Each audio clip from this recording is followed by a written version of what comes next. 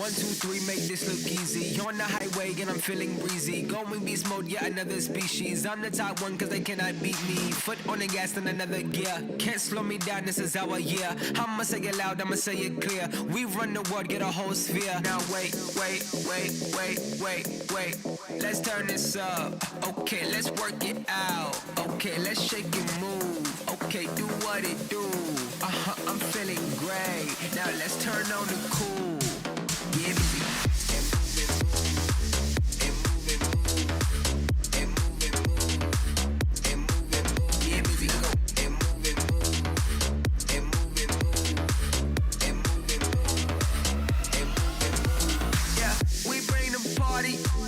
We making noise. Balling's our hobby. Don't disappoint. Welcome back to another exciting monthly final. Before we begin, let's get up to speed on what happened last month, starting with East Asia. In the quarterfinals, Reject won Niwa 3-0.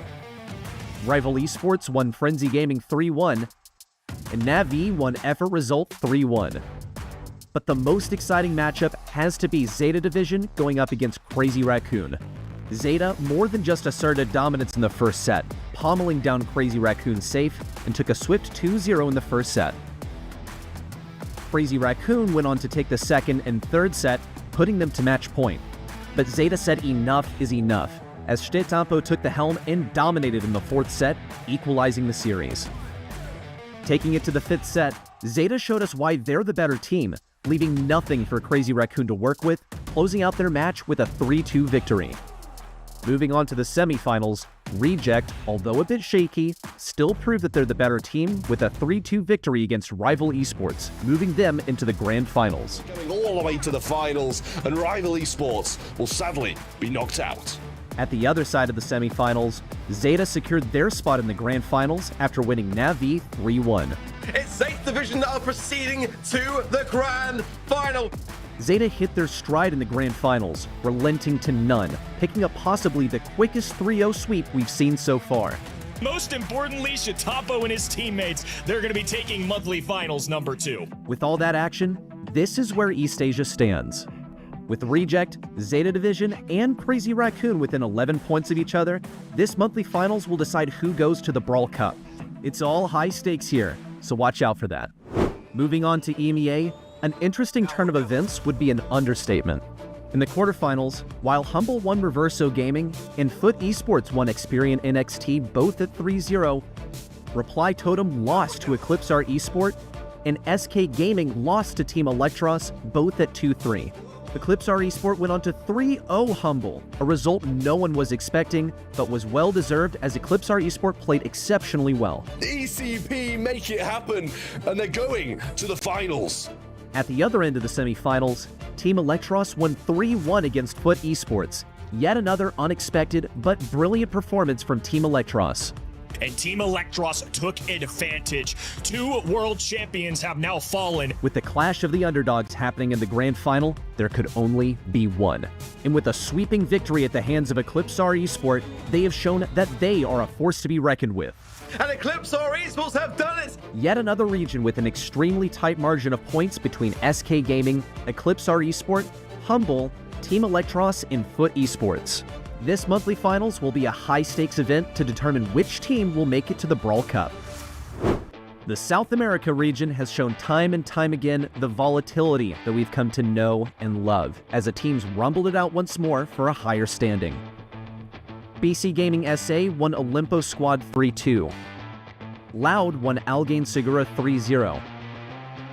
SK Kalalis SA won Zorita Gang 3-1, and Casa Brawl won Legion Otaku 3-2. Going into the semifinals, Loud was poised to win, but fell short after a 2-3 loss to BC Gaming SA. BC Gaming, the spins and pins are out. They've done it. They're going on to the grand final. SK Kalalis SA, however, held their own against February monthly finals champion Casa Brawl, putting up a stunning 3-1 victory.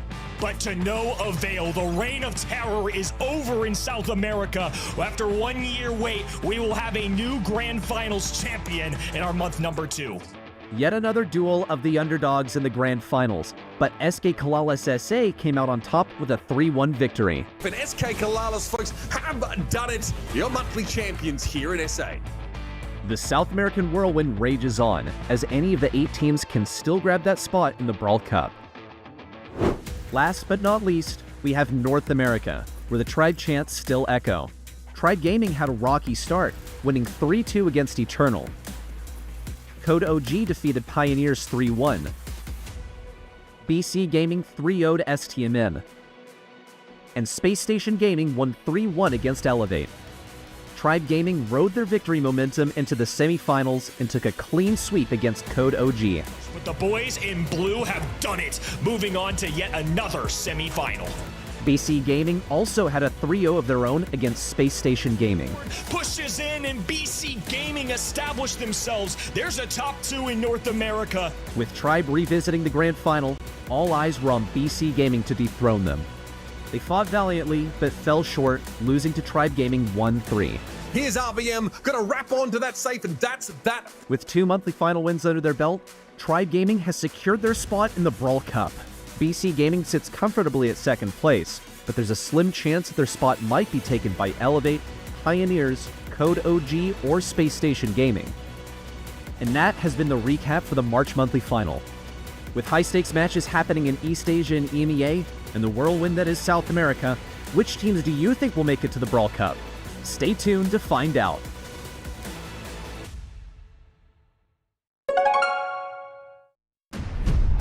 We're back, better than ever for another year of the Brawl Stars Championship.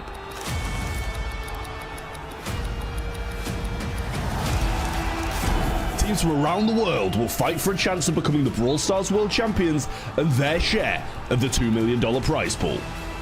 With a new and improved format, there's no telling what might happen this year. His gadget won't be enough to get the kill, but SK Gaming! Follow the journey along this spring split. Stars will be born, legends will rise, and the next champion will be crowned. Who will take home the glory of it all?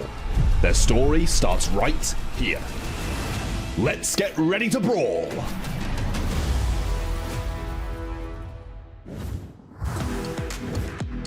Welcome to the April monthly finals for East Asia.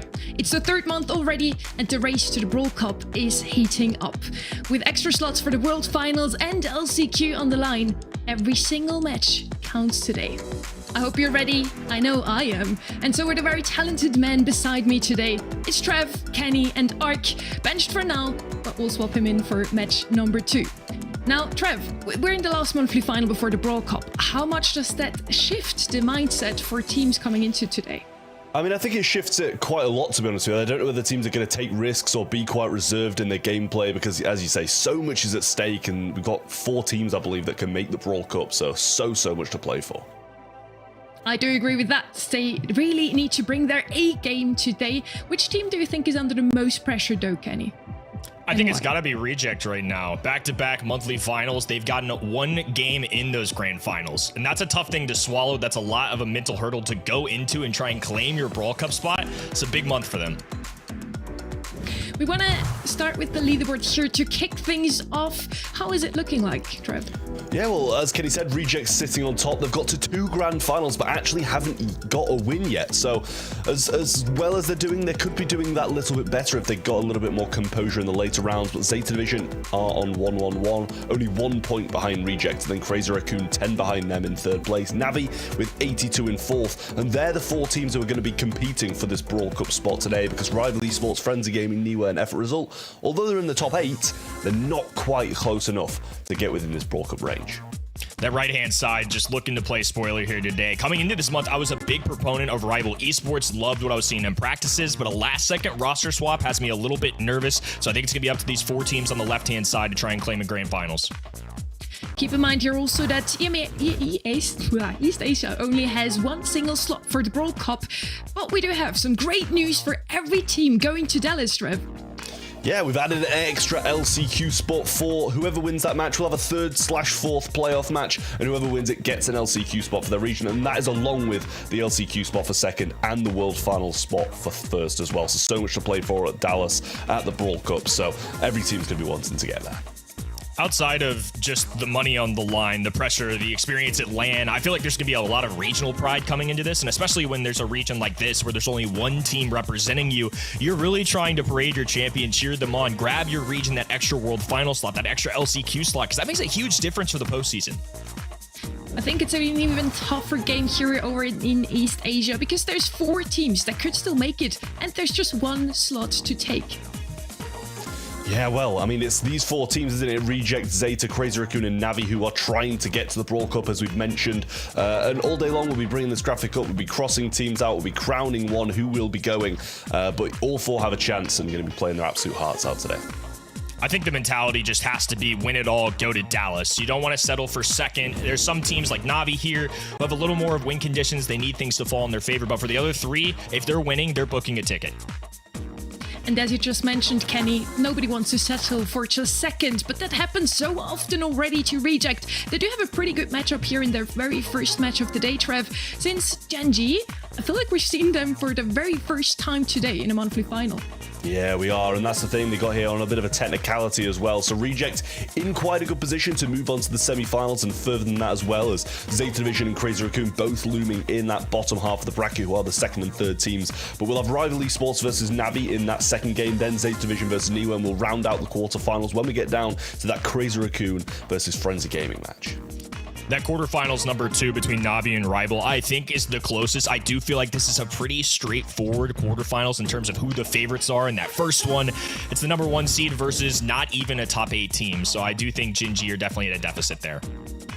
We do have some very close matches, some that might be not as close. Well, in any case, I handed in my predictions, you guys, and it really seems like you just played copycat in this one. I mean, possibly so, but I think they're all pretty clean cut for this month, to be honest with you, the quarterfinals. As Kenny said, that second one is probably the closest, but with Rival Esports having that little bit of a roster change, it shakes things up a little in terms of how good the team's going to be, how good the synergy will be after a short period of time playing with a new player. So we have all gone for the same in terms of quarterfinals, but I think the only real shake-up could be in that quarter 2. Caster Hive Mind very real for this one. I just think with Reject, Zeta Division, Crazy Raccoon, all fighting for Brawl Cup spots, this is an important month. I think they're going to be very dialed. I was a big fan coming of Rival in this month, but this week they had a roster change. I don't know how it's going to do. It's a top 4 team in Navi, so it's just really hard for me to bet against that. Well, you guys at home watching, make sure to watch over at the event site, event.brawlstars.com, to earn Pro Pass XP if you're still missing some on that reward track, to also earn the pin in the end through MVP votings and trivia questions. You can earn those points to move on and, again, even get some more ranks in, maybe. And the trivia question is pretty hard. Not even Trev can answer that. But first, head into the Brawl Esports fan art contest now. You were able to draw your favorite moments and your favorite players from all of the Brawl Esports that you've witnessed so far to win gems, and we're showing right now the 4 most liked here on broadcast. Yeah, well, we're going to have obviously a vote for 2 of them over this weekend. I must say, I'm liking that Gum in Sky one, but yeah, it's 4 incredible pieces of art here. Obviously, go over and vote on the X, Brawl_Esports. Get your votes in. Make sure to get that done because you need to reward these incredible artists. Yeah, go for voting and go between these 2 to start us out this weekend. Personally, I'm leaning a little bit towards that right-hand side, a little reminiscent of last month, a great moment. Shade being undefeated for Zeta Division, a huge part of their victory. So a little bit biased in the storyline sense, but obviously both of these are just incredible. I'm just so stunned every single time when I see how many talents we have in the Brawl community. It's so beautiful to see. Make sure to get your votes in over on our socials, as Trev already mentioned. For each weekend of the BSC monthly finals, we'll have a vote between 2 of those top 4 favorites. Now, we're going to head right into the action, boys. Our first matchup, we already teased it. It's going to be Reject versus Gen.G. I mean, it's a big game for both of these teams, especially Gen.G really need to get off the mark. They haven't had any monthly finals yet, or I should say they haven't attended any monthly finals, never mind got any. Reject, they've managed to get to both of the grand finals. So we've got a bit of a first place versus, you know, huge up-and-comer because Gen.G need to make their mark here. Definitely a tough matchup here for Gen.G. Uphill battle for Reject, and I think this is going to be favorites on that left-hand side. They're number 1 seed for a reason. We had a little chat with Melty from Reject as well. Let's hear it.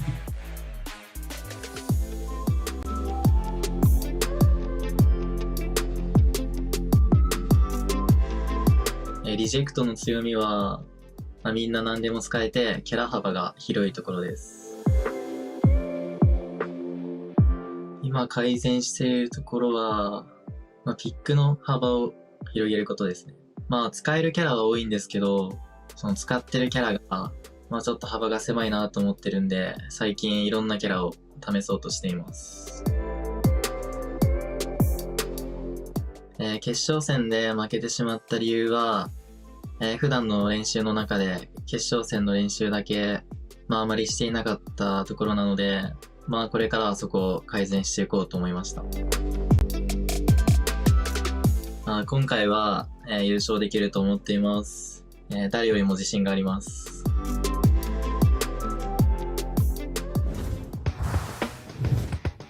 It really is a very interesting spot that team is in right now. Reject, their current leaderboard placement is number 1, but they only ever placed 2nd in the last 2 monthly finals, Trev.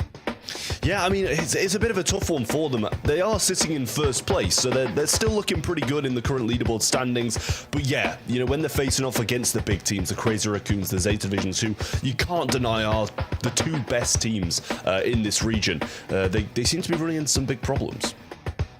Now, Kenny, we have a little checklist prepared here. What needs to happen in order for Reject to make it to the Brawl Cup in Dallas? It looks like 3 simple steps, right? Win quarterfinal, win semifinals, win monthly finals, and obviously since Reject have the points advantage, they would automatically go into that Brawl Cup. But ultimately, I think you just got to keep your head on the ball game, really lock in this month, and it seems like in that interview, that's exactly what's happening. They're trying different brawlers. They're scrimming this grand finals. They're trying to envision and live out a big time win, and it would come at no better of a time than trying to book a ticket to that Brawl Cup. Well, some say that they have a pretty easy way into the semifinals already. I wouldn't say so. Gen.G, they're here to show what's up. They're finally in the monthly finals. Today's the day where they can show us all why they are within this walk. Yeah, the thing is, I wouldn't say easy in terms of quarterfinals. Maybe easiest of the quarterfinals, but still will be a big, big task for Reject to get through.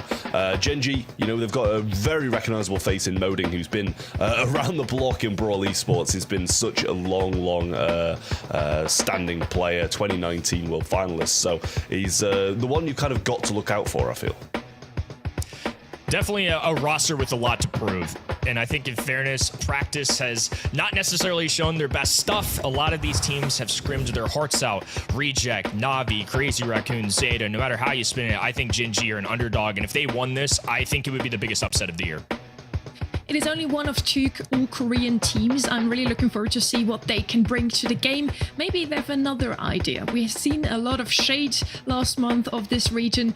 Maybe they have some more underdog brawlers that can come into draft as well. Well, the stage is set, Trev. We also have our maps ready now. Yeah, Hideout, Last Stop, Bells Rock, Ring of Fire, and Triple Dribble will be the maps we're playing on. I'm kind of thinking it's going to be cut shorter than maybe the 5th. I feel like it's kind of maybe definitely we won't see that, but 4th is a possibility. I am thinking probably a sweep to Reject, though. They've got to be the heavy favourites coming into this one. We'll probably see that the community predictions very, very shortly. But yeah, I think Reject are the safe bet here.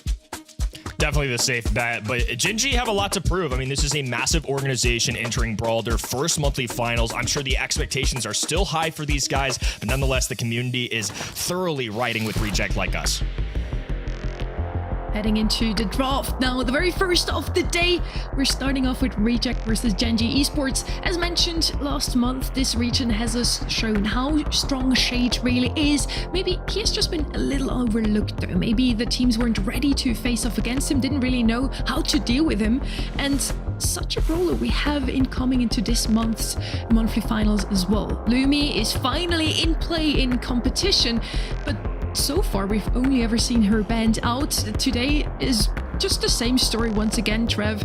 Double ban Lumi. Yeah, although it's, you know, available to be played, I'm not sure we're really going to see too much of it. We might see a sprinkle here and there, but I would imagine it's going to be banned out for the most part. This time it is obviously double banned out, as you said. Kit and Pipe are going to be banned out as well by Reject, and Gen.G get rid of the Melody and the Max, and we see a Bell as the first one.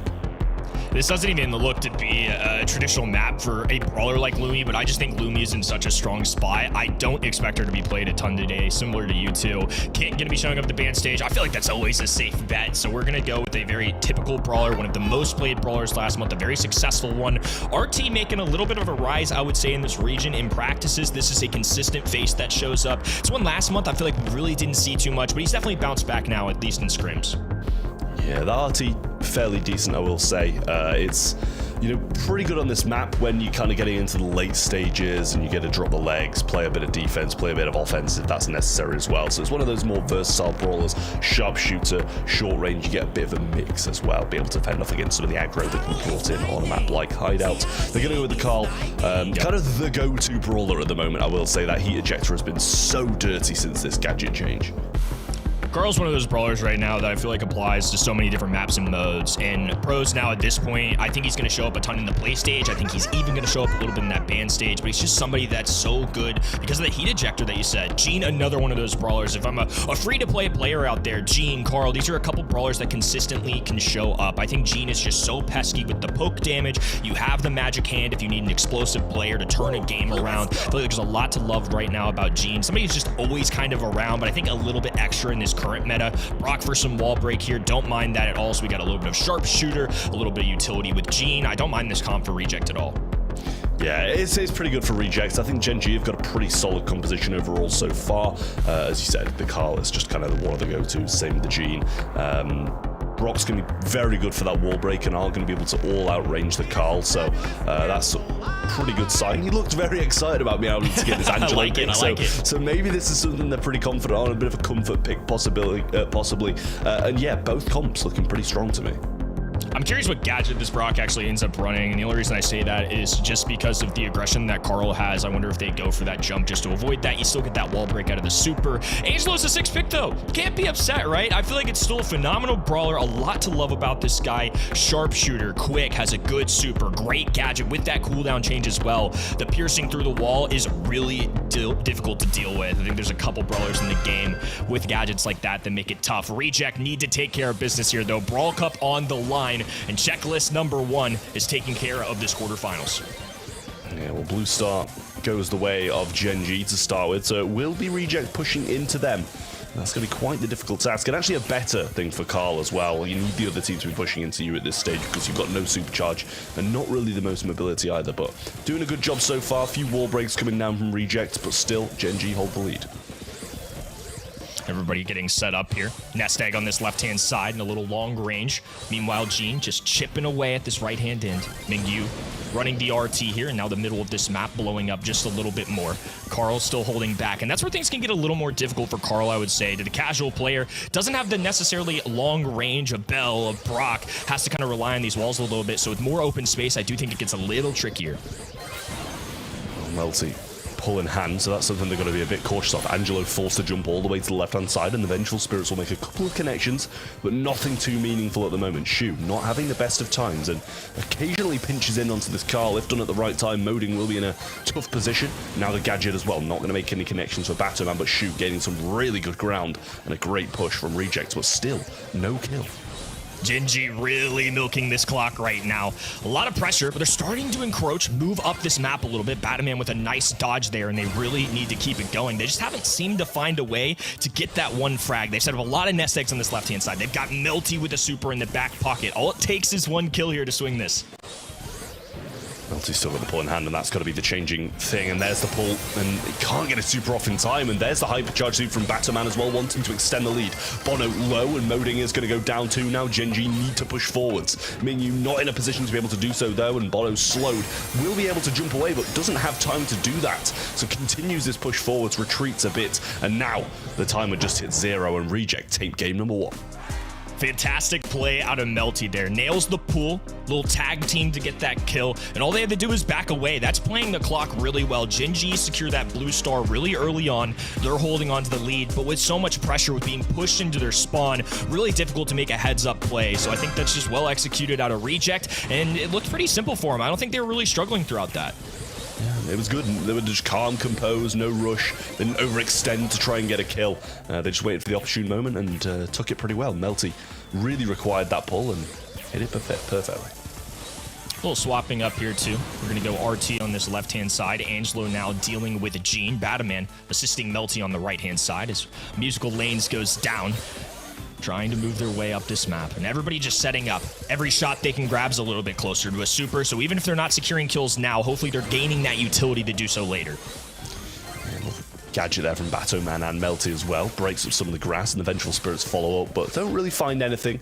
Maybe just kept a couple of those players low in Mingyu and Bono, but Moding still playing the left-hand side, and the RT has now kind of rotated to the mid, allowing Moding to play off in this matchup. But it's not the most favourable when played at range, so he's going to have a bit of a tough time. And Melty pull in hand again. Mingyu almost got caught out by it. Vengeful Spirits will reset his healing once more and gain some more ground for Reject. Bataman's now broken down both these L-shaped walls. Just going to cater a little better towards these sharpshooters. Mingyu doesn't mind this. Bell, Brock, all in favor. Angelo just so pushed back right now. Is forced to pop that super, and you hate to see that for him. Definitely would rather have that later on. They're just not finding these tags. No poison damage trickling in. Melty just able to spam these gadgets. Shu secures one on the left hand in. And now Reject have a little bit earlier lead than we saw in game number 1.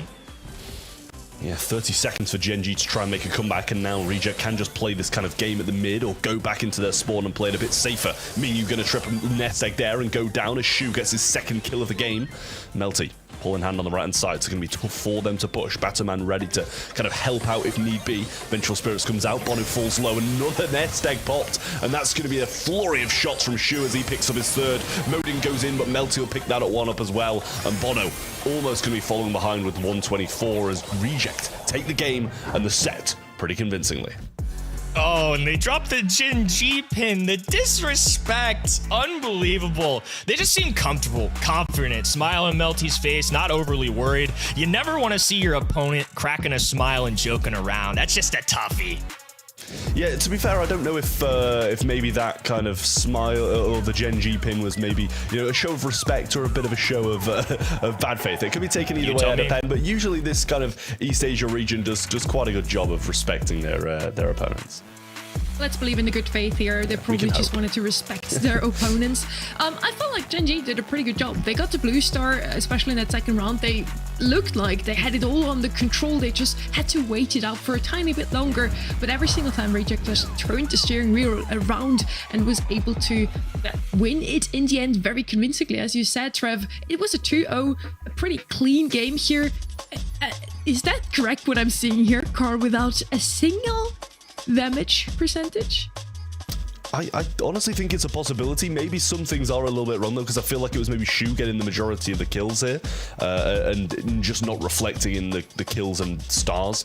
But definitely some really nice stuff from the side of Reject, and a pretty sad performance from Moding if this is the case. And honestly, it's probably not far off. I didn't see him with a single super and possibly not even a shot. PR department from Moding is scrambling right now. True or false does not matter. You get the 0-0, the screenshots come out. That is a toughie for our boy. Well, maybe it was just a little mistake in the API, but I feel like maybe it was also just reflected the very last game. Could be that he just picked up that blue star and then they kind of lean back. Because usually if you have the blue star in Bounty, if you have the lead overall anyway, you can just kind of rest in the back and let your opponents come towards you. So you can just start your super. In the end, Reject turned things around and yeah, taking this 2-0. Like we expected, kinda, but I still believe that Gen.G can turn things around here, Kenny. Yeah, I really feel like Reject were pretty convincing with that. I mean, a lot of donuts going down for that right hand in, not a ton of kills, not a lot of pressure. I just never really felt like there was a moment where I believed. And I think Gen.G's got to make me believe. This is their first monthly finals. They're going against this #1 seed. I don't expect them to win, but I'd love to see them put up a fight. And I think if Reject looks comfortable here, just kind of keeps advancing, going through the motions and aren't challenged, then it's going to set them up pretty well to keep going here and execute for a good result. I just think on last stop here, I want to see something different. Gen.G had a solid draft. I don't think it was in the strategy. I just think the mechanics were clearly siding with Reject there. I mean, I kind of just have to say it did seem like Gen.G were kind of semi in the game, at least. Like, they may have not got kills, but they weren't, you know, completely decimated. It was, you know, it was a couple of little mess ups here and there, stepping on maybe too many nest eggs on the left-hand side in that kind of second game, but they didn't seem completely out of it. We do have the draft coming in now as well, so it's going to be the Squeak, the Kit, and the Ollie banned out from Reject. Gen.G going to get rid of the Melody again, along with the Stu and the Lumi once more. Janet going to be a first pick. Janet seemed to fall off a little bit after some of those hypercharge changes. Still a capable brawler, but I'm not sure if it's first pick for me. Wow, only one Lumi ban. Who would have thought here? We already have our two gem carriers here. On one side, it's a Janet that can just fly out of harm's way whenever she wants to, whenever she needs to. And then the Jean, we already seen Multi doing so great on a brawler. Let's see if Moding, if he sticks to that brawler, can do just as well. We had a lot of Melody, Ollie, Mr. P here last month. You feel like those brawlers could still come in here. Melody banned out, obviously, but is Ollie, Mr. P, are those still valid options here in this meta, Kenny? I think Mr. P could be, just because we see the Gene. I definitely don't think as much so as last month, but Ollie is still towards the top of my tier list for sure. Obviously in the ban stage here as well, but nonetheless, I do think it's somebody I'm going to be keeping my eye on today, maybe a little more on that ban stage side, but I definitely think a worthwhile brawler. I don't mind seeing this Bell pick. I think you get the bounce shot with the Gene, so if Gene's clustered up with teammates using the heals, it's going to be a little bit tougher now that you have that bounce shot going off. You also have the spawner with Lola to bounce off, and Charlie is a brawler that, one of the ones I've really wanted to keep my eye on. I think you're going to be surprised at the folks at home of how much we see this brawler today. It's been scrimmed a ton, and I do think it fits in really well into this meta. It does counter a lot of these single shot brawlers with the spawners and the spiderlings, and then also the Cocoon does really well in the tanks. Charlie's definitely on the rise. Yeah, I'm not sure I can kind of just glaze over the fact that we did just see a bird on the player cam as well from Batman sitting on his knee, so let's hope that's not too much of a distraction, but I had to touch on that very quickly, and the Max will come in to round out this Gen.G Esports composition.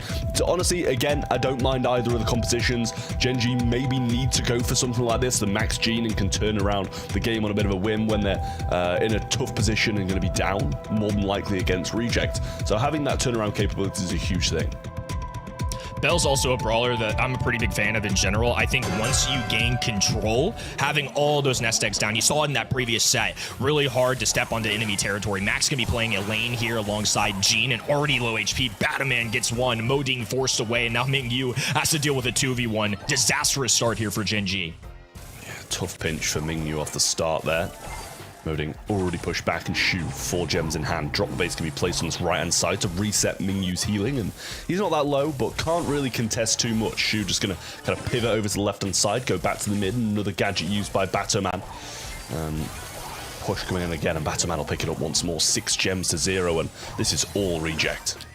Oh, and the long-range Kaku, Batman from across the map gets one, and now Melty and Shu can just line up shots. Charlie hasn't been around for a little bit, but I really do think she has a place in this meta, and you see it for reasons like that. Easy tags for pro players, counters a lot of these brawlers. Single-shot brawlers don't like her. Tanks don't like her. I think that's a reason you're seeing her on maps like Pit Stop, where there's a little bit of everything. This map, no exception.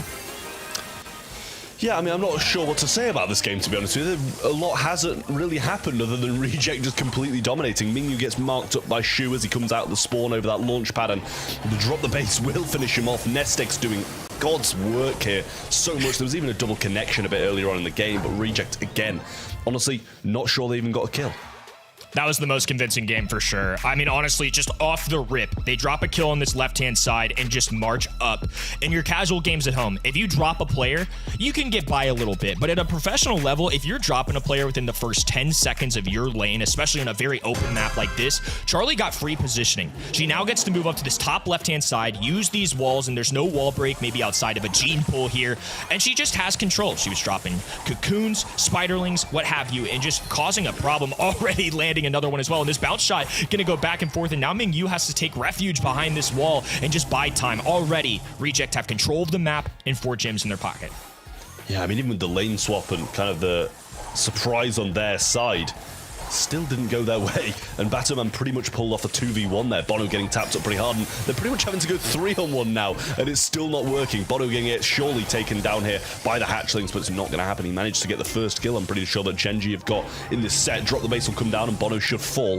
Mingyu has super in the mid, and Moding pivoting to the right-hand side, but Lola with the pets not really going to do too much against Sabelle. Trav even dropped the base, just getting kills here. I mean, everybody is just falling apart on this Gen.G side. They're certainly an underdog here, but this is just domination. Reject looking like they're in great form right now. Yeah, Melty will go in for that gem and pick it up and fly away. Getting out of harm's way at that as well. Mark goes on to moding on the right-hand side, gets a beautiful blind connection there, and Mingyu, the only one be able to do anything here with the time remaining, and even then, Bono can't get up, and Mingyu kind of not pushing too much. That's going to be 10 gems to 0, and Reject take the set in just about as convincing fashion as the first. When I said that this would be the greatest upset of the year so far, I really did mean it. Gen.G, a huge organization, obviously a lot of love, a lot of loyalty across esports, but right now this team just hasn't looked like it can match up with the top 8 in the region. Obviously, getting here by technicality, like you pointed out earlier, and you got to build that experience somehow. You got to build that confidence, but that set kind of shows just the gap between, say, our number 1, number 2, number 3 team. I feel like there's a cluster at the top, and then this team that's just outside that top 8. I mean, maybe they're just collecting some experience now to then come back even stronger next month.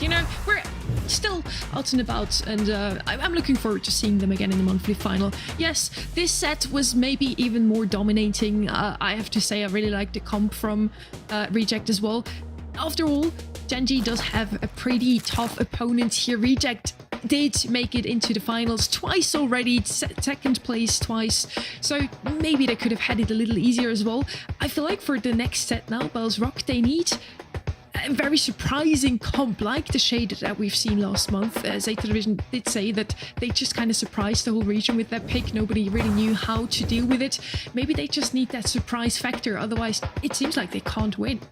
Yeah, I mean, in need of some surprises, but even if they bring them out, I feel like they still don't really have a chance here. I'm not saying that in a bad way. Gen.G, they just got some work to do. Reject, they are our number 1 seed. We expect them to come into this one and win, but even I didn't expect it to be in this fashion. Reject just seem absolutely on top of the world right now, and Gen.G, I feel like maybe they've got kind of 1 kill almost across 2 entire sets now, and it's just not the gameplay, the Brawl styles we want to be seeing. 2 kills from Bell in the previous set was enough to double Gen.G. I mean, that's a huge statement to me. That's the lowest amount of kills on the team. It's still more than the entire other team combined. But to Sunny's point, give them credit where credit's due. I mean, this is definitely the best month that they've had so far. They did make it here, regardless of how they got here. They're taking their opportunity, trying to take advantage, and you got to build those building blocks somehow. I mean, it starts now, getting a little bit better every month, getting some experience, showing yourself against Reject, working out the nerves, a lot of things. There's so much going through players' heads outside of just the mechanics, the draft, how you do it. A bunch of people are watching. We have a big fan base here for Brawl Stars. It's a lot of pressure for anybody. A lot of pressure, and I really feel like today is going to help them to perform even better in the future. So we're looking forward to that. For now, they're still not out though. They still have 1 more set to play, and if they win it, we even see a bit more of this match. So let's see if they can turn things around, if they at least manage to take 1 set of Reject here, Trev. Now, what do you feel like? Bells Rock, we have a lot of throwers here. Grom did receive a hybrid charge, didn't really make him top of the meta though. I still feel like Juju, Tick are just going to be your best throwers for a map like this. Yeah, I mean, even like the Juju, Tick, Sprout, still probably all going to be better than the Grom at this point. And bans are in. We have the Kit banned out, the Brock banned out, Ollie banned out from Reject. And then over the other side, Lumi banned again, Angelo and the Grey as well. Great brawler on this map. We're going to see a Gene come down first. It's something they used in the first set, and it worked pretty well for them. So why not give them the try? Knockout and Bounty, Jean's just a no-brainer for me right now. I think the gadget spam with her evil spirits, and I think for him, it's just a really nice brawler overall. I think he's in a good place. I think a little bit better than, say, last month. And then, like we saw on Jim Grab there, too, I think it's definitely a valuable shout as well. RT once again showing up here. Like I mentioned before, Knockout, Bounty, this is another brawler that, particularly this region, has really swung back into. So last month, kind of disappeared, now back in action a little bit more. Gus has been stable, though. I think Gus is still in a great spot. Long range, shield for the teammates. Last second, you can get those kooky popper gadgets going off, a little extra heals. Gus is just a jack of all trades. Yeah, I mean, good composition so far for Gen.G. The Gus, the RT, both very good picks, great shouts, but yeah, Reject just kind of flying at the moment. I feel like maybe draft isn't really even going to affect them that much. Obviously, if they pick something terrible, then yes, it will, but I feel like they can have a pretty mediocre draft and still do pretty well overall in the gameplay. So Tick going to be coming in as the thrower of choice. Pretty good for Reject again. Another solid pick, but yeah, I mean, we mentioned before on the Tick, Juju, Sprout, the throwers that can really excel on this map. I think a key here too is the ban stage when it comes to Tick. There's no Brock, no Gray, so some of your common wall break factors are now eliminated. So Tick probably going to be able to sustain himself a little bit better. They're grabbing Bell here. Bell is just a solid brawler. This is 3 for 3, I believe, now that we're seeing Bell come out. It's just somebody that's always a top 15 brawler, but I think particularly in the meta right now, at least at a professional level, it's one of those things if you don't really know what to draft, Bell's probably fine. Probably not losing you a set. I think it's just a very good brawler overall between the hypercharge, the nest eggs, you name it. The bounce shot comes into play too. I really like this overall. I mean, once again, we've got our sharpshooter, our thrower, and Gene, who's a little bit of everything. So another well-rounded comp for Reject, no complaints. Yeah, really nice stuff for Reject here, and through comes the Sprout, as expected, a thrower for the side of Gen.G as well. Going to be pretty severely outranged by Tick here, I feel, but does have a bit more HP, a bit more beefy. So I don't mind that either. Both comps pretty decent, and yeah, as you said, Bell just one of those brawlers. It's never going to be bad for you. Completely fine against the RT. The Gus has the range to be able to compete with them, and also it's just the nest eggs have been a real thorn in the side of Gen.G. Once they gain control, they just keep having these next eggs piles up, and in rounds that can certainly apply. Maybe they get a little fun with it and go for the bounce shot. I think in the credit for Sprout on that right-hand side, a little bit higher of a skill ceiling. I think Tick's a little bit easier to manage. You just kind of chip away, lob up some shots, hope they walk into it. But if the Sprout can pop up, I do think it's a valuable pick for him. Yeah, I don't mind it at all. Has to be able to do a Bato Man, and at the moment he's just kind of being pinned back by the continuous shots. Gonna have to eat one to be able to start to make a move, but eats a couple more afterwards and not getting the most movement. But Gen.G still competing in the mid with Reject at the moment. Everybody just trying to charge up their utility, and there's the electroshock, the bounce shot coming out of Bell on that left-hand side, so that's going to be the gadget of choice there. Little rotation, Modine now taking the mid as Bono tries to get to this left-hand side. And like you said, Tick just outranging him, even if it's only 700, 800 damage at a time. Nonetheless, it's still getting that free supercharge, and towards this in-game when that fog's closing in, when there's a little bit tighter quarters, that becomes so valuable for them. Yeah, and this is the thing, the Sprout has to stay on top of the Tick as well. You know, he can change lanes all he wants, but Batman's going to be able to pinch a lot better. Great shots being thrown down. Tickhead really didn't find too much, but Bono is very low. Batman forced to use that last hurrah. Melty very low as well, but keeping Mingyu just the same. Moding almost falling down. Melty goes for the pull to enforce that kill. Mingyu should be able to win this one out. Batman throwing a super in the mid, but not going to be able to get the job done as Mingyu does just survive, and Gen.G, first signs of life. That first Tick super coming out of Batman, I think was maybe a little preemptive. It did give them space, but that's what I was talking about. Once Bono gets his super, now they've got a cutoff point. Melty was forced to use a super, did grab the kill, didn't grab them around. Shu hit a nasty bounce shot there to help get one as well, but just a little bit better play from Gen.G Esports. I really like that. Some signs of life finally showing. Batman being pushed back by Moding now as Bono rotates through to the mid, tries to get a little bit of a surprise, but by this time Batman's already backed up all the way, and Shu has a super available, wants to try and mark someone up, and obviously being marked will help Batman be able to get those pinches a lot better. Melty and Mingyu kind of just going toe-to-toe and playing at range on the right-hand side. Yeah, they've just been sticking around in that right-hand end. Meanwhile, it's just a little bit of back and forth. Bell trying to take on Gus. Sprout clearly wanting to move in, and this is going to be great positioning for them. Now a hypercharge available as well. A cutoff there. Batman forced away, and Modine can hold down the line. They drop a super here, kind of forced to get aggressive. Sprout able to clean up there, breaks the walls a little bit, and cuts off Shu entirely. Difficult for Melty. Super goes down. Shu uses one of his own. Batman, gadget, forces them back. Half HP for both Gen.G members. It's a 3v2 situation, and they're just fighting the clock. This is tough positioning, a forced hypercharge. Honestly, a pretty good break for Gen.G, all things considered. So this is going to be tied up here in game number 1. Yeah, I mean, considering all three of them are still alive, having to use the hypercharge to get round the wall and out the gas is definitely not what he will have wanted to do. Could have been better used, especially on a map like this in this coming round, but at least Reject get to stay in it and don't get sent to the next game being down. Batman throws an earlier super this time and got it a lot quicker. Gen.G forced so far back, bounce is going to be there, and Moding almost falling down, kept low by the Gene, and Batman only requires one hit, and Shu will pinch that down. A lot of confidence coming out in round number 3 here. Reject now with the numbers advantage. Bono no super, and Melty still holding one of his own. This is great stuff. All they have to do is make one good tag, find one kill, and it's pretty difficult for either of these two brawlers to take on a 1v3 or a 1v2 of that sort. Mingyu so low now as well, being pinched down by the Tick, almost falls, and Batman will just throw a super directly onto Bono. Pull comes in, Melty will get the kill, and Shu will clean up the left. Reject heading to match point. Certainly the best showing we've seen from Gen.G I think that was a much more impressive set, but that round number 3, I mean, Reject just put pedal to the metal, really aggressed them early on, and despite having to maybe burn some utility a little earlier than they would have wanted to, like that Gene hypercharge, they're still able to frag out. They grab a kill really early on, and you see the difference maker that is, especially in knockout, whether you're a casual player or a professional player. A 3v2 is nearly impossible for these guys just because the skill is so high. Bono being pushed out now and getting some good shots in from Batman and Shu pinching there.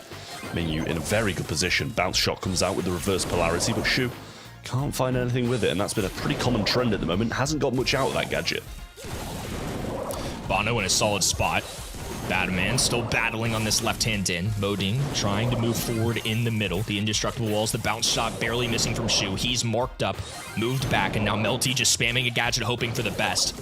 Moding maybe aggressing a little bit, but clearly pressure is on. Gen.G in a great spot here to try and take another round.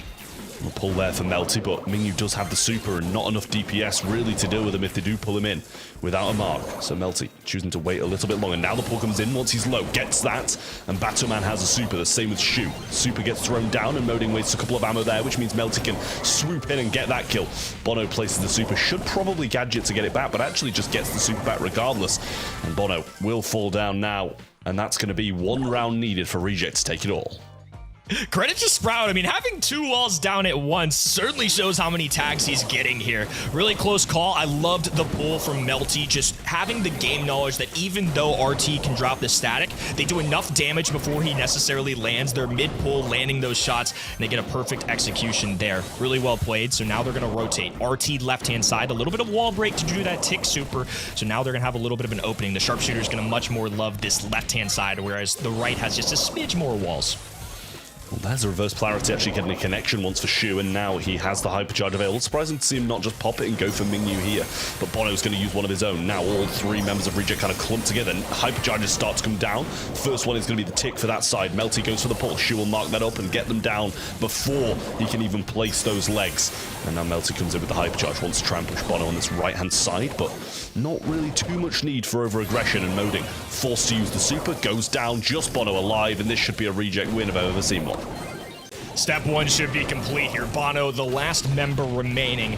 Gen.G's opening monthly finals will be cut short here. It's going to be a 3-0 sweep as Reject take care of business. Really, really nice stuff from Reject. So good. Just seemed so calm, so composed. Didn't come into this one overly confident. Got the job done and got the win on the board, which means the semi-finals are awaiting them, and they're one step closer to the Brawl Cup, I guess, as well as the grand finals. I mean, if we remember that checklist, they did the first one now. They also need to make it into the semis, then into the grand finals, and it would be best if they also won them, because if CR or Zeta Division win them, it's still over for Reject. But congrats to them. They did make that very first step towards Brawl Cup, towards Dallas, and yeah, congrats to them. Commiserations also to Gen.G. I really feel like we had some great drawings from them. We had a decent draft, I have to say here. Yes, I agree. Take with a bit more range. He looked very oppressive here. Betterman just had the better thrower here, and he also just shut down that Sprout completely. With the other 2, it was kind of the same. Multi again on that Gene as well. Just an absolute menace. Great gameplay across the board from Reject. 5-4-5, wonderful team performance, and yeah, Batman very impressive. We did see Bono have some great moments. Had one time where he had 2 supers down on the map and was very oppressive at certain moments, but you know, Moding Mingyu down the sides, 0 and 1, didn't really get the same oppression that the lanes of that Reject side did. Our prediction is looking pretty good so far, guys. For everybody watching, by the way, also head over to our event site to advance in the Pro Pass and earn a pin. When you watch on the event site, you can get those XP and points towards the reward track as well. So make sure to do that. Now, let's have a look here at the bracket, Kenny. Where are we standing so far? Reject get a nice win there, a little 3-0, and now we move on to Navi versus Rival Esports, and I think this is one of the bigger question marks that I have coming into this month for this region. Navi are a team that have been pretty solid, but just that. They haven't necessarily shown that they can compete with the Zeta divisions, the Crazy Raccoons, the Rejects of this world, and now Rival Esports are going to be a good challenge for them. They had a roster swap, so definitely a little hesitant to necessarily pick Rival Esports, but in practices, they've looked really solid. We're gonna head to that just in a second. The next match on the board. First, we wanna announce our MVP of the match that we just watched, and it's no one other than the Gene that we just mentioned twice. He was on the brawler and he hit every single pull, Trev. Yeah, played very well all the way throughout that series, and it kind of was one of the main reasons that they managed to get that convincing 3-0 win. Some great gameplay all the way around and all the way through from Reject. Felt like a lot of pulls onto RT in general, whether there was set 1, set 3, just some really good mechanics. I mean, that looks really easy, but in real time, if you're playing G, you know how hard those max range pulls can sometimes be. So credit to Melty, one of the better players in this region, been one of the more fun ones to watch in the player camps this year, and I'm looking forward to seeing him in the semifinals later today. I have to agree, and I want to see more of that parrot as well, to be honest with you, along the way from the Reject side. So that was honestly my highlight of the player cams. I know Reject do a lot on theirs, but yeah, it's gonna be mine. Yeah, and Kenny didn't even notice it. He was too locked in on the routes already. That guy's too locked in on his job. I don't think you can be too locked in though, so it's all good. As Kenny already mentioned, we're gonna head into our next match. Match number 2 is gonna be Navi versus Rival. You have to wait a little bit though. We're heading into a very quick break.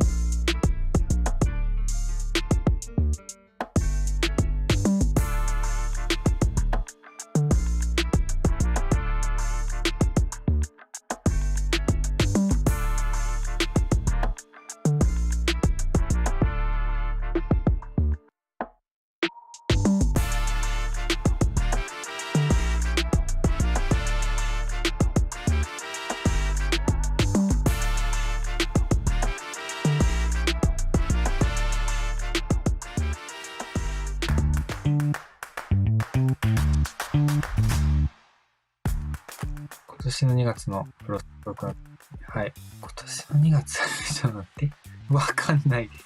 ガゼットで自分を強化して、最近スキンをもらった。ジュジュ。むずくないですか？バーリーですね。ほんまに誰？バーリーじゃないな。1600ドルですね。投げですもんね。ジュジュかい。22年。はい。ジャネット。オッケーオッケーオッケー。ハイパーレア。グロム。ハイパーレアのアサシン。エドガー。燃えるダメージが与える。ほんまにわからへん。どうしよう。ストゥー。いや、違うな、絶対。これ当たりっすかチャーリー。4000ポイント。めっちゃ強い。ウルトでも、通常攻撃でも、何でもいいから、最大は4000と。めっちゃ強いね、4000は。長距離で4000ダメージ与えます。と思いつかないかもしれないです。もう待ってくれよ、マジで。うわぁ、なんかおったな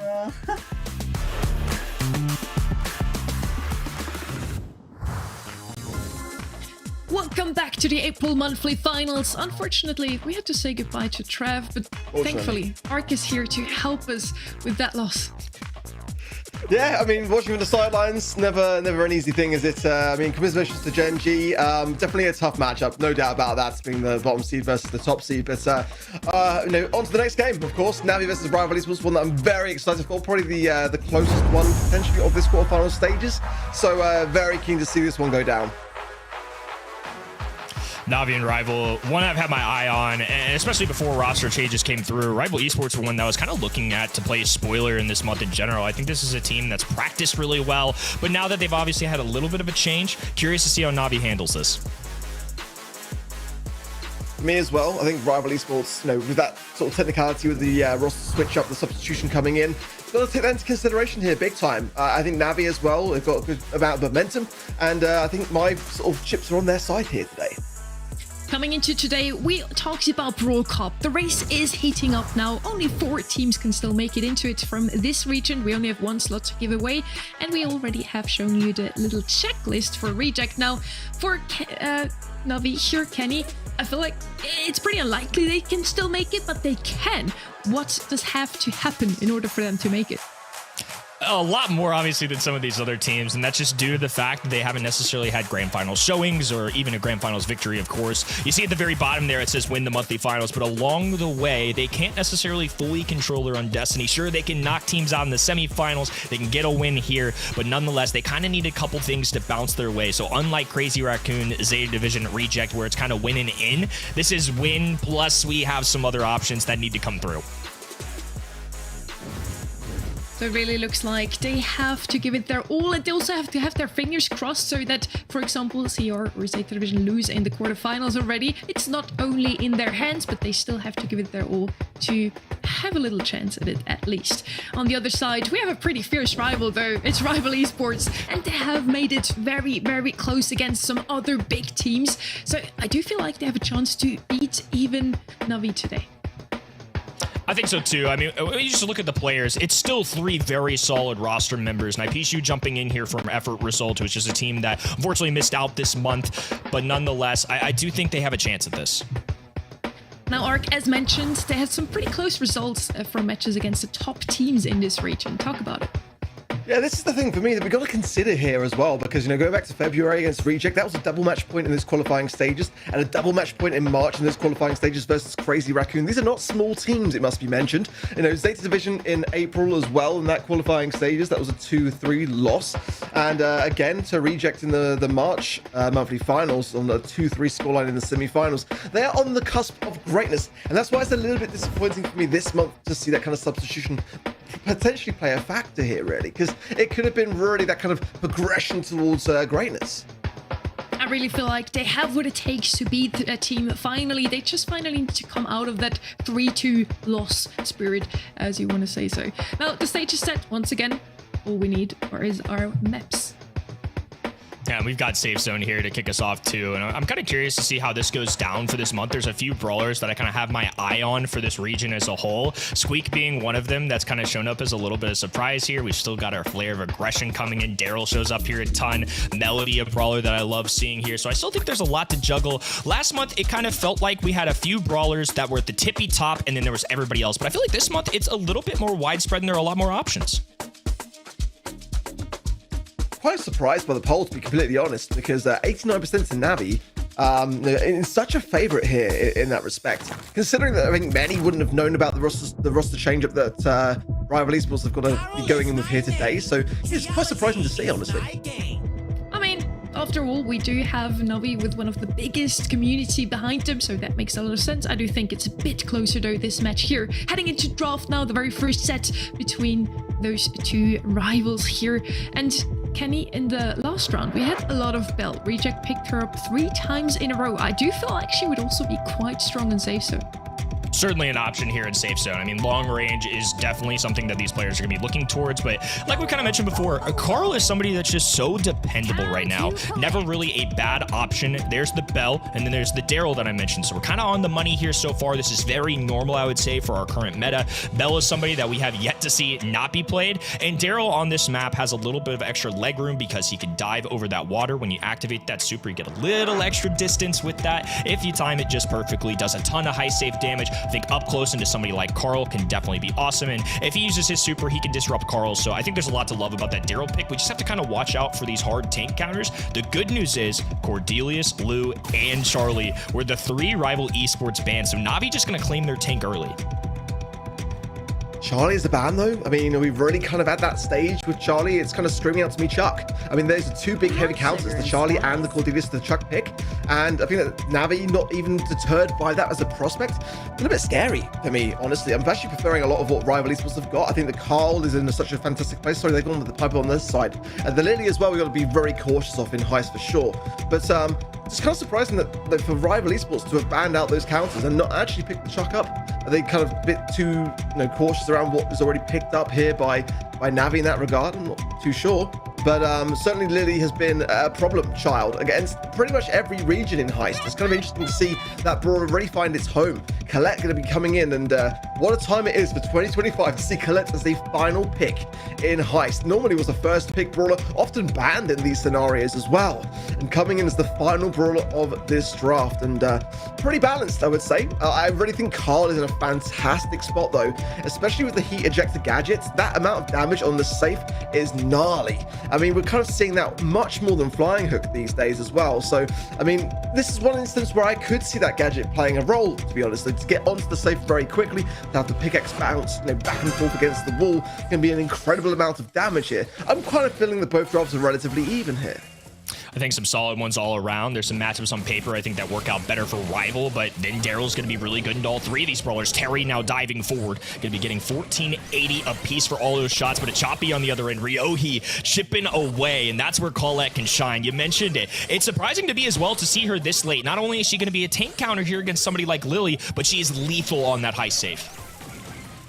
Just a menace, realistically, there with the Vanish gadget just constantly going in and out of the round, but what's an unfortunate position to do so there, straight onto a nest egg and into the arms there of Navi. A solid defenses now. He then rolling straight onto the safe, utilizing that rhythm middle there as well to extend the range as Terry goes on the aggressive here, gets a little bit of damage onto the safe, but most importantly, snuck in that bottom left-hand side is going to be a problem that both Chappy and Kuru have got to take care of. If Choppy didn't clean up as quickly as he did, that could have gotten out of hand rather quickly. And now Choppy has a super of his own. Easy 10% there, but the invisibility coming through. A nest egg being trapped down, and Naipishu dodges this. Oh, steps right back into it. He's going for the kill, but a Choppy takes care of him. It's just a little bit of damage for Ryohi's time, but Rival are now pushed back on their spawn side. Hypercharge popped. Not really landing the shots as Chappy goes creeping forwards there with the hypercharge, but shut down in just the nick of time. Really rolling in, forces Mameshi there to take to the skies and stays there in play. Pushed back now by the Lily as Terry's being a menace in this bottom left-hand side as well. Down to 370 HP, but surviving the Vanish gadget again for Lily's going to land straight onto a Chappy, and he gets the kill. Kuru fighting back, has a hypercharge potentially here as well. Opens up the right-hand side. In fact, it's the team wipe for Navi. Oh, it was looking so good for Rival, down to 3%. They just need a couple bounce shots, and a Choppy releases the super easy up and down to get there. I was real nervous for him, to be honest with you, Ark. When we saw that hypercharge get eradicated immediately, I thought that's a lot of damage they just gave up. They managed to hold strong on defense. A lot of close calls there with Colette and Lily, so I think that's a matchup that certainly played into Navi's favor, and then they turned right back around and got the high safe damage they needed. The Pishu as well is very dangerous on this Lily pick, considering that he is the substitution for this Rival Esports roster here today. I think he's doing a wonderful job so far. Both rolling in on each side, the Daryl going in onto the safe for Navi, the Carl going in there for Rival. Defense is there though, as Rival do stay strong, just 15% damage, not the end of the world here. Just to the 9% there achieved by Rival Esports, just Pishu and Mameshi then giving themselves a footing in this mid. They'll be very cautious on their aggression with that nest egg placement bang into the middle there by Kuru. I quite like that positioning.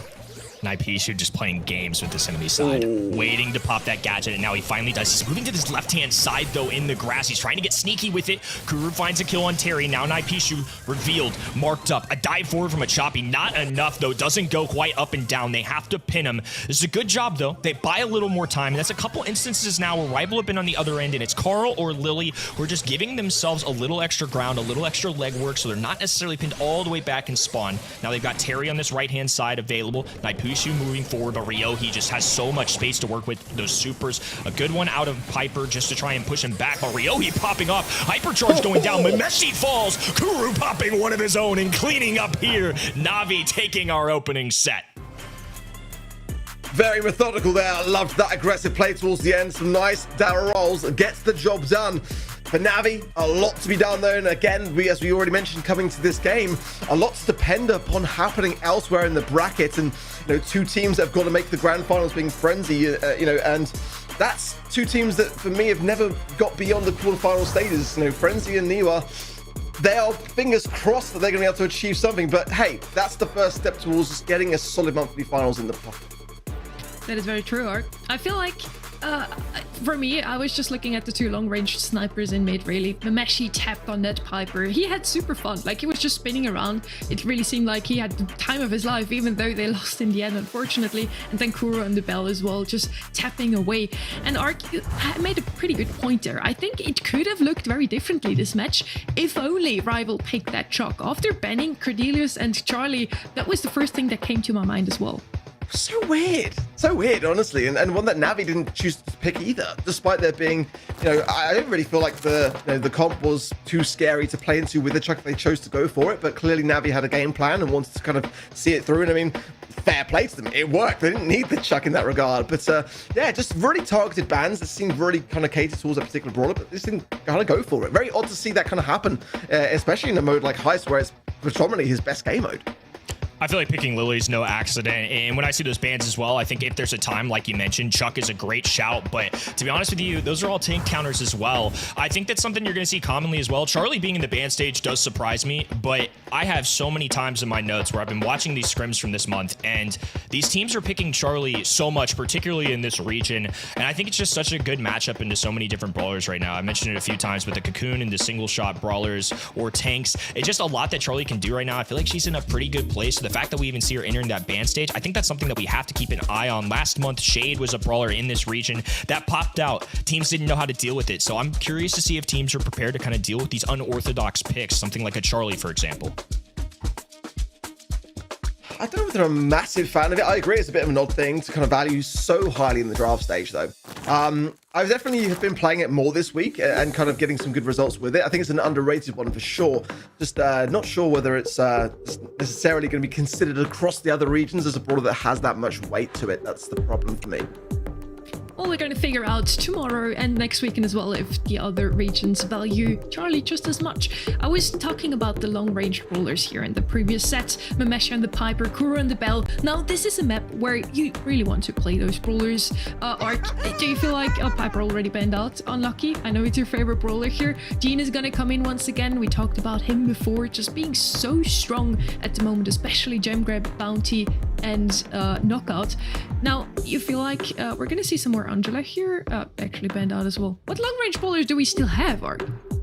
Long range definitely on the lesser side. I think there's still some throwing options for sure here. Tick often banned out in these scenarios, and we saw it being played out in the previous matchup as well. One that often doesn't get through the banning stage. We tend to see it just kind of eradicated. But I think Juju as well in that mid can certainly have a fantastic time of things and has that water ability to have the slow. We do tend to see a little bit of a kind of Brock counter these days on this particular map, where that rocket fuel gadget can just break the bush to instantly eradicate that kind of additional range. There's only a 4-tile period in that mid as well to work with. So once it's gone, Juju not really the best thrower to have here, but certainly Sprout could be an option in the later stages of that draft. But certainly the Gus here pairing with a Melody potentially. I would love that idea here for now. He's something really, really aggressive to bring in and pair with that Gus. Not going to go for it though. Going to go for the RT. Certainly a fantastic brawler pick. I don't mind it at all.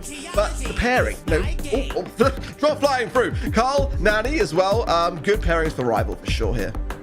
I feel like Rival Esports have just had some easy clicks. I think Gene is a no-brainer to me. I think it's going to be one of the most played brawlers this month, considering how much knockout and bounties in the mix right now, where Gene stands. Nani just makes a lot of sense. It is a great counter into sharpshooters in general, so especially somebody like Gus, if you're playing the Nani really well, going to be a pretty solid matchup for you. And Carl's just somebody that's also going to be in that top 5, I think. It's just a brawler that's so dependable on so many different maps. You got options, you got different builds. I think Flying Hook makes a lot of sense in something like Bounty. Grabbing Gray as a 6 pick, though. I mean, can't complain. This is a brawler that sometimes enters the ban stage here. Really like the Gray here. I think it's a fantastic brawler, and one that you kind of want to have in the back pocket till the very end of the draft to kind of see the big picture. Can evade the Carl. I think there's a really, really good quality for it, as well as the Peep potentially if you really have to with the portals, and also to get the RT forwards as well, to get the Gus forwards. It's a very aggressive brawler pick to have. The hypercharges we know as well, being able to place multiple of those on the map. It's going to be very tough when you're kind of on those back lines, when you're pushed up against the wall and you've got all the stars. That instant turnaround of which Gray can bring to the table here is going to be fantastic. Seeing the Flying Hook there for the blue star. Now again, I think the heat ejector is a better gadget in the current meta, so it's kind of interesting to see that Rival Esports are really valuing that blue star potential as that first thing to have as a result of that gadget, because honestly, heat ejector, it's so strong. I think it's in need of a nerf even.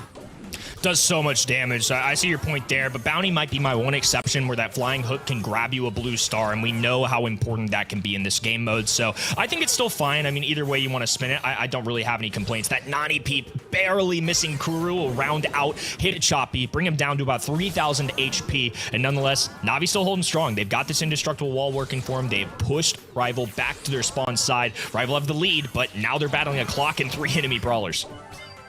Ooh, down goes Terry. A nice flying hook away there from the Pishu. But certainly for Navi here as well, now in a commanding position, they can kind of sit back a little bit. I like the piloting there as well on the Peep by Mameshi. And if you can get another one in the back pocket and then bring that in, cause a little bit of ruckus there on the side of Rival Esports, but they are still struggling just a little bit to earn that utility. Now Terry has the magic hand. That's going to go somewhat of a little bit of a way, but again with the TP for Gray and the RTs, the prime brawler that you don't want to connect with, it's going to be tough. He kind of needs to go for Kuru, who's also got a shield, so this amount of utility for Navi is going to be going a long way into deterring what could happen on the side of Rival Esports here realistically. Kuru gets away with one on that right-hand side. Naipishu just out of reach. And so Kuru will survive. Ryohi going for a gadget.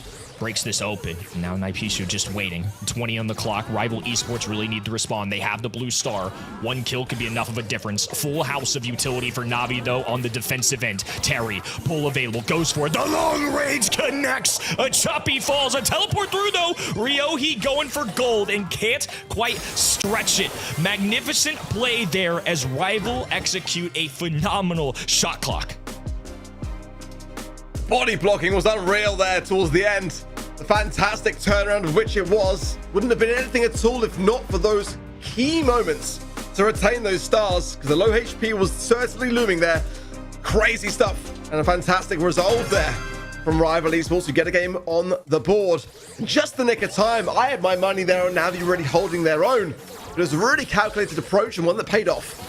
They had all 3 supers. They had bought just enough time to kind of walk it back naturally. I didn't feel like they were juggling anything too much or doing anything crazy. Maybe they backed up just a little too soon, but honestly, the Rival mechanics really came through in those final moments. Another Nani Peep.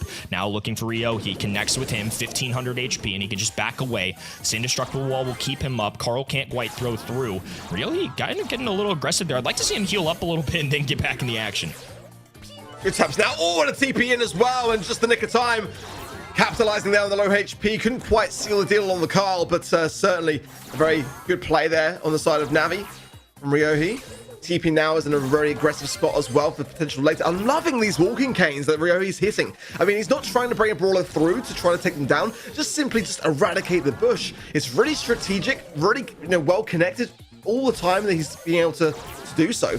Kuru now as well has got that shielding on the right hand side and might choose to wait for Ryohi to have again every single time he's connecting this utility and might need to use it now to get back out. He does just there. Close call there for Navi. Oh, now Kuru grabs one of his own. That gadget's just rattling the Rival side. I mean, Ryohi just nailing walking cane after walking cane. The mechanics are coming through, getting that little extra bit of chip damage. Oh, and he nearly made magic happen against Terry. A big time Peep going through, though. A choppy low HP down to 1,800. Pressure being applied. Naipishu working the left-hand den and more of just a threat than anything. They land the long-range shot and now have an opportunity to try and take this. Only 1 star separating. Really key moment here now. Shappy has got that for defense, though. Flying hook there from Naipishu coming in. As now the gadget connects down to Terry, lowering him down as well. And there's a great connection from Kuru, keeping Navi ahead in this scenario with 3 stars differential. And Ryohi comes in for tap to seal it at the end. Convincing stuff from Navi. A really nice end to that game. And 1 set now that's going to be going all the way to a 3rd game to decide it. I am loving what Gray is doing on this map right now. So many good tags, and even in a moment where he is about to go down, they land the gene pull. Some magical about Gray is he can just get out of harm's way with just a little bit of a TP. Love it overall. Ryohi playing a fantastic set right now. Chappy getting aggressive here on this left-hand side, but only really connecting the one onto Terry, but that's, again, amplified shots is enough to push him back. That additional damage is not something that he wants to concede here. Missed walking cane from Ryohi, a bit of a rarity, but 2 that have been missed so far in this game. So some nerfs potentially here for Navi, creeping forwards. They have got that first set. They can get this game. There'll be 2 sets ahead, and that might be enough to really go on to seal things from there. Peep just to break the wall. Probably a mishap for me. It looks like the pin would say the same story. So definitely Rival Esports not looking the greatest, but a magic hand from Terry does seal it. Traded out though by Ryohi. That's a good recovery, but that's a tough thing to unsee. When I see my teammates shank a shot, I get a little bit nervous. It's in my head a little bit, but Rival recover. They still land the pull and will hold this blue star. They've been 3 for 3 for that because of Carl. That's going to give them an advantage every single game. Yeah, you can't waste that utility. Those peeps have got to be out piloting. If you'd missed upon like a good drive, then I can understand that. But hitting the wall immediately is not what you want to see. As now the shield comes in, Terry gets the pull. Good defensive work here as well from both sides. But so far, Rival Esports on their feet, 5 stars. But most importantly, the blue stars staying with them. He has got the TP yet again, though. Hypercharge potential here for Terry. If he can get super as well to combine with it, that could be a good thing or potentially even a bad thing. As we've seen time and time again, the Gene Hypercharge doesn't always pay off. Bloodshed on both sides, and now 15 on the clock. Hypercharge for Terry, and has a super in his back pocket. They have the blue star. Na'Vi are the ones that need to aggress. Left-hand side, TP. Super pop for Kuru. Now Ryohi will drop a hypercharge. The pool goes through. Ryohi falls. Star player, but a blue star going Na'Vi's way. They need to find a quick kill, and Rival will hold on for dear life. Now we've got a tie ball game here. Set number 2 going towards Rival. I'm with you, Terry. A sigh of relief there. A big one. Because again, being 2 sets down would not have been an option for me for Rival there. So certainly a well-fought set that has now brought up things all tied up. And very, very tense one there, Sonny. They did manage to even out the score, surprisingly or not. I feel like in Bounty especially, it's just so important to play passively when you are in the lead. And they had the flying hook here instead of the heat ejector, a discussion that you two kicked off at the start of coming into this set as well. I feel like, yeah, the flying hook just really made it for them. They stacked up the blue star, and with that they had the lead, played passively. In the second round, they overextended a tiny bit. The Carl went way too aggressive. The Gene tried to protect him and fell in the end and gave the lead over to the other side. So I really just feel like as soon as they managed to play passively, to charge their ults, to let the opponents come to them, they did manage to win with that comp. So great draft from them, and also just well played. Great mechanics overall. I mean, you see Mameshi there with a 3-piece, 217 DPS. Part of that due to just the damage output that Peep has, always having control of the map. Obviously, he had a little bit of a blunder there. I'm assuming that's what it was, just like you are based on that pin. Honestly, good plays from both sides. I mean, Ryohi was certainly something to watch in that game number 2 between all the walking canes he was connecting with. It just seemed like he was unconscious there. He could not miss. Yeah, I mean, for me, you know, there's not really any kind of strat which involves breaking that right wall, and definitely, I mean, good to see that they were able to shake off the blunder, because as you said, not anything to do when that gets inside your head, stays with you, you gotta brush those things off, and a very, very important game there for Rival to win. And they really did brush it off. Their mental is as high as ever, and now they do have the momentum. Coming into set number 3 here, we're gonna have Gemfort, and it could be that Rival takes this momentum and turns it into another set win.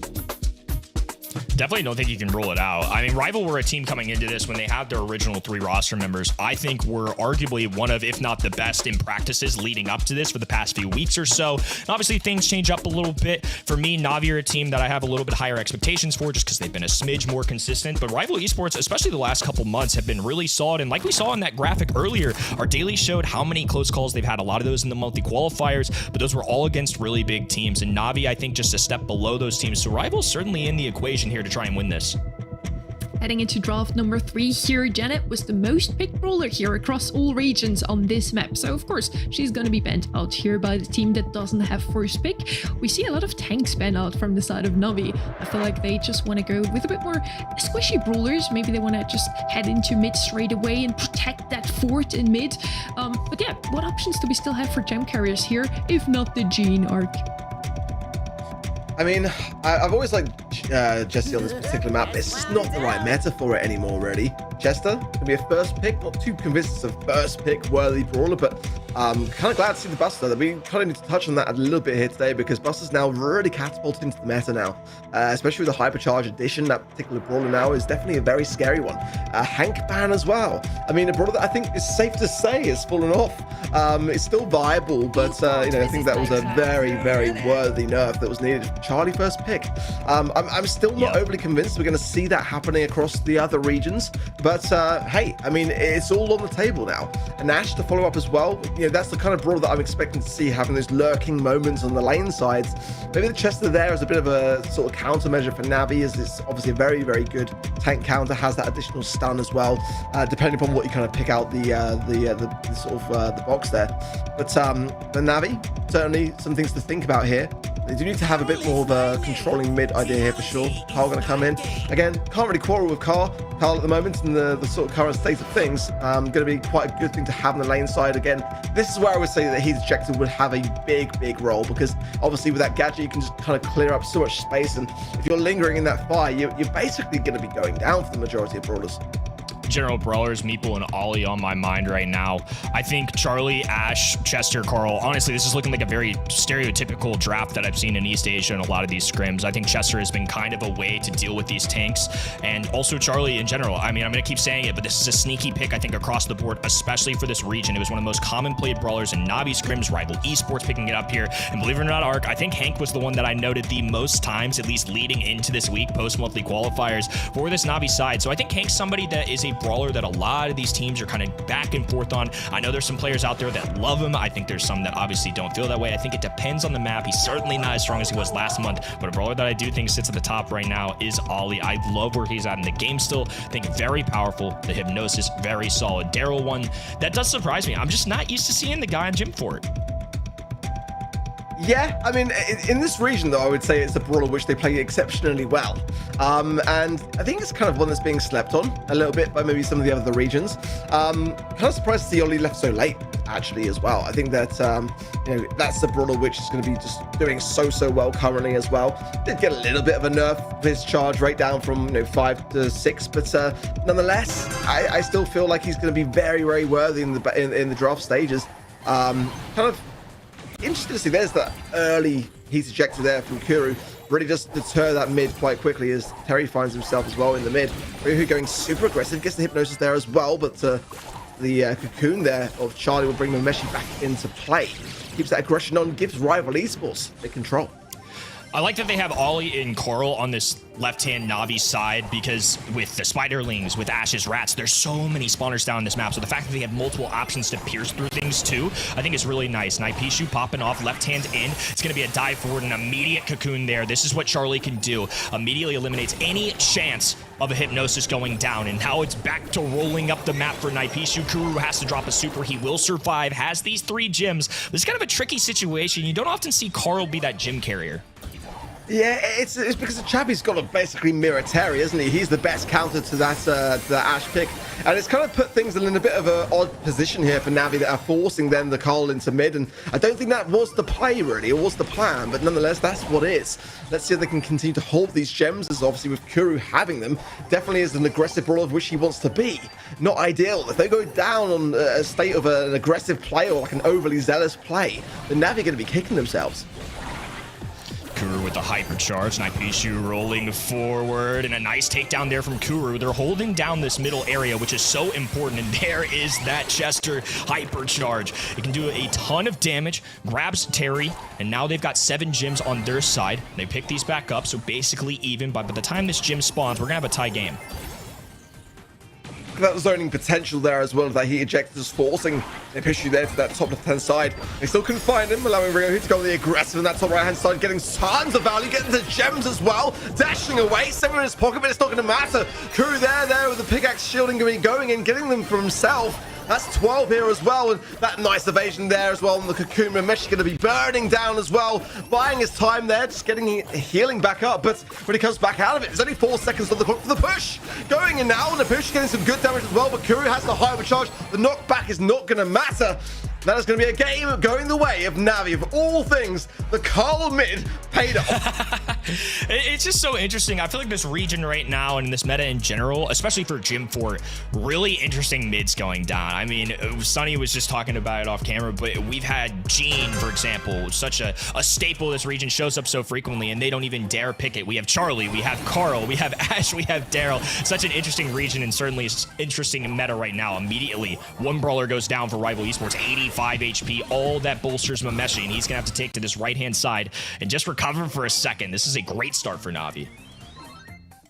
Yeah, when Sunny posed the question going into the draft as to what would be a good mid, I don't think anyone watching was thinking, yeah, Carl, let's go with Carl. That's a fantastic option to have here. But hey, I mean, Navi are adapting and it's kind of working, and that's kind of what it's all about, really. Sometimes the plan doesn't necessarily go, just very, very smoothly, but you do have to adapt. And already a hypercharge for Curious has been getting a lot of value so far, but it's the issue that is a concern with that knockback. Obviously, it can really push Kuru into a difficult position going in now as well. And the accuracy of the Pishu so far today has been really, really on point, but not able to get anything off that as Ryohi going on the aggressive, forced into a cocoon there by Mameshi as well.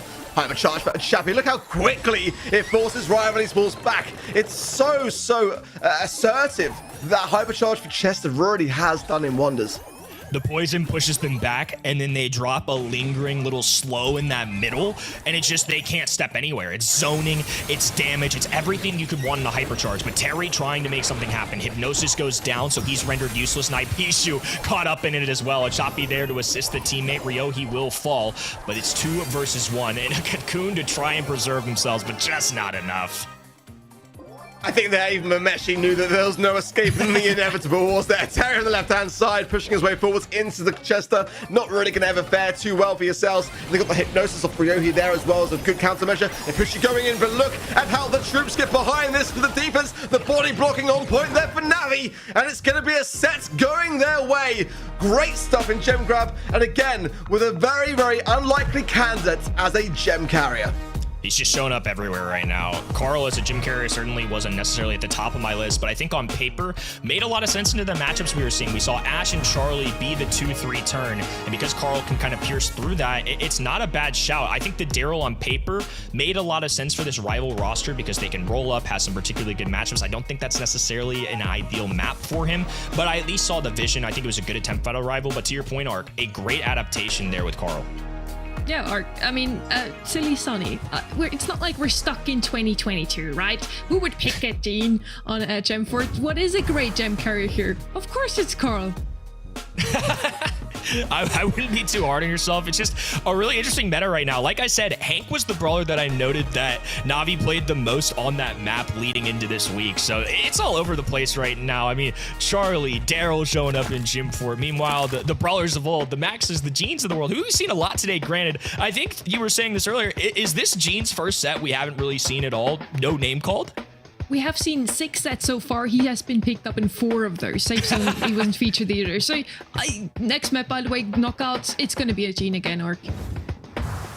Yeah, I mean, Gene Max combo, I mean, that is 2 brawlers which really define East Asia over the years. If you had to kind of pick, one over the history of Brawl Esports, it's going to be one of those 2 that you're going to pick realistically here for me. But, I think, real credit there to Navi to adapt. I think the Ollie combo as well was where we saw just like that amount of DPS really come forwards in those stats, really, because it just allowed that alignment for Curie to be able to get the follow-up there as well. So, great synergy. And again, very surprised to see Ollie left, so late in the draft, and there was the opportunity to kind of counter the idea, which wasn't really kind of taken to a better place for me by Rival Esports there, and that might be one of the reasons why, because Ollie is ban worthy in that map for sure. We've seen a lot of Carl today as well. I do feel like he's very strong because of the heat ejector, as we talked about before as well. I just really feel like you can counter him so easily. If you just pick up something that can knock or stun him out of his ult, for example, the Ollie, usually works out. It didn't this time around. Gemford was just all in the name of that. Carl Core did a phenomenal job. Now we're heading over to a bit of a more open map here. I do not expect a Carl here, at least not with the flying hook here, if then with the heat ejector just to shut down one of those 2 lanes on the side. Once again, we do have a Grom ban in this one, which is, I feel like, the first time we've seen Grom shown up in a draft today at all. Ollie definitely at the top of my list still, though, and Navi really have been suspect to be taking tanks, especially scrims leading up to this. Ollie, Buster, Hank, Daryl all in the mix, and now that I've seen Ollie come out, we saw last time them use Daryl as that adjustment into this brawler as one of the, and also Carl as well, but I think Daryl is something you have to keep in mind, especially for this Rival Esports side now. Carl's still in the mix. I think Gus has been a popular brawler in this region as kind of that mid, that point guard, if you will, to give a little assistance, some long range all around. But like you mentioned earlier, Art, no complaints here, especially in this game mode. I think Buster is a great pick. Really is. I'm much happier now to have seen it kind of escape through, and like again, it's especially on knockout, you know, it kind of encourages that passive play, which is just going to feed into his shielding and that utility over time. So for Navi, they've got to kind of go in with something even more aggressive now in this drafting stage. Certainly, no doubt, they're off to a very, very good start. But and Daryl as well. This is like the passive approach that's just going to be better over time. So for Rival Esports, I'm really liking their approach, but they've got to be prepared for a very, very aggressive stance here from Navi. I feel like Rival at this point, that last pick, something like a Byron might be nice just to kind of give them that little extra support and also the decent range, because right now they're going to be clustered together. They're going to have to wait it out. I think this is a waiting game for Rival Esports side, so I'm curious if Navi press the agenda. They try and get something a little more aggressive, something that wants to take control early. Lou going to be their pick. Now, not traditionally a knockout brawler, but when you see the matchups on the other end, you see Buster and Daryl. It's one of the better tank counters in the game. I think there's a lot of debates going on of what the quote-unquote best tank counter right now is. Lou's in that equation. I think B has been in that equation in general, I think, for a lot of pros, but we haven't seen her at all today, so kind of curious to see how that goes. Juju, thrower of choice here. Definitely squishier into the other side, but I think if they go for that slowing start power, it could be pretty nasty into Daryl and Buster. Yeah, Juju here is going to work out fantastically well, really. The amount of bush that is actually on this map is quite crazy. You can't really go to a wall break option to eradicate some of that and diminish her effectiveness. So I quite like it here from Navi. But, you know, the Lou is certainly an answer for the Daryl. I can understand that. But this is just a warm-up, right? I'm definitely preferring what I'm seeing from Rival so far. Max as well, yeah. I mean, they banned the Gene. That would have been, for me, the best brawler to have as a combo for this kind of idea. But the Max is kind of like a second best, really. You know, if you're able to chip away gradually, get that additional speed, and then, you know, you kind of prey in the idea of Navi pushing you. If you've suddenly got that speed, you're able to communicate it effectively across to everyone else, have the Buster close the range, pop the gadget there as well, just suck everyone in. It's going to be like a really, really swift team wipe if they get that synergy right with this kind of comp. So very much liking this from Rival. I think Navi have got a bit of a task on their hands. Gonna have to really close the gap with the control of the Juju and the hypnosis there of the Ollie. Look at this. Terry going to be getting the paid goods here. He has to jump away. Might get a bit of splash. No, the Juju not able to close the gap there. So a fantastic start for Rival as the coin flip between left and right lanes pays off early. And a lot of times it's going to be left for blue, red right. That's just how it traditionally goes, because you got a little bit more space off the rip. You can see that patch of grass. There's not as much wall. So if you go to that right-hand end, you run a narrow lane and a one-way ticket to the other side. And Rival just playing the mind games early. I love this, too, because now they've got Daryl, Buster, and Max all with Super's utility. They're rolling in an easy frag onto a choppy here. And Ryohi left all alone. I think he sees the writing on the wall. And a lot of times when you see pros in this situation, they're just trying not to feed Super. That's why I think Mameshi, the one without Super, is going to get so aggressive. It's not as easy for him to charge it up, say, to somebody like a Buster or a Daryl. Oh, look at this. It's just been one round. You've got hypercharge there from the push you. And the Buster as well, which now will completely encapsulate every side as a protective measure. So, great stun though from the Lou onto the push. Now in a tough spot, can't roll himself away. Shielding from Terry's not enough either as the shots from Juju just shoot over the top. Now it's a 2 versus 2, and that was not the plan. I thought that they might survive that, which would have been absolutely nuts. So if this ended up being a 3v2, a very different situation. And once again, little gamble left or right. And this time Navi goes right side with Rival. Leads to a clash and a brawler falling for each side. No supers available for Navi. They're looking to charge it up. But to your point, one of the reasons Buster's so good right now is because of how easy and how quickly you can get that hypercharge. So that's one thing they've got going for them coming into this.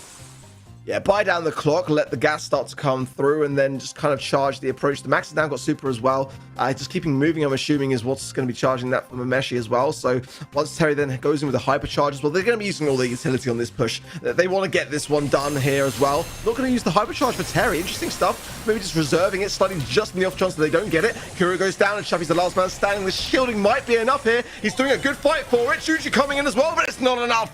Mameshi gets it done there for Rival, and they get the game. Ooh, it's getting closer and closer. They won the gamble both times. I love when teams decide not to play this map traditionally. A lot of the times it can play out east-west, left-right. Instead, though, this is a full-on downhill collision.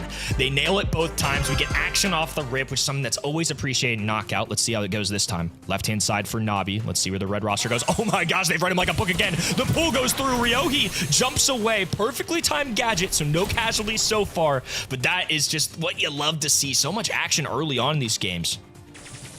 Close call, but Ryohi is the man that you want to be going forwards on that Ollie pick. That ability to escape away and scout forwards certainly pay dividends there.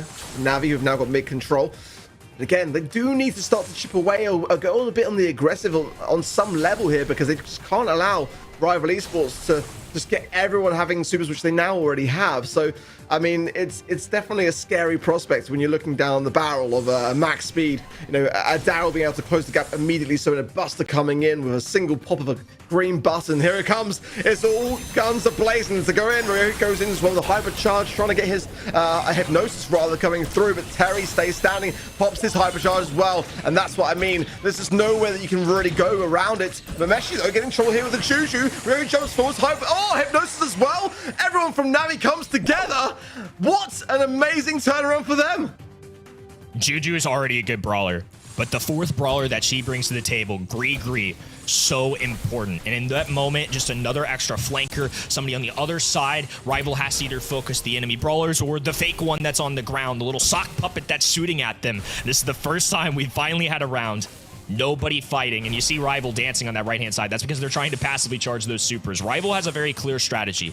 Let's get our supers and push in as a unit. Navi's just trying to play defense, counter aggression, hold on for dear life. It's just a bunch of paper matchups that they think is just a little bit better. Yeah, literally all three brawlers there, as the star power from Max Supercharge will provide that, you know, super win just moving around on the map. So but now he seemed confident to not go on the ultimate aggressive. They just want to kind of sit and hold mid control.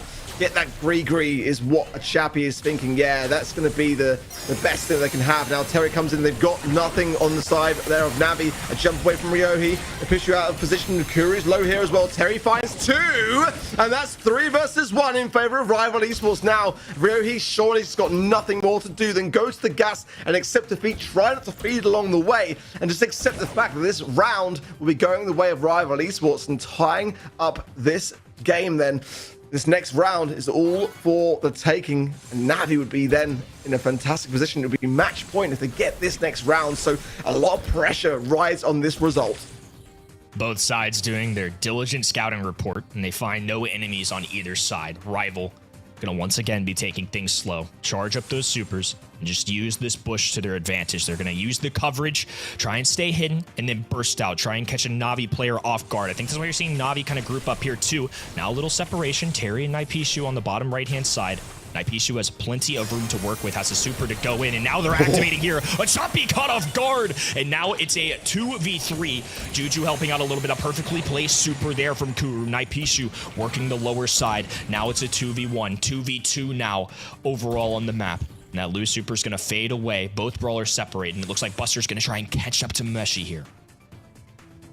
Such a tense moment now. For Navi more so, but also for Rivalries was to be able to bring this one back. Hypnosis again onto Terry. A great takedown as well. Memeshi's got the world on his shoulders, and it's too heavy. Navi get the game.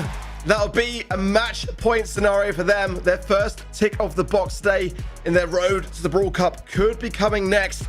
But again, for Navi in particular, they've got to hope for a lot of other outcomes to really stand a chance at Brawl Cup. But regardless, if they don't win this matchup, they've got no chance at all. So this is the first stage, and they are a match point with a very solid comp to do it. Terry comes in though, slow-mo replay again, and then Ryo yet again just getting away in that nick of time. Learning mechanics being popped at a good time, or excuse me, gadgets being popped at a proper time. The little jump away from Ollie, the pull from Buster. Everybody's kind of adapting here as the set progresses. A very tense moment. Navi really need a win. A crucial month for them. If they even want a chance at the Brawl Cup, it starts here. The Rival have shown pretty big aspirations of trying to be an underdog that causes some upsets. Well, again, Terry with that hypercharge. Very scary prospect. Naipishu as well has Super 2. Meshi coming far behind. There it is, and this is where things get a little bit scary for Navi. Wasting no time. So look at the additional range, but Naipishu comes back a little bit too far on himself. Does, though, find a Chappie, and straight on to Kuru. You've got to be cautious to not let the freeze get too ahead of itself. Look at this. Great pushing here from Rival Esports. There's now Navi are on the ropes. And look at this pinch. There's nowhere to go. And Rival get the round. I think there was some good discipline out of Lou there. Could have dropped a super, tried to make a hero play, but I think it was over for them, and I think they knew it. Too low of HP to put up a fight there. This time, there's going to be no engagement early on. Rival right, Na'Vi going to be on this left-hand end. Plenty of supers to go around for the Na'Vi side, and they're certainly going to need them here because Rival's going to come in guns a-blazing here in just a few moments. It's quite funny to watch Rival Esports. It is just Mameshi that needs to move, by the way, to earn that utility. Everyone else can just kind of stay static, but they're in good spirits, and why not? I mean, this is a round that's so crucial to get for them. It would tie up the sets, it would take it to a fifth and final, so so much now riding on things. As going into this game, it was Navi that had the advantage, in my opinion, there, really. As a match point scenario, nothing to be, scouring at. That's a really tense, tough situation, especially for a team like Rival Esports, who coming into today had to get a substitution on their team to kind of even compete as a result of that, complications. And now it's becoming in, now the aggressiveness, the gas closes in, it's going to play a key role. The pitcher going in, getting some good value, he's got to come back though, and does so straight onto a Chappie. It's though a 2 versus 2. Now it's a 1 versus 2, it's just for Yohi, but he's got the Greek as well, and he comes out on top for Navi. It's 1 round away from the semi-finals now. Gree once again coming in clutch. And the calm before the storm, Rival don't quite manage. But once again, they're going to be dancing. Right-hand side, it's going to be Max spinning, Naipishu joining, and just being a supportive teammate here. But both sides going to be waiting for this final moment. I think Daryl overshot a little bit in that last round. You notice that he got caught in that fog and just a little bit awkward behind that water. Didn't have another roll to go out, so it just took too much unnecessary damage. Let's see if he can correct that here in this final round. Okay, again, Kuru having that super going to be very, very crucial here to really deter what Napishu can bring to the table. And also the area denial, just in general, if they want to shut down and zone things out. Definitely going to be a good thing for Navi to have. Chappie sitting back, just for now, coming forwards, getting that push coverage. Going to be crucial for that additional range here as well. But as the time ticks down, as the gas closes in, it's go time. Now Rival exploding down this right-hand end. Hypercharge for Terry. He's skating, though. He's a warm-blooded creature and hates the ice. This is where Na'Vi shine. Mameshi, the final one standing in. Na'Vi clean up. GG. Close call, but Na'Vi survive. Whew, what a set. So exciting to see this comps battle it out. Really just buying down the time and then just clashing of horns. Unbelievable stuff. I've got to say that Rival Esports today, imagine if they had their full roster. Imagine if they didn't have that kind of... What? Okay. That's some celebration there for Navi. Fireworks and everything. That was them, right? There's no way that was us. That's awesome. That is a certain type of phone that does that, yes. Or a laptop. Whoa. Well, but yes, that wasn't there. And well, congratulations to Navi. They finally made it. But as you said, Kenny, it was kind of a close call there towards the end. It really looked like Rival were pushing it to a set 5. And as you said, they needed to win this quarterfinal. If they even want the chance of going to the Brawl Cup in Dallas, they have to make it out of the quarterfinals. And they did that just now. Rival Esports are certainly a team coming into the year that were on my radar. This is a roster of great players. Obviously, Naipishu kind of filling in here. So we'll see how the months continue if things shape up. But this is a legit team. Month 1 didn't go their way, but the last couple showings from them, I feel like have been really impressive. I think this is a team waiting in the wins, and when they get this full roster back, or if they have a little more time playing together, I think could really cause a ruckus in this region. I'm looking forward to seeing these guys in the future. I've got to say, Rival Esports, imagine if they just were able to have their full roster this month. I wouldn't even kind of grumble if people want to kind of consider them for being a grand finals appearance here today. But I think under the circumstances, they did commendably well. Navi, though, of course, with that prospect of the Brawl Cup just looming in for them, were able to seal it off. And that's the best that they can hope for at this stage of the competition. Of course, for Frenzy and for Niwa to make the grand finals. So 2 teams that have, only ever been in the quarters, never seen a semi-finals. It's a very unrealistic prospect, but one, hey, I'm here for. Hey, well, what script that would be, Sunny? Only the best 8 teams from all around the world will make it into the Brawl Cup in Dallas, Kenny. And so far, so good for Navi. Navi doing step number 1, but step 2, unfortunately, is not in their control. They're going to be trying to dodge a couple bullets here in quarterfinals 3 and 4. So take a look here. Zeta Division and Niwa playing against each other. They are certainly preying on Zeta Division's downfall. Crazy Raccoon versus Frenzy Gaming. I'm sure just knowing that Crazy Raccoon are such a lethal team, they're probably cheering against them as well. This is a month where Navi have to win out and also have a couple things go their way. But unfortunately for them, Zeta Division and Crazy Raccoon are definitely favorites. Ark, as you mentioned, we are here for some underdogs making it into the Brawl Cup as well, but also into the semi-finals maybe. So maybe Niwa and Zeta Division will show up with a couple of surprises. What is not as surprising though? Who do you think did make MVP? There's so many to choose from, honestly, but I want to go with Chappie. Let's see what comes through. Rio, I mean, anyone, to be honest, would have been a good shout. I mean, I think Navi today played pretty well. Bit of a reservation on some of the draft decisions. That's my only thoughts going forward for the rest of today. But I think all in all, everyone did their bit, for Navi. I mean, I think for me, Kuru could have absolutely have been the MVP because of this moment here in the Carl gem carry that we saw going into the matchup. Definitely not the easiest brawler to play as a mid. I think it changes up a little bit. The fact that there's no wall break certainly helped them out, but this set right here, I mean, Rival Esports came so close. Couple rounds, couple moments. Gregory, I think, honestly might have been the star player in that set just because of the last second kills, the last second taps. Just anything you can do to get an extra brawler on the map makes a huge difference for me. So Navi, a lot of credit due, but Rival are a legit team that I'm very much looking forward to, hopefully in future months. So Gregory, the MVP. But yeah, it was Rio Ray in the end. He just did a phenomenal job on that. Ollie twice in a row here almost. 3-1 overall. We had 2 very close matches so far.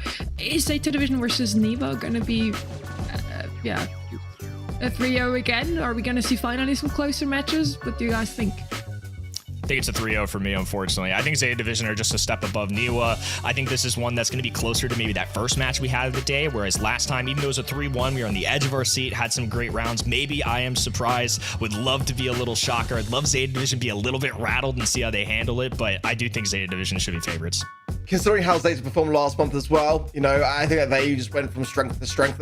Over the course of the day, they got better. Getting towards the grand finals, their scorelines got more convincing. It was ridiculous. So I think they're coming into this month in such a commanding role. I think that Niwa will be lucky to get a set. Not to count them out completely, but Zeta are just in a different league right now. Well, will Niwa win a set? Is it going to be the next 3-0 already? We're going to figure out after a quick break.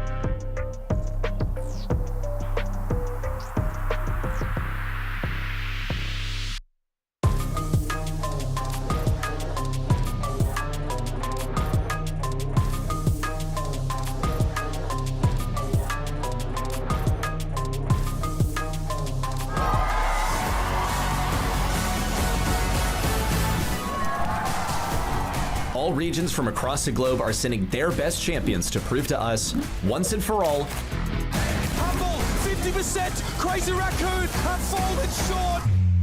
which region is the best in the world right now. They'll compete for LCQ and World Final slots for their home region, altering the competitive landscape for the rest of this year. So prepare your flags, your patriotism, and cheer on your home region champions. 23rd to 25th of May, live from DreamHack Dallas. Get your tickets now and join the fun in person. Or watch online at event.brawlstars.com for amazing Pro Pass rewards.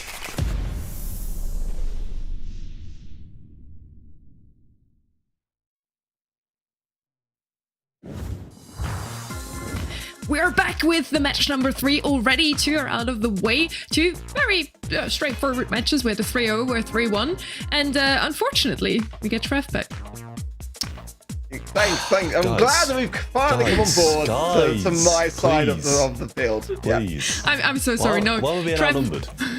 Trev is the best caster we have in our lineup, so we're always glad to have him back. Now, Trev, what are your thoughts on our next matchup here? It's going to be Zeta Division versus Niwa. I think it's probably going to be following a similar trend to what we've seen so far. We've seen a pretty swift 3-0 and a decently matched 3-1, but I think it's going to be in that range. It's either going to be a 3-0, 3-1 to Zeta Division, something like that, because Suzuki, Levi, and Shatampo have been on fire this year. And Zeta Division overall, such an incredible organization, always have very good players, and I just don't really see Niwa getting anywhere near them. Yeah, I mean, they have had some good results, it can't be denied, but they were back in February. I mean, there was a 2-3 scoreline, which they narrowly lost to a double match point situation against Crazy Raccoon, and they faced their reject in the first round of the February monthly finals. That was again another 2-3 scoreline loss. They've yet to get out the quarterfinals for Niwa, so hopefully today is that day, but they're up against Zeta, and Zeta is Zeta. Every single time we've been talking about the East Asian region, the one topic that we have been talking about was Shade. And the man that picked him a lot was Zeta Tompo, and we got to chat with him for a minute. とにかくシェイドをみんながまだ対応できてなかったのが非常に良かったかなと思いますね。シェイドっていうキャラに多分みんなの他のチームとかが全員慣れてなかったんで、多分シェイド活躍できたし、今やったら多分無理やと思うから運が良かったですね。あとはもうしずくさんがこれシェイドって言ってピックしてくれたのが素晴らしかったです。Ark, as you mentioned before, that a pretty crazy run through the March monthly finals. Last month, they started with a 3-2, went into a 3-1, then 3-0. It got more and more convincing. It was quite the outcome, wasn't it, really? I mean, you know, that quarterfinals match against Crazy Raccoon was grand finals worthy.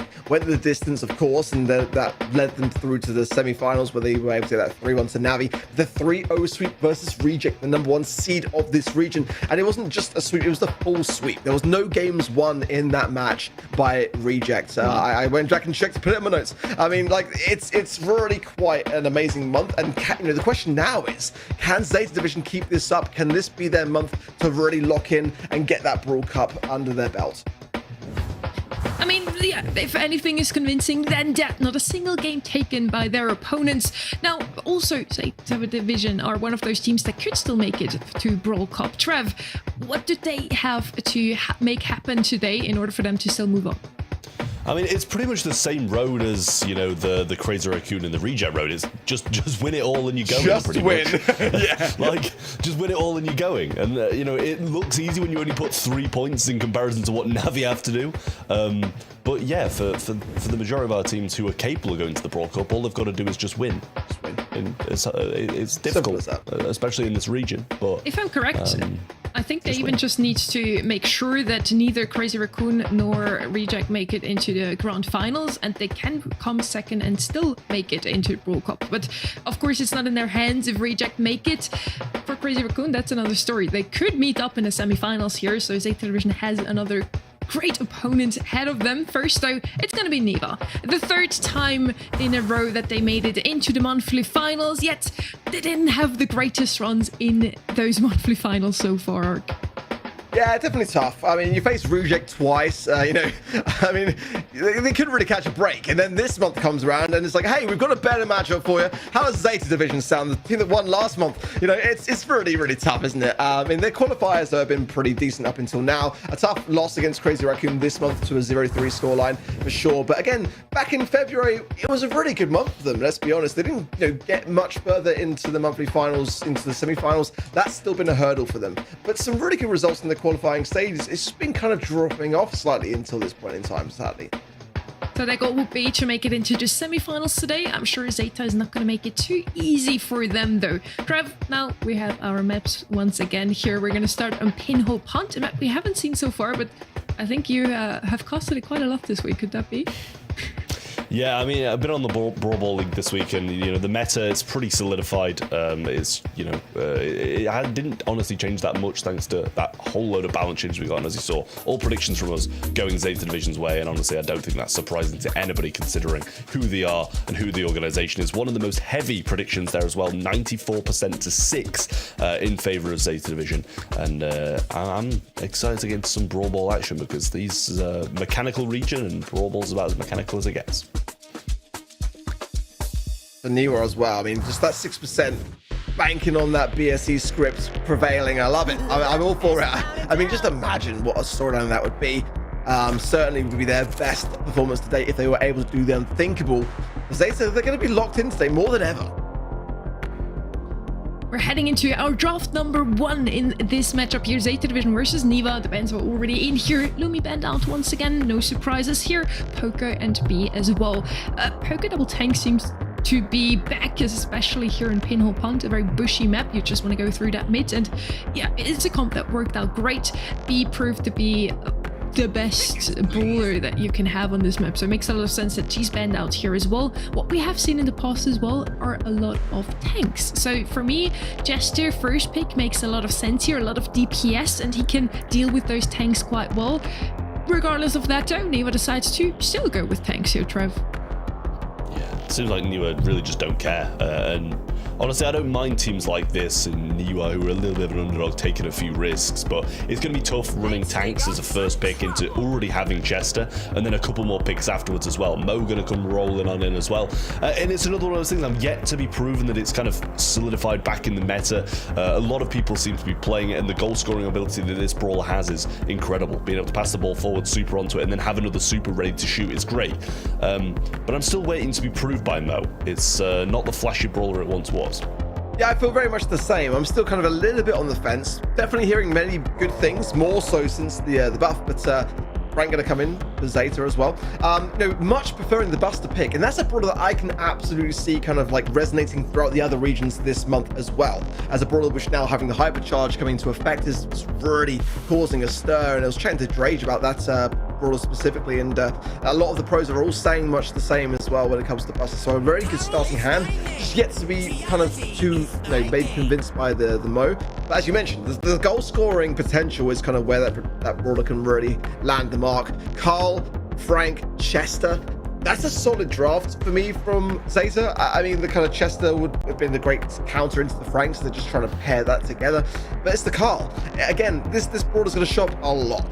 The hypercharge is definitely one attribute that's really brought and elevated Carl back into the meta. But for me, it's again that heat ejector gadget, laying down the hot coals in front of you. And if you're able to connect with that or multiple brawlers, they're going to burn down so quickly. If they don't eradicate them, it's going to leave them back on those back lines and unable to really defend much. So Colette coming in, it makes a lot of sense into the Frank. They are adapting to what they're seeing, but sometimes reacting is not always the best way to draft. You want to kind of like really already have your plan and your strategy. So Niwa, I've got a good brawler here for the Frank as an answer, but may not have been the game plan.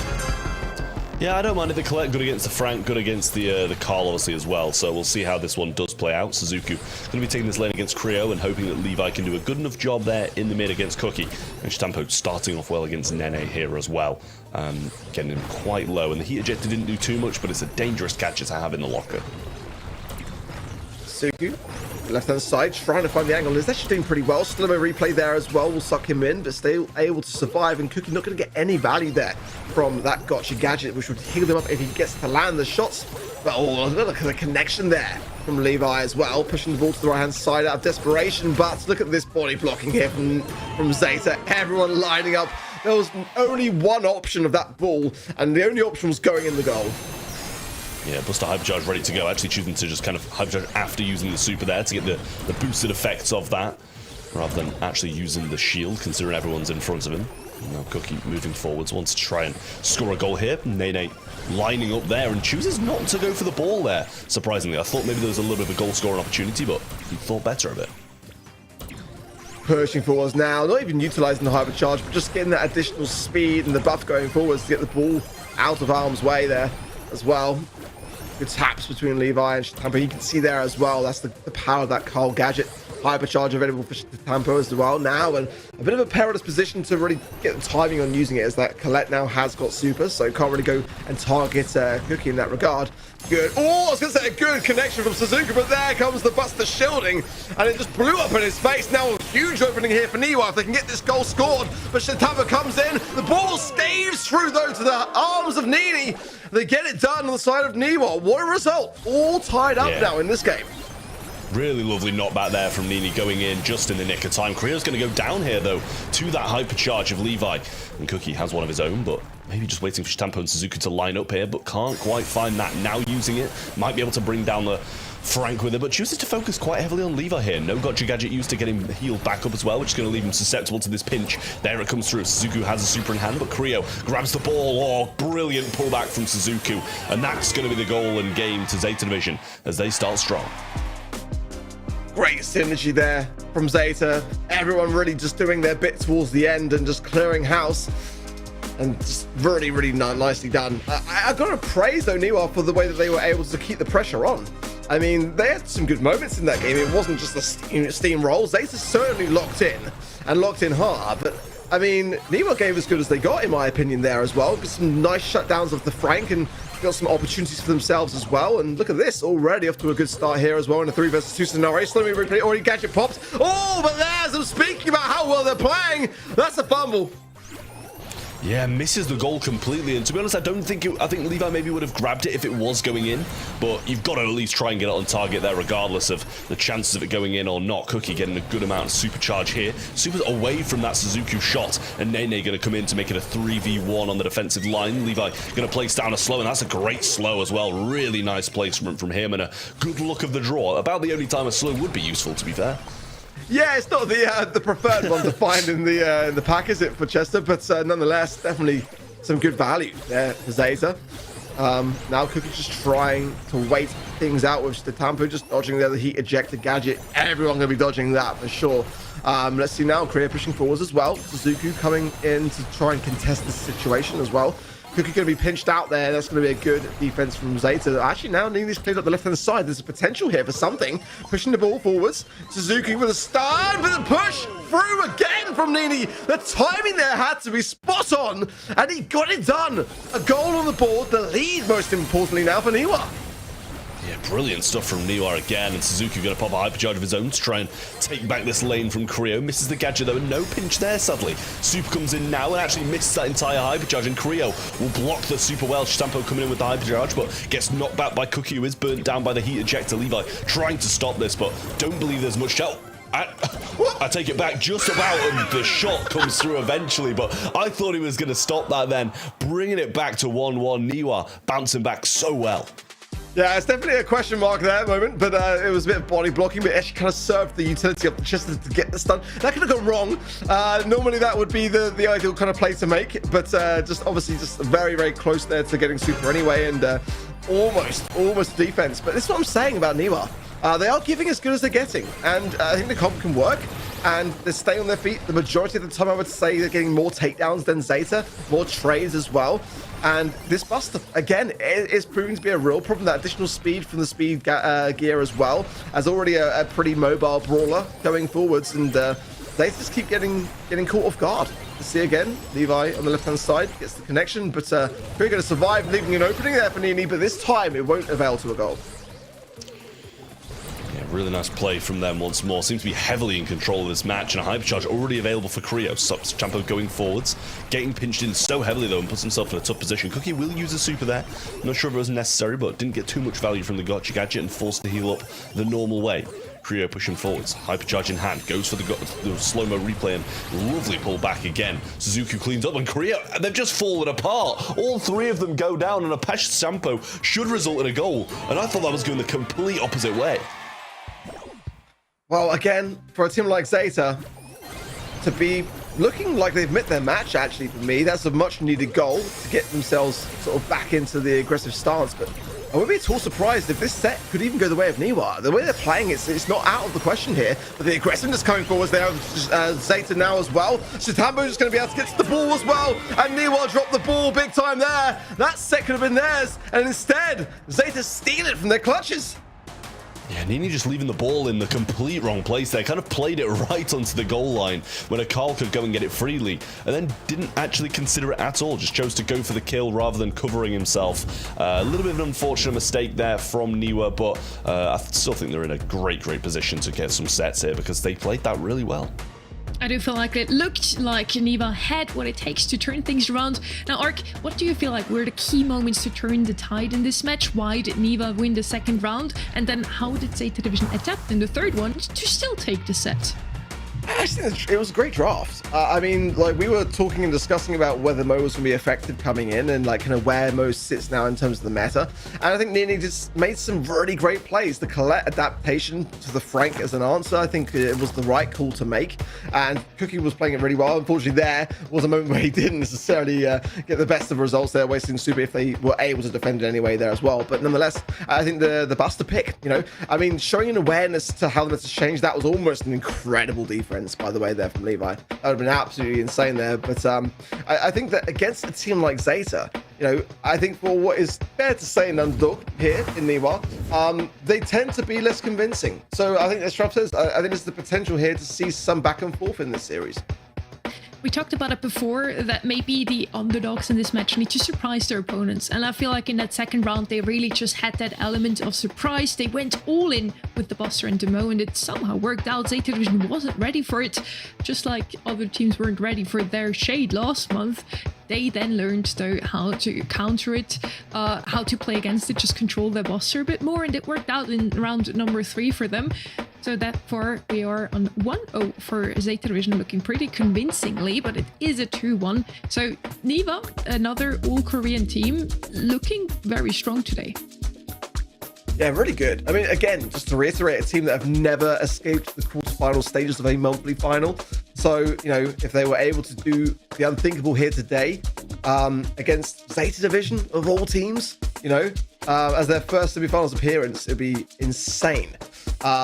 But again, I don't think it's likely to happen, but I'm all for it to happen, as again, it would, you know, definitely have a knock-on effect here for the road to the Brawl Cup. I mean, we know that Navi are waiting on the sidelines to see, you know, an upset in these, like, you know, matches 3 and 4 of the quarterfinals. So let's see. Bands are in for bridge too far. The Daryl, the Chuck, most importantly, I would say there, and the Melody definitely up there, as well as the Angelo, the Lumi, which I don't think we're going to see much of, if any of today.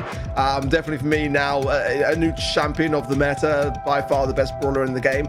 Eve coming in as the first pick brawler for Zeta Division, which makes some sense. You know, you've got the Angelo banned out, so some ability in that middle area is not going to be a bad thing at all. But certainly Shade actually is not out of the question here. I've got to be honest. I mean, if played well, that's the thing. There's the ability to cross through the lanes here.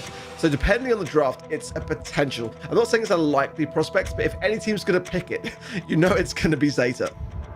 So yeah, basically what you're saying here, you want to have some brawlers that can cross the water. Juju is one of those as well. I was just waiting for that pick.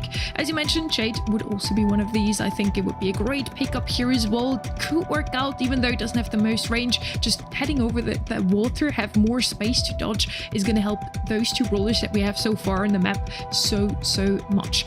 Now, we still need some damage though. I feel like we have seen a lot of Lola, Bell as the counter to that. I do think those two could still show up in this draft here, Trev. Yeah, I mean, a lot of possibility for Niwa to take them by surprise. Lola gonna come on in and ask us to add some DPS to that side, and he said it seems to be lacking that, so good work for them to get this here in. But I still feel like there's some good counters still left on the table to the Lola. We've seen this region really championing Bell, and that's a very good show against the Lola. Amber used to be used a fair amount on this map, but not so much more recently, I would say. So we'll see what Zeta Division do choose to go in return to these two brawls. Carl coming on in, and honestly, no surprise there again. Yeah, very solid from Zeta there. And again, in this kind of mode, yeah, they kind of had to. I mean, it plays so well against the Lola that if they'd left it open, would have been maybe a bit more of a disadvantage in that regard. Definitely a very control-based comp, I would say, from Zeta, which is definitely a scary prospect for Niwa to have to consider here. But certainly Lola's going to have a good time on those lane sides. They could also have an 8-bit. It would be the craziest of things to really overthrow the safe, or something to even break through the mid if they want to have something of a more strategic approach here. But I think the best thing would be to keep them down. Piper into Eve. I mean, that is quite bold. Has the ability to break, but I would suggest that they probably don't. It allows the Juju to have a bit more effectiveness. But I mean, certainly Piper does not play well into Eve. I know, but it can work out pretty well. It's definitely not a bad brawl on this map. It's been one of the top 5 for me for many a time on this map. It's just about looking ahead. You've got Carl. If you haven't got super, or you're not running the auto aim gadget, or you haven't got that gadget ready for the cooldown, then contending against the Carl is not going to be an easy thing at all either. So Niwa clearly feel really confident in this brawler pick, and it's not a bad brawler for this map. It's just about whether in the draft it makes sense. Yeah, tough to reclaim a lane from a Carl, that's the thing, and there's 2 of them there as well, so he should be able to slice through them pretty well. And we do see a takedown on the left, a takedown on the right, and it is 2v2 now. Nene in a pretty tough position here, as he is only on 140, and Levi will pick up Cookie on that left-hand side. So in a good position now as Stampo gets around this left-hand side, and the pinch coming in from Nene will be an issue, but the flying hook being used and protective pirouette goes in, but doesn't come out. Big taps there from Creo, and continuously so. Now the Juju giving the Gree out to the map and causing some problems for Suzuku. It's allowed Cookie on the left-hand side to really close the gap as well. And then they're coming forwards. That's slow. If it connects to a brawl, that slows to be devastating as well. Couldn't find something of it, but definitely Zeta didn't take their chances. Now the call coming in. Yeah, let's see how Korea can handle this one. Very difficult to contend with there, and that's my only reservation for it. On defense, he was tapping and gets some great results, but as the aggressiveness of Zeta starts to prevail, how is this brawler pick going to work on defense? Yeah, it's going to be real tough, especially if Stampo's got this flying hook, and there's not a limited amount of uses to it now, so can just continuously go in. Hypercharge on the safe is going to do a lot of damage. Great spin by Stampo, and even gets a shot there as well onto the Piper. Hypercharge available for Levi now too. Might choose to wait for the next time he spawns, but we do see Creo not finish him off, and still a decent amount of damage done by Niwa, but nowhere near as much as Zeta hit.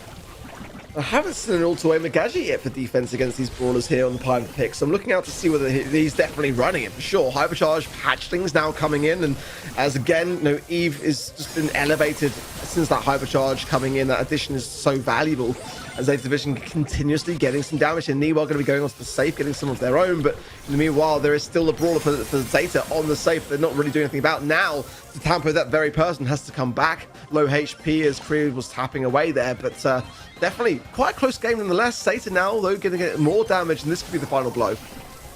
Yeah, I mean, I think it's going to be here. Great damage from Suzuku coming in. Stampo will join him on the safe. That's going to be another game to Zeta Vision. A good amount of pushback at the start from Niwa, but just nowhere near towards the end. Once the Carl got the positioning against the Piper and no one kind of swapped lanes and helped, it became very difficult for Creo to do what he was doing at the start of the game and cleaning up on the defense so well. So Zeta played it well. Really no faults from them. And it's clear for me that Korea's a very accomplished Piper, because the shots that he's landing are very good shots. There is, yeah, he's not running auto-aimer. He's running homemade recipe as a gadget, which is a very odd choice against the Carl, who you kind of want to be able to defend against. They're going to be leaving Levi and Suzuki on the right-hand side here, and opting to push the left-hand side, try to get some taps onto the safe.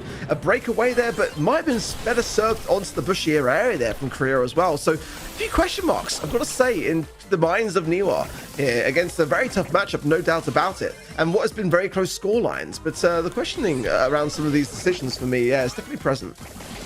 I mean, it seems like they're just going completely trying to leave the Piper here, and Levi's going to move quite far up the map and just go for a base race. Lola should be falling here. Stampo will be able to pierce straight through that, but actually just focusing the damage instead of just cleaning him up and then going for it. Seems like a little bit of a mistake for me, but they are still in the lead, and Suzuku's still doing damage. Gets the kill there as well, and Levi will clean up the mid. Eventually, Homemade Recipe does something as Creo cleans up from left to the back of the map. It is close, but a 22% lead for Zeta Division remains. Yeah, and it just feels like, for me, Niwa just feel a bit stirred at the moment. Just a bit unsure of themselves. A few blunders. Nice positioning, though, from Nene, going there straight in with a nice pinch there around the corner. Good stuff, but there is the hook going in from Stampo. Again, huge taps from Creo. Some really, really accomplished play here from Niwa. It's just some of the decision-making here and there, really, as Zeta continued to keep up the aggressiveness there. Nice takedown there of the Juju there from Levi. The Gree going to stay alive for a little bit longer, but it's this deficit that Niwa have not been able to break really now. About 22% in this scoreline, and it's very, very tense in these final seconds. I mean, if Stamper could just keep that offensive presence on, it would have been done anyway, but he's going to swoop straight in and finish this one off, take the set for Zeta Division, and make it 2-0. Niwa, still, it's more of the same. They seem very much in it, but they just don't have that closing game that Zeta Division have. They're playing for the long game. Niwa just came out strong the majority of the time and then just couldn't uphold that kind of pressure for the most part. It really looked like Niwa had what it takes once again, but it got more and more convincing here once again for Zeta Division. We just talked about it, how last month they started on a 3-2, 3-1 in the semifinals and then 3-0 in the finals, and we started on a 2-1 on pinhole punt. Bridge too far didn't really look like they wanted to give Niwa a chance to take that set. It looked very convincing. Got a great draft here as well. The Carl coming in once again, heat ejector, just so strong. Arc, you called it out a couple of times today already. You want a heat ejector nerf. Oh, big time. Yeah, I'm going to be straight on the phone to Adrian after this show. We actually had a bit of banter this week.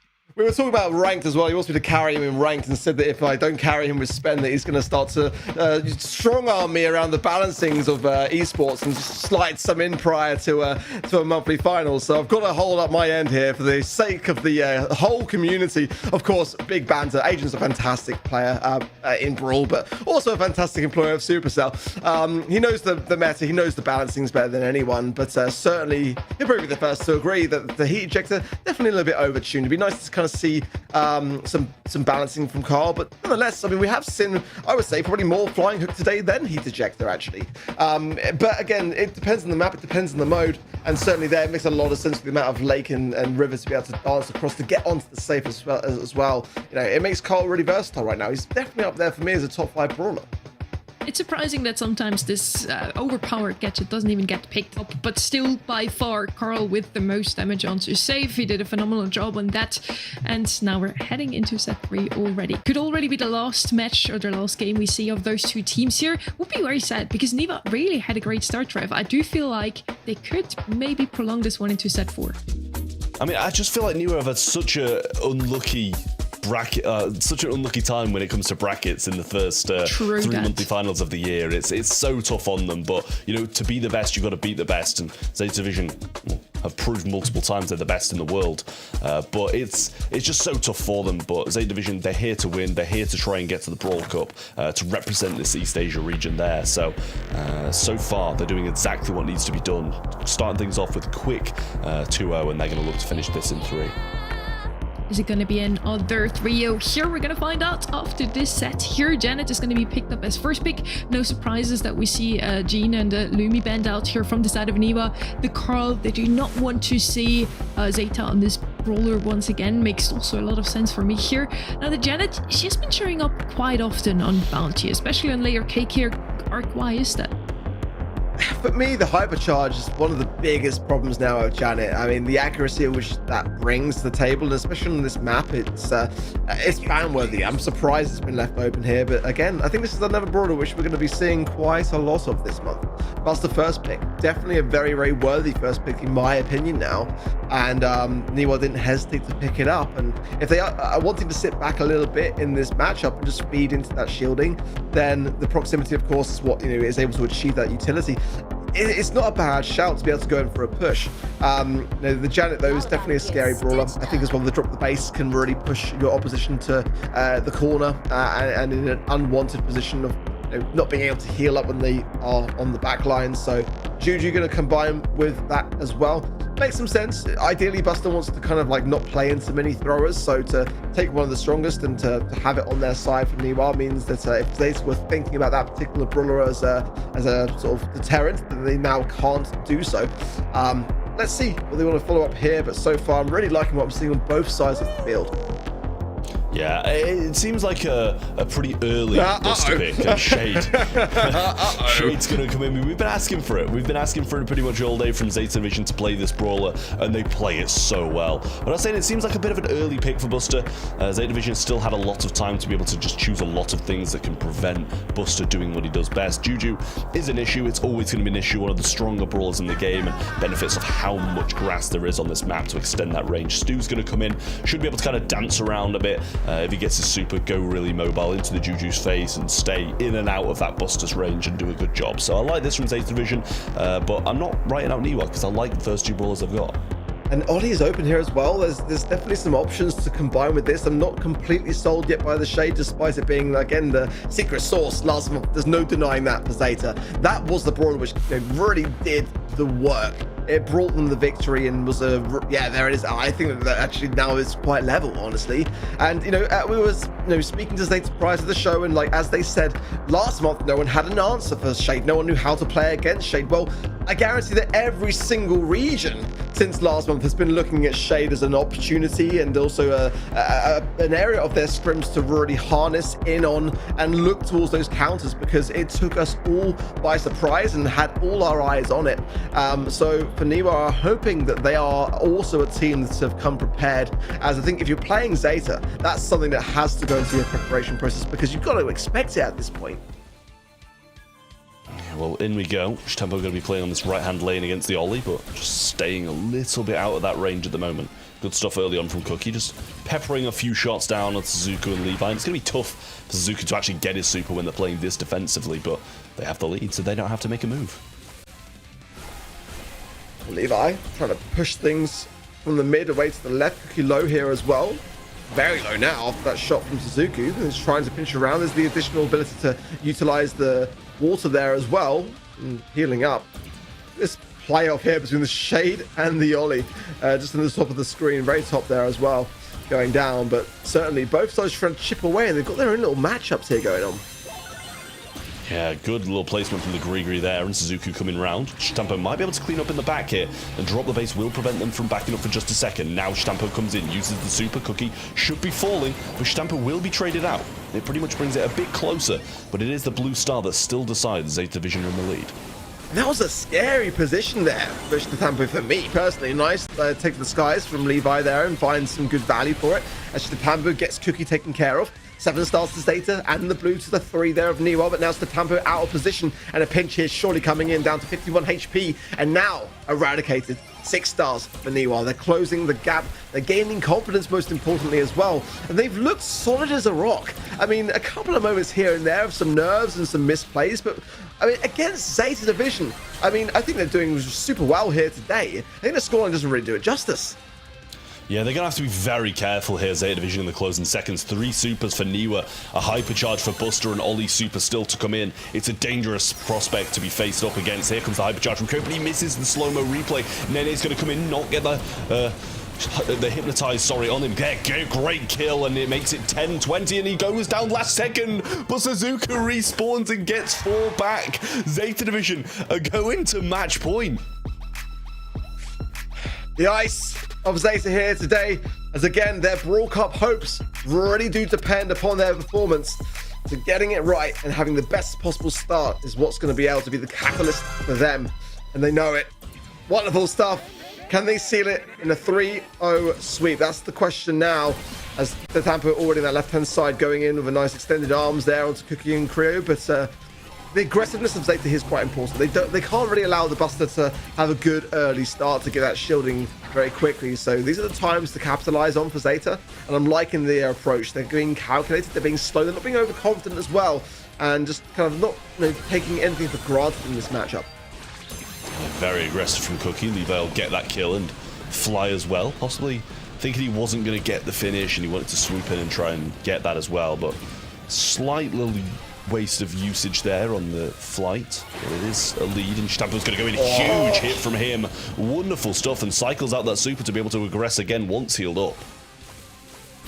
Going again, straight away as a Cookie. Yeah, nothing you can do there. Maybe Nene could have gone in a bit earlier to protect his teammate. Gets the hypnosis now, gets the trade, but it's still Zeta in the lead with the blue star also. Suzuki now. Oh, that was a super that was needed by Nene as well, and that's going to be less utility for this defense now.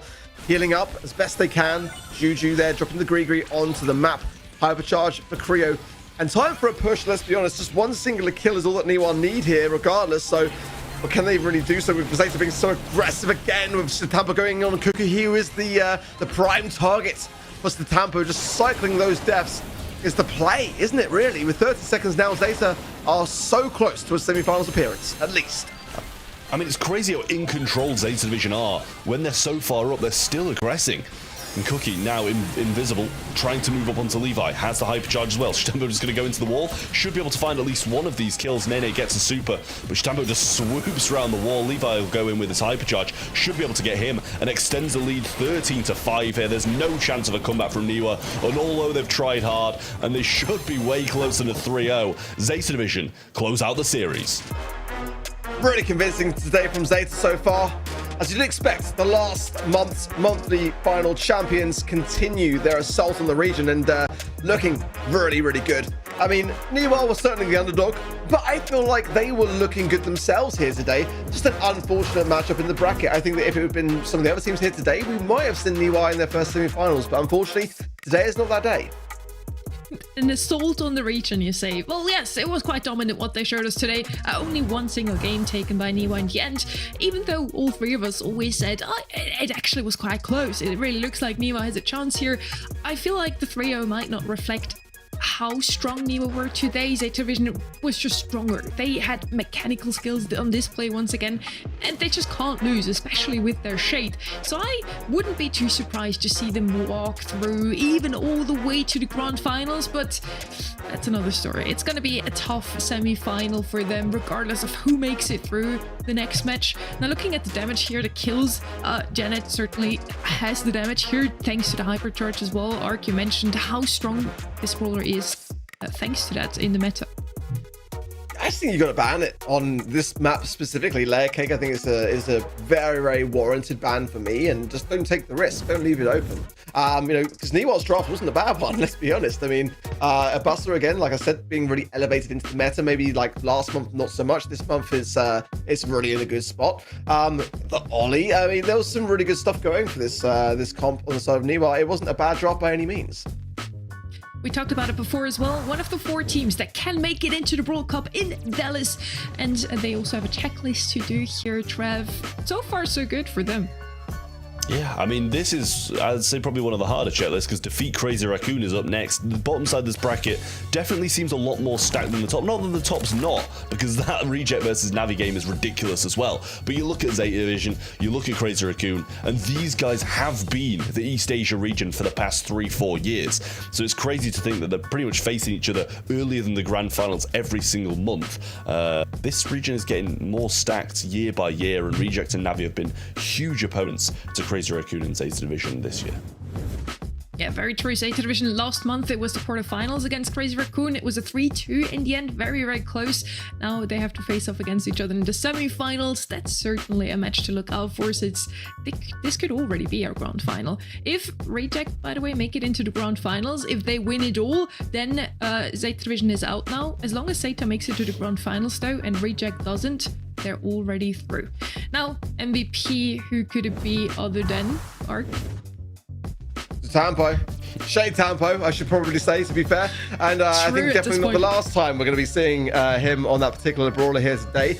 At least for my personal sake, I hope that that is the case. I want to see more of it. I think probably no shadow of a doubt to be said as the best Shade player in the world. But maybe we'll see a contender to that title this month, because again, it really did draw our attention last month as being really the first instance of that particular brawler really just being played to perfection, really, and showing that it has a place in the meta, just a bit more refined in terms of its placements and its kind of like maps and modes in that regard. But I mean, what a joy to watch, and plenty more from Zeta where that came from later today. We're already getting ready now for our very last quarterfinal of the day, a match between one team that is yet to make it out of the quarterfinals. So far, Frenzy Gaming had no luck in that. And then the other team, Crazy Raccoon, winning the February monthly finals, but not making it out of the quarterfinals either in March. We're going to see that after a quick break.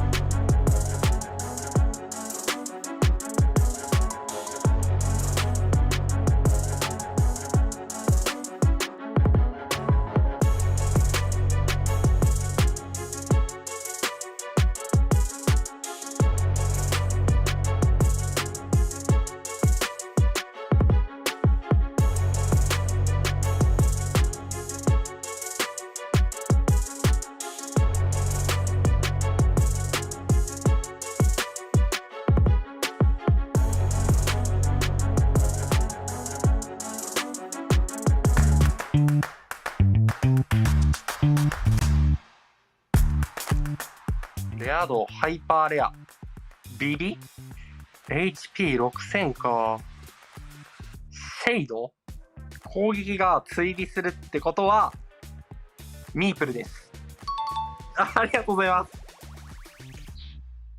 メロディー、役割はアタッカーか。マックス、ウルトラレア、金髪、アタッカー。なんだろうな。メロディーじゃない？リタイアですね。わかんないですね。出てこなかったです。海か。うわ、あいつ金髪か。レア度はウルトラレア。モーティス。サポートキャラってことは、バイロン。だって難しいな。うわ、わかんないです。ごめんなさい。グレイ。うわ、グレイか。確かに。レア度がハイパーレア。ビビ。体力5000ってことは、めっちゃ低いから、投げキャラか。うわ、なんだ。ティック。そんなにスキンいっぱい出てる体力5000のハイパーレアのキャラクター。リコ？ガチか。役割はサポート。ポコ？ポコ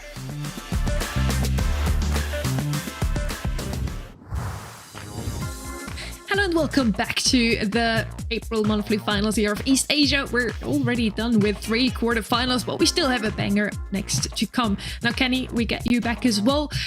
Did that go as expected? Zeta Division winning against Niwa 3-0? It did. Honestly, I had that one baked in as a 3-0, and unfortunately, in my predictions, I'm going 3-0 for this one as well. I just think Crazy Raccoon, Zeta Division reject are at another level in this region. It really looks like it. Now, quarterfinal number 4, we have Crazy Raccoon versus Frenzy Gaming. Again, Crazy Raccoon did have a great run through the February monthly finals. March didn't go all too well, got knocked out of the quarterfinals to Zeta Division. They had a great run in this month's qualifiers, though. They qualified through the upper bracket here. And then on the other side, Frenzy Gaming got knocked down quite early into the loser bracket, had to beat 4 teams in a row, and finally had to knock out Effort Result as well, that so far have shown up in the monthly finals of this region, but not this month. Yeah, I mean, it's going to be very tough for Frenzy Gaming, to be honest with you. Crazy Raccoon have been pretty much the team to watch when it was coming into this year in the region. It took a bit of a weird turn in terms of picking up Milkro, in my opinion, for roster changes, but it seems to have worked out pretty well overall. We had the chance to talk to Tensai here from the side of Crazy Raccoon. Let's hear it, what he has to say about their last month performance.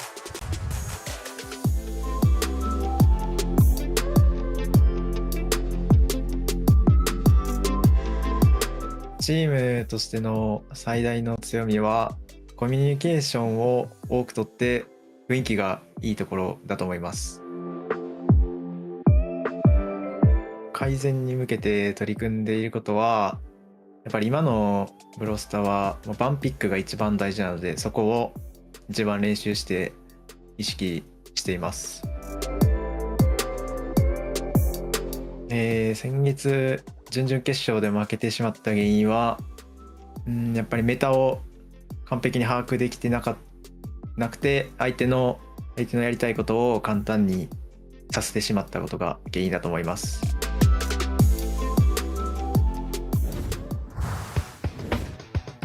Crazy Raccoon is also on the list of the 4 teams that is still in the race for the Brawl Cup in this region. Their checklist is rather short. They just need to make it into the grand finals and win it, especially if it's against Reject here, Kenny.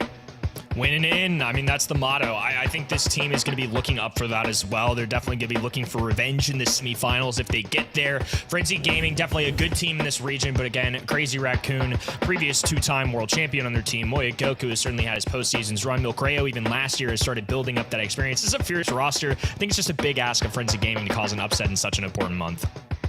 Yeah, as you already mentioned, on the other side of this match is Frenzy Gaming. Now, Trev, we haven't seen that much of them in the monthly finals so far. They never made it out of the quarterfinals. Is today the day of days? To put it plainly, no. At least Yeah, I don't think so. They're against Crazy Raccoon. I mean, you know, if they're against some of the other teams, if they're against Niwa, if they're against, you know, possibly even Rival this month, then I think maybe they would have had a chance of getting out of this position.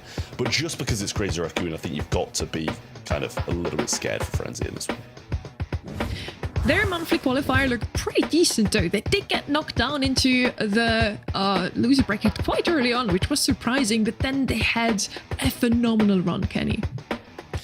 Definitely a solid showing here. I mean, a lot of good stuff, and especially with the high pressure situation that lower bracket can be, you know, to get out of it, go through a few teams, including Effort result in a 3-2. Effort result, a team that's been here a lot this year in that top 8 kind of spot right now.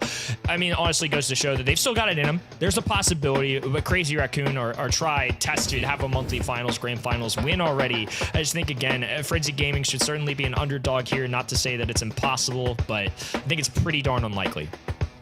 I do think they're a bit more of a dark horse here. Crazy Raccoon is looking very strong right now. Their scrim results is speaking a lot. Like, they look better now than they did in all of the previous months together, and they did win the February monthly final. So yeah, that goes to say that they should probably win this one today as well. I think a lot of us also have them pinpointed down as the team to beat them all today, but let's see if they can make it out of the quarterfinals first. Again, Frenzy Gaming, don't underestimate them. Yeah, our prediction all going Crazy Raccoon, so I think we might be underestimating Frenzy Gaming a little bit, but I think that Crazy Raccoon are just the heavy favourites coming into this one, and Frenzy Gaming, as good of a team as they are, as great as the players are, it's going to be so difficult for them to make this happen, because as you said, scrim results, Crazy Raccoon, previous monthly final results, Crazy Raccoon, previous years, the accolades of the players from Crazy Raccoon, everything sides with them, and I'm surprised more of the public don't, and this is an 87%, I'm surprised there's not more that way. 13% going for Frenzy, taking a bit of a risk on that one, but I don't mind a risk, those 13%, I love it. Talking about predictions here, if you didn't get yours in yet, do that now on event.brawlstars.com and you can earn some pro rank XP, advance in your rank pass, and also get a pin at the end of the reward track. Now, heading into the draft here, B double ban. I did not expect that an open zone necessarily. Lou double ban makes a lot of sense. Lumi, yeah, I think that one ban we don't really have to talk about anymore today, Kenny. It just feels like this brawler is not going to be seen all month. I don't think so either. Lumi is just so good right now, so it makes a lot of sense on why we're seeing her name called in the ban stage on so many different maps. This is a little interesting of a turn, though. Poco, unsurprising. Still a brawler that shows up a lot in this region. Meg, though, is somebody that's gotten a sprinkle of play in some of these hot zone maps, so it's interesting to kind of see that return. Chester, it is open zone and a pretty open map, so maybe a little bit of a question mark, but I think when you see Poco, you're expecting tanks, so that might be their way to do it, but Meg is really the thing that's caught my eye. Yeah, I mean, this Meg's a little bit weird. I mean, it's pretty decent on this map. I'm not sure if it's kind of first pick material in my eyes, but I like the Chester. Chester's pretty much good everywhere, especially after getting that hypercharge. It's been the way to go. Draco's going to come in. It's been definitely having higher pick rates in hot zone as of more recent. The gadget, very solid. And obviously, you can't really run out of them now, so you can just keep on coming back, popping that, getting some percent, dying, getting healed, and it's pretty much just an endless cycle of Draco running up. I think with Lou gone in that ban stage, it also helps Draco's case. Very popular brawler across the world on hot zone, at least as the tank of choice, and I think oftentimes is going to be combined with that Poco. Stu rounding things out. Last month, Stu was very popular, very successful. This month, especially with his nerfs, I do anticipate him kind of going down in terms of the play rate, the ban rate, etc. But he's still a good brawler. I think it's a safe one, and now rounds out this composition. They've got their tanky Draco, they've got Poco, who's a little bit of support, and Stu can be a little bit of in and out. The aggressive factor that you need. He can also drop that speed zone. So I think a little bit of everything coming in for that left-hand side. Yeah, well, I'll say Ollie's still on the table as well. So surprising nobody has picked that one up just yet. Possibly the last, but they're going to go with Hank instead on a somewhat open map after that nerf to the hypercharge. Not as good when it comes to making sure those projectiles are hitting, but still a pretty viable brawler. And you know, we were touching on it earlier, you know, some regions coming back and rethinking that this brawler might still have what it takes to be used in competitive.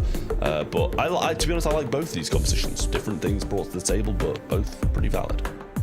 Frenzy Gaming really trying some stuff. I mean, we haven't seen Meg be relevant in a while. Hank is somebody that I think everybody assumed was just going to be awful after all the nerfs that he received. But again, it's been a debate. I mean, depending on the region, depending on the team, I've heard a lot of different opinions from pros on Hank. So it seems East Asia are unafraid of this brawler. Open zone is where we take our opening set to. Meg in the middle. And here comes Tordesu on this right-hand end, charging up, making a connection. Milcreo has to work alongside his teammate. Moya just needs a super at this point. Still trying to extend, but Mira guns him down. Extremely early use of gadget there from the Draco. Doesn't seem to be too switched on with that at all. Got a heal from Milcreo and he was still in the gadget form. So nice swing there from Mira, getting things cleaned up with the hypercharge. Definitely extends that a little bit. Tensai should be able to pick up Mira here and possibly Danshari around the back lines if he carried on. But might pivot his focus to Doradesu, who gets his teammate. And honestly, Frenzy Gaming in a wonderful position at the moment. A lot of warfare happening in this mid right now. Chester honestly holding his own. I think into these three brawlers, you don't necessarily need all the range in the world. It's Stu, Draco, and Poco, no long range. Finally, Mira brought down. Just going to be a lonely pea shooter with that pistol. And Tordesu has the shield ready, a hypercharge to push them away. And now covering up that hot zone. It's a mini Lucifer for the time being. Hank with a great assist from Mira. They're holding on for dear life here. Moya with a little bit of a gadget. Not long enough, though. Not going to be able to extend Crazy Raccoon here. So it's going to be a small lead for Frenzy Gaming. Tensai just unable to get either of them down there. Both of them one shot to him. Danshari comes back up, but very low pretty much instantly. Meg back into that mecha. And now a good hypercharge from Milcreo will allow the team to push forwards. Moya going on cleanup duty. Gets two of them down. But Mira still stands in the back portion of this map. Crazy Raccoon aren't going to be too sad about this positioning on the zone and 85% in climbing. That's a great instance of how big of a difference a purple button can make. Tordesu trying to make one of his own, but you see that nerf kind of come through there. Tensai gets a pickup, a trade onto Chester. Mira trying to work up, but Moya and Milcreo survive. That's a great comeback there from Crazy Raccoon. Things were looking bad for him for a moment there. Frenzy Gaming certainly in this one, but a good pull away there from Crazy Raccoon. Yeah, much better in the end from Crazy Raccoon. Seemed a little bit sketchy off the start, to be honest with you. But in the end, Crazy Raccoon came back. I'm not sure about this playing position from Moya, by the way. I think I'd be wildly uncomfortable doing that. But, you know, if it's working for him, and it clearly is, you do you. Whatever's comfy for him. I certainly would be in the normal gamer lean in my chair, but I can't imagine being on the ground playing like that and playing that well. So even more of a testament to him. Moya Goku getting a super here early. Tordesu responds, and Moya guns him down. Just a little bit of a flamethrower up in the faces. And now Danshari, Mira going to be forced away. All the CR brawlers still standing. Yeah, worse start this time for the side of Frenzy Gaming than in the previous game, but Torreso almost clips them both with that bubble air, but Moya still up and fighting, gets hit hard, and Milcreo can't quite heal him up too well. Gadget being used, but not too successfully. Might have wanted to hold that for the next time. Big swipe comes in, Milcreo goes down thanks to Mira's hypercharge, and Tensai can't quite get him out of mech, which puts him in a great position going forwards, Frenzy. This is where I get a little bit nervous for Crazy Raccoon. They need a comeback mechanic. They have Poco who can just kind of march up alongside a Moya Gadget. Some supers coming out to give him some extra HP. It's working out pretty well. Frenzy with a narrow lead, but Crazy Raccoon getting the kills necessary. Danshari has to go to this left-hand side, just hiding the shrubbery and doing exactly what Moya Goku is doing. Now he is positioning himself on this top right-hand side, has the flamethrower ready to go, and the Dragon's Breath doing good work. Yeah, good little swing from there from Mira, and now Moya coming forwards. Great heals from Milcreo as well. Gadget being used, I feel like a little bit early again. Did catch him on 1 HP eventually, but feel like he could have popped it and got a bit more aggressive earlier. Getting healed up again now, has the super back in hand, so can get some heals off that as well if Milcreo can't provide them. 87%, almost at 90 now. Moya back into that dragon form once more. Tensai cleans up the right-hand side, and this is surely going to be the set to Crazy Raccoon, solidified by Milcreo's heal, and that is a quick but not so convincing set. Frenzy honestly had a big say in that. Frenzy's draft was interesting. They kind of take some more unorthodox picks, or at least some with more question marks. And on the other end, I feel like Crazy Raccoon got exactly what they wanted. They got Poco, which is a very dependable brawler on this map. They got their tank of choice in Draco, which is very common despite how open this map is. I just think between the Poco heals, the indestructible gadget, there's a lot going for Draco there. And then Stu's just a good brawler overall. I'm impressed with Crazy Raccoon. Solid draft, which is something that was a little bit of a question mark. I think they fumbled the bag on that against Zeta Division last month. So that's a great adjustment, seeing them improve month to month. I really feel like what Shade is to Zeta Division is Draco to Crazy Raccoon. They pop off on this brawler time and time again, and as you mentioned, Kenny, they really got the comp that they wanted, it seems, and they did so well with it. But Frenzy Gaming did have a say in that. As you said, Trev, in the first round, going 1 minute into the game, it was 63 to 63%. It was so close, yet still, it's another 2-0. It just seems to be that the teams, just like Niwa, Frenzy Gaming never made it out of the quarterfinals. Those teams just come close, but they still can't win. Yeah, I mean, I think it's just the experience that, you know, the teams like Crazy Raccoon and Zeta Division bring to the table at closing out these games, finding a way to do it, even though they are in a bit of a tough position, that makes them who they are. And Frenzy Gaming definitely put up a huge fight. As you said, so close at certain points of that game, but in the end, just couldn't quite get it done. And a lot of really solid heals from Milkro in there as well. Good move from Ted's side, well played by Moya. All three of them just did exactly what they were there to do. I think well executed from Crazy Raccoon. I will say Meg played a pretty good set. Obviously, showed in the stats, but I felt like she had time of possession there for quite a bit. Was a big factor for the health points, the second life, kind of preserving herself and keeping them up and afloat and getting it close to the beginning of games. So it just felt like as time went on, Crazy Raccoon were able to extend positioning. They sent Stu out, who had the least amount of hot zone percentage on their team, and that's because he's dashing in, he's dashing out. He's kind of there to be a flanker, whereas Poco, Draco are there to hold down the fort. It really looked like Crazy Raccoon found their stride within this set, looking a bit wobbly still coming into this. Just still waking up, you know, it's quite early after all, at least where I live. But yeah, coming in a bit wobbly, getting out of it quite strong though. Let's see if they can take this momentum and make it even better here in Super Beach. Now for Crazy Raccoon, Draco could be another choice here on this map in particular. I do feel like B is going to be the biggest counter to it, so I kind of expect it to be banned out here. Let's see if I will be right here, Trev. Yeah, I mean, it's a good shout. The B, very good brawler through the mid, is dangerous stuff. I've been seeing a lot of throwers down the lanes on this map. Not sure if it's something that the East Asia region really do too much. They're not the biggest kind of thrower region. I think that the EU really champions those a lot more. We see a lot more aggression coming out of this region. But I love a thrower down one of the sides. We've seen some Larry and Laurie, Juju if it's available, Barley even being played, which is something that I just really love to see on the Super Beach map. Lumi and Ollie are the first two brawlers that come to mind for me here. Obviously, we don't need to touch too much on Lumi, but I do think Ollie is in ban contention for me here as well. Just such a hard brawler to deal with. You can only ban so many tank counters, but Ollie is just not a tank that's countered very easily. I think there's very few in the game that hard counter him, so I think having that asset on your side, it's also a great goal scoring opportunity with the hypnosis. Lots to love about both those brawlers. And Ollie is banned out, so Kenny is right. B is banned out as well. I'm right. Now let's see if also a few throwers are going to be picked up, so Trav is happy as well. At least Barley is banned out, so I guess you're right as well here. What we all kind of did expect, but we didn't have on the radar, is Hank coming in once again. Of course, he's a pretty good counter to those throwers. He can shoot through the walls almost on the side lanes here, and those two L's that protect the throwers. But yeah, still didn't really have it on my radar. What about you, Trev? Yeah, I mean, it's a weird one. I don't mind the Hank. Like, it was played pretty successfully in that first set by Frenzy Gaming, and it's definitely something this region seems to like. Lou, also a very good pick through the mid, especially when B's out the way. We're going to see Ash coming in as well to be able to tank some of the shots from the Hank and still be able to move forwards. So, Frenzy Gaming, another couple of very decent picks here in my opinion. Ash is a common tank that's going to show up on this map, and then we grab our tank counter of choice, especially with B out of the way. No Ollie, no Frank, so I'm curious to see if they try and open the map or if they lean thrower themselves. Ash is an aggressive brawler, but into Lou, having a thrower not the worst thing in the world, I don't think. I think especially something like a Juju could be interesting here, so curious how Crazy Raccoon respond. I don't think there's necessarily one way to deal with this. I think Carl's probably in the equation as well. There's that Charlie. I'm telling you, this region's really enjoyed this brawler. I don't know how the rest of the world's going to handle it, but when looking at scrims, I mean, this brawler has been a surprise pick for me so many times. The play rate is honestly rather high, especially in modes like this. It's interesting to kind of see. I think it does particularly well into Lou. I've seen her mashed up into Lou particularly just because of the spiderlings dealing so well with these, you know, low damage projectiles that Lou has. The snow cone's not doing well, and obviously Cocoon speaks for itself into somebody like a tank like Ash.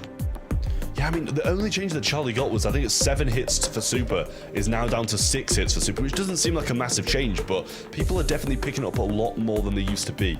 Berry is going to come in, though, as Frenzy Gaming's last pick. Really nice stuff. Got the healer to go along with the tank now, and also the Lou as well, so should be a pretty well-versed comp from Frenzy Gaming. Very versatile, got a bit of everything, but I also like Crazy Raccoons. If the Hank does do well, then Crazy Raccoon are going to be flying here. Barry's definitely flown more under the radar since our opening month where he was one of the go-to brawlers. I think now he's in a good place. I don't think he's overpowered, but I think in the right hands and the right composition could certainly shine. Crazy Raccoon here with a 1-0 lead as we extend into Brawl Ball. Stay prawn ready, folks. Moya Goku on this left-hand side, a wall break on the right. Tensai already with a takedown. Danshari forced to fall back using the heals, goes down again. Milkreo just encroaching on this other end, and they chisel away at this map and find the open net. Beautifully played from Crazy Raccoon. I mean, really nice stuff, and an early wall break is there as well on that on the wall on the right hand side, which makes it hard for the Ash and also the Berry. The heal comes through, just about cocooned in time, but should still be able to grab the ball. Tentai goes in for it and gives him it straight away, but the shot isn't off. Unfortunately there, I feel like it was definitely a chance to score after a big blunder from Tensai. Close call, and now positioning back in CR's hands. Danshari forced away. They need Ash and Lu to pop off, otherwise there's nowhere for them to walk. Mira just slowly walking up to this ball. Has a super available and needs to form an ice rink on this map now. Super going down for Ash. Moya low HP, but does have a super hypercharge combination, so he can heal up at a moment's notice. Well, Moya goes way too aggressive and gets punished there. Milkreo is so close to being frozen up here. Toradesu moved forward quite heavily, but is quite low now. Berry will heal up a little bit, but Tensai going to fly in with his hypercharge and get a lot of damage in, along with Milkreo and Moya. They managed to pick one of the kills up, but Danshari still alive in here, healing up Toradesu, and now goes forward with a super, and they're going to surely pass this off to the Ash and get the goal. Moving it forwards and still defended by CR. Really nice stuff, and Frenzy Gaming can't catch a break. I feel like there's a real opportunity for them. Hypercharge goes down from Mira, more at a desperation in defense. You would have loved to see that be on the offensive side. Heals being dispersed from Danshari, and Moya still hovering on this left-hand end toward Desu moving forward. There's the ice, there's the freeze, and there's the takedown. Tensai, Milkreo left all alone. They definitely have defensive measures with that Charlie super, but they need to make it count. Yeah, Tensai went in to grab the ball there as well. Didn't manage to get it and move it into a more safe place. But Milkreo with the hypercharge on the right-hand side. Ball gets passed up to him. Can't quite find the kill in time to get it done, though. We do see Moya in this position. Might be able to get the shot just saved off the line by Mira. But still time for a Frenzy Gaming comeback if they get this ball up. Pixel perfect defense from Frenzy Gaming. They barely hold on, but they've only got 15 seconds to act. It's a 1-0 lead for CR. All they have to do is battle the clock. Toradesu, left-hand side. Hypercharge goes down for Danshari. Now a strike. That's a takedown. 3v2 situation. The red roster marching forward and the momentum swinging. 3 seconds to go, and they'll punch their shot in the net. Tie ball game as we go into overtime. Just about getting in with 1 second left. Hypercharge is ready to go for Moya, but obviously not as effective as it used to be. This would have been game over just a few weeks ago, but times have changed, and a super comes down from Mira, not able to stun out Moya just yet, who's awaiting this kind of freezing part of the Lu kit to be gone, but Mira just about grabs the ball. Toradesu might be able to clear these lines here, but not able to do it, and CR, regardless of conceding in the late seconds of regulation, managed to get it done in overtime. I was curious how overtime was going to treat them because it's a really interesting comp. Obviously, Charlie has some range, but by no means is a long-range brawler. Stu relies on that super to kind of move forward, and Hank's just kind of there, you know? He's kind of just charging at the shot, hoping to get close enough to strike, but certainly vulnerable in those overtime situations. But on the other end, not a lot to work with either. I mean, they have Lu, who's medium range, but other than that, not much. Yeah, I mean, it seems like Crazy Raccoon wants to go for a pretty early goal again, but Moya taking a lot more damage this time than in the previous. Ball gets passed all the way up. Toradesu evades that nicely and does stay alive. Gets the kill on Moya and kind of makes it a 3v2 in this defensive position, so should be able to push out when Milkreo pops a gadget and stops Mira short. Danshari already with a hypercharge ready to go. Working alongside his tank. It's going to be Ash on this left-hand end. An ice rink goes down. Moya forced away. Milkreo needs to land some more cocoons. It's a big factor for them and a huge part of their defense. And they hold on for now. 3v2 situation as Toradesu just juggles these heals, juggles the multiple brawlers on the other end. Tensai with a little dash forward will back him away, especially with the wall break. Yeah, really good wall breaks coming in from this breakthrough. Milkreo going to miss the super, though. Will spawn in some pets, and Danshari is slowed down by Moya's hit there, I believe. Some good heals coming in from Danshari now as well, but Toradesu is going to be back and pushing them out once more. Now, hypercharge from Tensai starting to move forwards. Danshari goes for a super, doesn't get any damage onto him, and he might be going down here as well. Good cleanup from CR all the way through. They're going to get all 3 members down and slot the ball straight in the goal. Team wipes all it takes. Nicely played by the blue side, and reset here with a little over a minute on the clock. Hypercharge ready to go for Moya. They're going to be working that ball on the left-hand side. In and out, Tensai. perfect precision on those shots, just to frustrate the enemy, to keep them low, to keep control of this map. And all Frenzy Gaming can do is lob that ball forward and just hope to find a frag.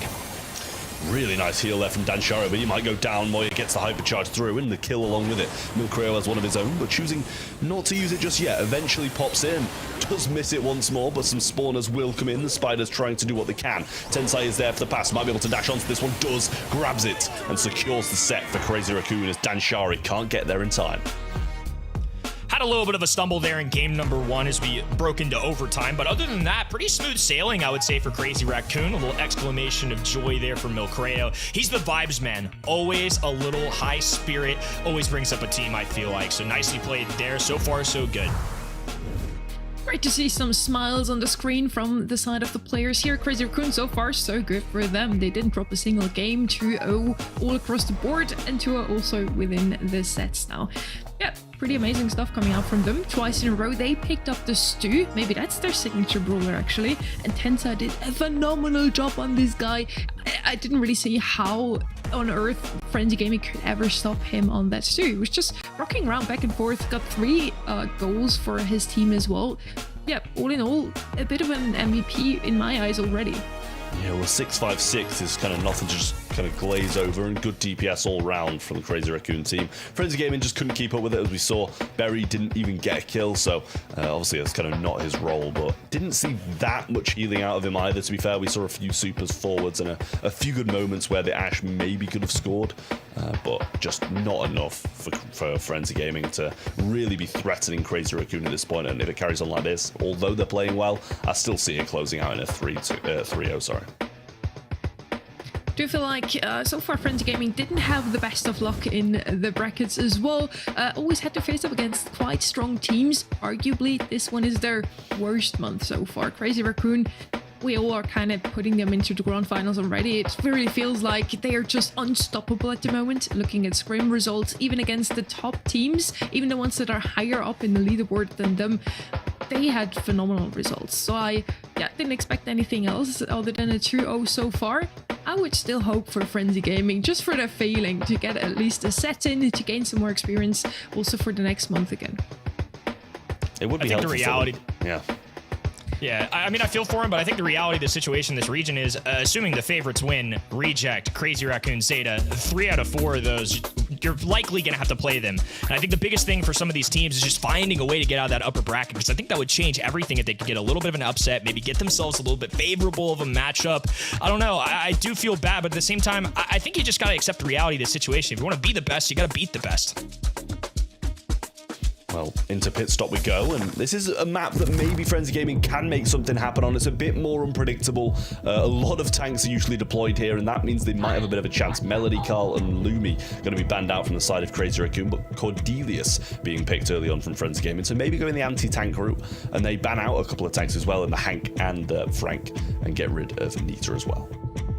Cordelius first pick targeted towards any tank that Crazy Raccoon could still pick up here, as you mentioned, Trev. Usually a map where we see a lot of those HP heavy brawlers on. Shade comes to mind here immediately. I feel like Shade, his best map is probably pit stop, so I wouldn't be too surprised to see him here. What we've seen recently quite often as well is Lily, which I also feel like could have a little entrance here into this comp. Draco coming out of Crazy Raccoon again. As mentioned before, Kenny, I do feel like it's kind of the signature brawler, maybe next to Stu, of Crazy Raccoon. Definitely a solid shout on this map as well. Spike's going to be the brawler that shows up here. It's one of those damage dealers that has shown up quite a bit. And oh, the Miko kick combo. That is a frustrating one to deal with. You got to make it count. I mean, it can certainly fumble, but I feel like at a professional level, these guys know what they're doing. Into the spike specifically, I think that's totally fine. Draco has so many health points that I don't know if it's necessarily effective in him, but honestly, more than anything, I think they're just trying to play the cheeky strategy game mode and go for high safe damage. I don't think they're too worried about frags with this combo. Yeah, it's sad to say that Sam really didn't get much time in the limelight, to be honest, because, you know, as soon as his hypercharge came out, it was nerfed pretty much into the ground. He had, you know, maybe a few days where he was kind of tearing it up in ranked, but yeah, we didn't get to see it in the monthly finals, sadly. So he does have a hypercharge, nowhere near as good as it was upon release. But yeah, this Frenzy Gaming team is either going to completely crumble here or do so well with this composition. Really interesting for sure. I feel like this is one of those where you're just trying to throw something at the wall and see if it sticks. Frenzy Gaming certainly coming up with unique strategy. Not too often you see Miko here, so if you're a fan, lock in and hope for the best here for Frenzy Gaming. Mira low HP diving into Moya. Tensai on a breakaway down the left-hand side will get a chunk of damage and now paves the way for Mocreo to get a few extra chip shots in there. It's pretty even though. It's just Miko on this bottom side uncontested. Yeah, Miko should be going down now, and he does just about. 7% is all that breaks, well, separates them, I should say. Should see Milcreo going down here, but actually gets the popping pin cushion off. Tensai going to come in. Draco might be able to mark up this safe here. Chooses not to at the moment. Gadget not being used and gets some good damage anyway, down to 42%. And now eventually Miko gets back on that bottom one and adds some more to the Crazy Raccoon side. I think it's going to come down to if the defense from Frenzy Gaming can hold, because Miko alone is not going to be able to win this fight. If there's 2 to 3 Crazy Raccoon brawlers there, it's going to have to be a huge stop. This is where they can explode with offense, though. One brawler goes down, Mira left all alone. Kit's not necessarily somebody I'm worried about for high safe damage, so Mocreo, Moya know the numbers, and they take it to the other side, now dipping to 25%. Tensai looking to clean things up alongside Moya. A pinch from both sides, and Cordelius can only handle one at a time. Tensai gets a kill. They will get a Kit stun. They're going to have to buy time here, and Miko's gonna have to play this pretty darn perfectly if they want to win. Yeah, well, Milcreo can kind of just go up here with his hypercharged super and try to throw it on safe, but it's not done yet. Jumps come through and the damage is there for Frenzy Gaming. Get a game on the board finally and some really nice stuff. Feel like maybe Crazy Raccoon should have closed that one out, but in the end, it was really nice there from Frenzy Gaming, and also we still see Milcreo looking as happy as ever even after a loss.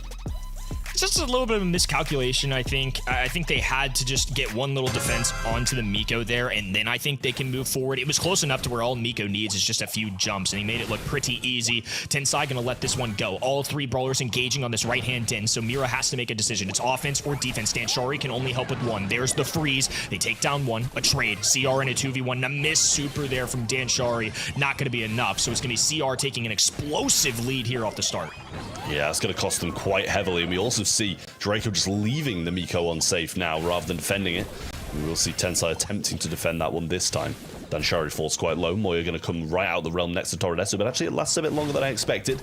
And now 3 members of CR back on the offense. Mira going to go for the stun, but leaves the right-hand side completely unattended. And surely it's going to be a gadget mark. It is. Milcreo gets the damage in, but not finishing off just yet. 27% down below. Moya might be able to get this done. Super in hand, but can't quite. Gets the gadget off and just about pierces through Mira to get the finishing 2 blows. Match point for Crazy Raccoon. Honestly, really disciplined to not pop that super, I think, if you're Draco, because if he does, by the time you've healed up or even gained a little bit of extra, they're just going to take you down. There's 2 brawlers staring you down, so the 2,000 somewhat health points you would have gained, I don't think make a difference. Really good gadget pop, good discipline to just lock into that Heist safe, and such important decisions going down there. Heist is just a bunch of mini math decisions. Do you engage? Do you play defense? And right now, Crazy Raccoon know the numbers. They're going to send all 3 members to this top right-hand side. Yeah, jump comes in, and they aren't able to get the mark off again. Milcreo going forwards towards the safe, but was cut short, and Miko has developed quite the lead now for Frenzy Gaming. Tensai on the safe, just throwing out this knuckle dust. So he might actually win this matchup against Mira here. Doesn't get the heal in time, and Moya forced to defend Toradesu. Will get him down. Not the biggest difference, only 12%, but Frenzy Gaming with some good control. The control is important too, because now Moya's in a 1v1 with Danshari. Does end up winning it. I think that's a huge loss there, because instead of Miko going on the offensive, he now has to play defense, and they get double kills on this left-hand side. The Dragon's Breath on the right, raining down on this Heist safe. A gadget from Spike. Tensai lurking, barely holding on, and 276 will finally bring him down. Miko just trying to get to the other end with an indestructible super. Will drop down right in the face of Tensai. Yeah, Tensai misses that gadget there as well, but choosing to just go upwards, hoping that Moya can defend this one out. Danshari goes forward, actually gets traded out whilst using Hypercharge. Not the best for him, and only 15% left up top. Mira just going aggressive, trying to finish this off before the boys on CR can get the damage done. It's so close, but a good defense from Tensai comes in, just get it done. And that's going to be the match. Series to CR, and they move to the semis to face off against Zeta. Got some main character energy coming on Mocreo like there. I like that. Pumped up for the 3-0 victory, taking care of business, and now an opportunity at revenge. Zeta Division versus CR. This is the matchup the folks at home have been anticipating, waiting for, and I cannot wait to see it. again, it could be a grand final match, couldn't it? Really a match I'm looking forward to. It's semi-final number 2. First up, we have Reject versus Navi, though. And yeah, as you mentioned, pit stop, it's all about decision making here, really. I really feel like Crazy Raccoon just had it down. They knew exactly when to push up, when to defend. They just knew what they were doing, yet still it was kind of close. We did go all the way to the very last game here in this set. Once again, Frenzy Gaming coming out on a 3-0 loss, but it still was a close one. Again, I feel like this result doesn't really reflect how close it really was, Trev. Yeah, it's another one of those, it really is. And you got to feel bad for Dan Shara here, forced on defense for the entirety. Got 8 kills, got 606 DPS, which is huge. 0 damage to save, so you can see what his kind of role was in that. But overall, so close. There was 3 games that Frenzy Gaming could have won there in that heist. They won one of them and lost 2. All 3 of them so close. So a little bit unfortunate that we didn't see it go further. But Crazy Raccoon, I think, here with a deserved win. And even if Frenzy Gaming had won this set, it was going to go CR towards the end anyway. Now again, as mentioned, our first semi-final that is on the way already is going to be a Reject versus Navi. For Navi, a dream got shattered just now because this match didn't only mean everything to Crazy Raccoon, but also to them. Their checklist includes that Crazy Raccoon drops out of the quarterfinals and Zeta division as well. Neither of them dropped out of the quarterfinals, both made it to the semis, so that's already goodbye for Navi. Goodbye Brawl Cup hope. Hate it for him, honestly. Yeah. It's just tough. I mean, they won. They did everything in their power. It's just past months kind of catch up to them here, right? Reject, Zeta, Crazy Raccoon have all made grand finals. 2 of them have even won one. I want to see how they respond here, because now they're going into a match where they're playing Reject, who's the #1 seed from this region, have the most points, and are locked and loaded, insane semifinals here. Do they have the motivation to push through? Can they keep their eye on the prize and think about these LCQ, these world final spots? Because not only can they lock those in later, they could be real dream crushers. They could take down Reject and really shake things up in this region. I mean, it's a really tough place for Navi to be in now, because they're just fighting for points overall, rather than just trying to get towards the Brawl Cup now. You know, their dream is over for that, but their postseason dreams are still very much on. If they get forward to the finals, even if they win it, they put themselves in a great position heading on to the second half of the year, and obviously we have double points as well, so puts them in a great position, and they're not going to fall even further behind. They need to keep on getting points on the board regardless of the mid-season dreams being over. They've got to look into the bigger picture. Exactly. The bigger picture is what counts. They don't make it to Brawl Cup, but there's still a lot for them on the line here, going to LCQ and World Finals later in the year. Now, we talked a lot about Stu, at least I did, for Crazy Raccoon, and the man who was playing it was Tensai. He was voted by people at home to MVP. You can vote over at event.brawlstars.com to get some pro rank XP in and a pin at the end of the reward track as well, so make sure to do that. Tensai as the MVP is something we've seen so often already, Kenny. He's so good. I mean, anytime you watch this guy play, it's going to be hard not to vote for him for MVP. I feel like he handles these brawlers that require so much mechanical skill so well. Regarded as one of the best players to ever do it, so it doesn't surprise me here that the people at home crown him their MVP. I mean, it's a really great gameplay from Tensai, I will say. Like, overall, every single player on Crazy Raccoon did their part, but I think Tensai probably going to win MVP most of the time. He is the most popular player on this roster, I feel, and also he did play incredibly well regardless. Now, Kenny, please give me the best teaser you can possibly utter for the next semi-final, Reject versus Navi. Reject got to right the ship. I mean, this is an opportunity to go to a 3rd grand finals in a row. They've only won 1 game in the 2 grand finals they previously made, and the #4 seed, somebody who's going to try and cause an upset, try and escalate themselves up the leaderboard and end any hopes at a Brawl Cup. I mean, it's shaping up to be a great match. 2 really good teams. Very excited for these semifinals. That sounds like a match I want to watch, Kenny. Thank you for that teaser. I would tune in again after a quick break.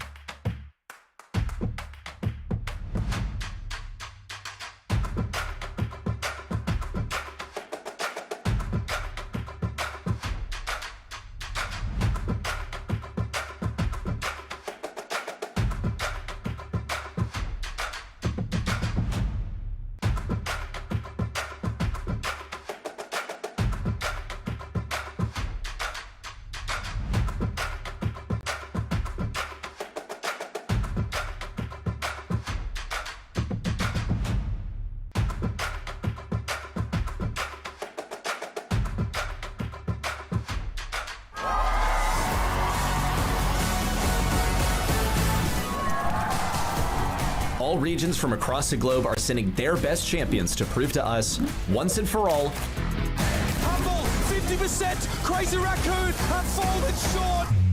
which region is the best in the world right now. They'll compete for LCQ and World Final slots for their home region, altering the competitive landscape for the rest of this year. So prepare your flags, your patriotism, and cheer on your home region champions. 23rd to 25th of May, live from DreamHack Dallas. Get your tickets now and join the fun in person. Or watch online at event.brawlstars.com for amazing Pro Pass rewards.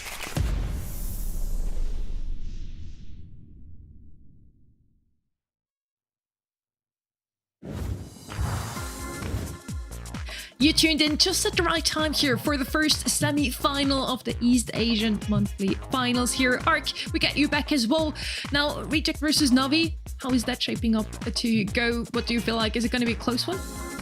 It's going to be an exciting one regardless. I know that for sure. I think that Navi have been making some moves, but I think for CR, I'm biased. You know, I kind of have to be a little bit. I feel like they are a team that when it comes down to getting the objective done and just locking themselves in for Brawl Cup, they're the more likely candidate. And obviously we know that Navi can't do so now. But for me, you know, Reject are that squad that's as the #1 seed.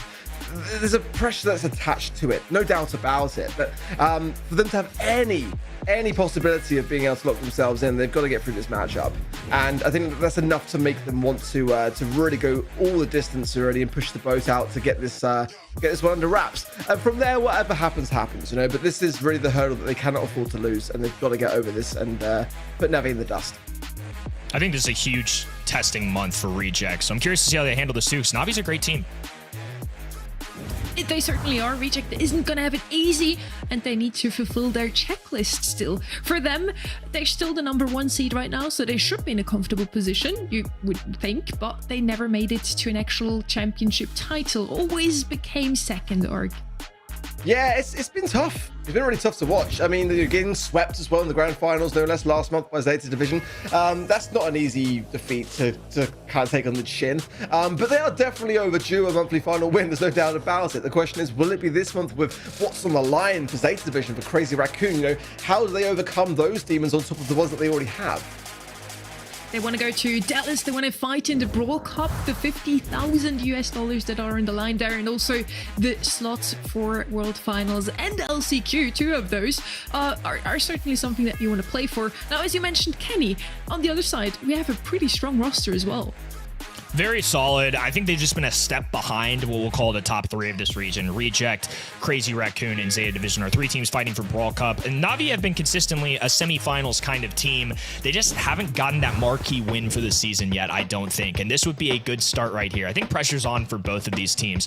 Navi are slowly falling away on the leaderboard, especially if they lose the semifinals here. That would be 3 straight grand finals appearances for Reject, so points over for them. Even if Reject didn't win the grand finals, we still have a decent gap, and neither Crazy Raccoon or Zeta Division have to win this next one. So Navi have to start climbing back somehow, and I think it starts right here. Yes, Ark. So we basically planned out already how that should go here. If Reject wins, they make it into the grand finals, and they're on their way to the Brawl Cup here. If Navi wins, sadly, Brawl Cup is not on the line for them anymore, but they can still collect some points for LCQ and World. So for both teams, there's a lot up for grabs still. Yeah, absolutely so. And, you know, these are the squads that, for me, you know, the Rejects, the Crazy Raccoons, the Zeta Divisions of this region that are the most experienced, the best at keeping their nerves calm. You know, the Navi squad have had definitely some great success over the years, but, you know, especially for players like, you know, Chappie, they've not really been able to, for Kuri, they've not really been able to find their footing for a while now. So I kind of really want to see, you know, that prevail somewhat for Navi and to sort of fight back. But I feel like for what's at stake for Reject, they're going to be, you know, much fiercer than they would otherwise normally be. They're taking no chances here today. They can't afford to, and they've got so much to be able to prove now. Heading into draft #1 in our semi-final #1. Here, Ben's already in. Here, Lou, Chester, Stu for the side of Reject. We have Grey, Lumi, and Poker on the side of Navi. I did not expect to see Poco come out here. It is quite an open map after all, but Poco just still so strong thanks to his hypercharge, thanks to the timer on his gadgets now. He's been looking a bit stronger in the current meta than in the previous one. Now, a brawler that we've mentioned often today, Kenny, is B. She's just so good in those open maps because of her DPS, because of the gadget, and also she has received a hypercharge quite recently. In terms of building a composition, I think B is a great start here. Range, good into tanks, a very solid brawler right now. I think in terms of consistency, going to be one of those brawlers that I'm kind of anticipating being a top 10 played this month. I don't think it started out that way, but in terms of the amount of times her name's called, wouldn't surprise me. And when I saw B, honestly, Charlie came up in my mind. They go Hank and Charlie, they pair these together. Again, I know this is going to shock a lot of people, but it's a brawler that's been practiced a ton in this region and on this map in particular. Some matchups that go really well, some common brawlers you're going to see on open zone are these tanks like Hank. Charlie does well into that. Bell, single shot brawler, played all the time into this because of these long range sharpshooters who are single shot brawlers. You get these spiderlings, it counters them really well. And you see a lot of Poco combos in this map. Obviously that's a ban right now, but normally you're gonna see Poco plus tank. Charlie deals excellently with that. I just feel like Charlie has a spot in this meta, and even though I don't necessarily believe the brawler itself super OP busted, I do think that balance change made just enough of a difference to get her super better. Makes a lot of sense. You know, obviously Hank as well, despite that little nerf to his hypercharge. I mean, 50% less homing on those missiles. Definitely did see a drop off, certainly so far in this region. Still every reason to try and pick it up. Certainly, I mean, for a really open map though, I just kind of expected to see some of the brawlers that are banned not banned, actually. Like brawlers like Stu and Poco, I kind of expected that they might have escaped through. But no, not to be the case. Carl going to come in, and that's the brawler that I've been going on about all day long, really, is that I'm really enjoying in the current meta, and that's, you know, always a great thing to see. Very aggressive by nature, and some area denial, which we never really kind of saw him have in the past, now coming forwards as well, so making him viable for maps like this Meeple. That's an interesting one. Wasn't expecting to see much of Meeple today. I mean, certainly not for this region. Last month we were saying about how Meeple was such a viable brawler. Many other regions, especially like EMEA, were just using Meeple in every given scenario, basically. It's such a versatile brawler to have. There's got some weaknesses, no doubt about it. East Asia was not a region that decided to pick it up very often, so it's actually quite refreshing to see them now bringing it in. Whether it's the map for it, I'm not too sure. That's the only reservation. There's not the greatest amount of cover to really utilize, other than the bit that's in the middle, which is not the worst of positions, let's be honest. But I mean, in terms of range, I'm just not sure what she's able to bring in that position, that's all. Already a hot start here for Navi. The choppy now going to be the tanky brawler, taking space in the mid, and honestly just being a sponge for all this damage as Kuru approaches. Melty forced away. Love the response. They see Charlie, an earlier pick, and they go Amber and Carl. I think Amber has relevance because Charlie is relevant, and I think Carl is just so good, and being able to pierce through all of the spiderlings is really valuable. Batman now dropping a hypercharge super, cleans up here, and now Reject have an opportunity to take some of this zone, at least until that cutoff point. Beautifully played by Briohi. Yeah, buying just a little bit of time themselves, but again, not too much more than that. Hank on the left hand side, not to be able to make much of a play now as Shu shuts that idea down with a huge slow. Rattled Hive as well, just to force the positioning, as Kuru's forced back on the right hand side as well. So far, Reject doing a wonderful job gaining things back under control. Good connection from a Chappie, but dwindling down now. The slow as well is really crucial. Allows Shu to get that pickup. Those spiderlings that are coming in have to be taken care of by Melty. Shu wants to retain that ability to have that amplified shot to hand. Love that they spaced the floor a little bit there. Reject sends Batman right. Melty's working that left-hand lane, and Shu is just a good instigator in this mid. The hypercharge being popped nearly grabs a Choppy, but Ryohi for now will hold his own. Another cube going down, traps Batman, but more importantly, makes him very safe inside that cube so we can gain a few extra percentage points in seconds. A Choppy getting dangerously close. The homing missiles connect. Will be a slowdown to Kuru and a Choppy, so it's a trade, but still a small lead here for Reject. This is an important battle right here. Kuru needs to find a way to win this, and it's just getting tough, especially now with the blown super. Shu's playing so well. These B slows and shots that are landing are really quite welcomed by the synergy as well between the teammates to allow others to pick up the mantle is working out well. But now one final chance to fight things back for Navi. A nice positioning there with the dice, and now it's going to force then reaches the left-hand side. Melty sticking through that bush as well, has super to hand, going in now, getting some good value onto a Chappie. And there's again that rattled hive of Shu just connecting so nicely with that right-hand side onto Kuru. Oh, Flying hook though, shut down by Navi, and now 92%, all 3 members on the zone. They stole it from the clutches of Reject, who are doing so well to maintain some form of control. That Meeple gadget is tough to deal with. It's just so interesting to me because I don't think Meeple obliterates opponents with damage, but I feel like it's somebody that I love clicking in my ranked games because you make such a direct impact on the way that map is shaped. On this map, you're definitely going to be wanting to drop the cube, and I know it's wide open, but just look at that previous one, for example. They can cut off that left-hand side, that right-hand side. They can secure some isolated lanes, give themselves some 2v1 matchups, or they could just be a nuisance. Look at this. They're going to be able to dip their pinky toes in here, and Shu is forced away. They have no way to get over these walls, so every time they grab that gadget, they buy themselves a beat, get a little extra time, and can try and grab a frag or just a little bit better positioning. Melty already shutting this left-hand side down heavily, burning some bush as well, leaving nowhere for this Hank to go. On the right-hand side now, Kuru falls very low as well. Batman will be able to pick him up so swiftly. Actually, he's a super there. Probably didn't even need to, but taking no chances is not the worst of things, considering the position that Reject are now in. Being behind for that game was not the plan. That's Dice is going to break off the bush line there as well, which will provide the crossover. Already though, that left-hand side taken care of again by Melty. It's giving a lot of space, and now Reject are tearing forward 70% now, and Navi haven't had a look in. One team wipe and Reject is punishing Navi right now. I think on this map, especially when you have no real mobility or way to get up the map quickly, there's no jump pad or anything to get you there a little bit faster, no teleport from Gray. It's just your own 2 feet, and it's an absolute steamroll coming out of Reject. Polar opposite game. Reject did not fumble this time. No, they took away the lead the entire time. Wow.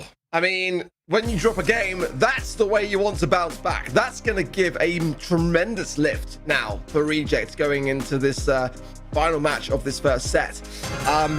Especially when you consider how close that first one really was, and just, you know, losing control in those final moments. It's got to be a thing that's going to sting on your brain going into the next matches. But very, very commendable from Reject. But can they keep it up? That's the question, because Navi have already proven that this comp is a problem child for them to have to deal with. So let's see. Good aggression from Melty, balancing his time really nicely there as well. And now Batman coming in with further aggression onto the Hank. Oh, and this is a much the same story as we saw in that last game where Reject fought back in tremendous fashion, gaining control, getting the team out and wiped down.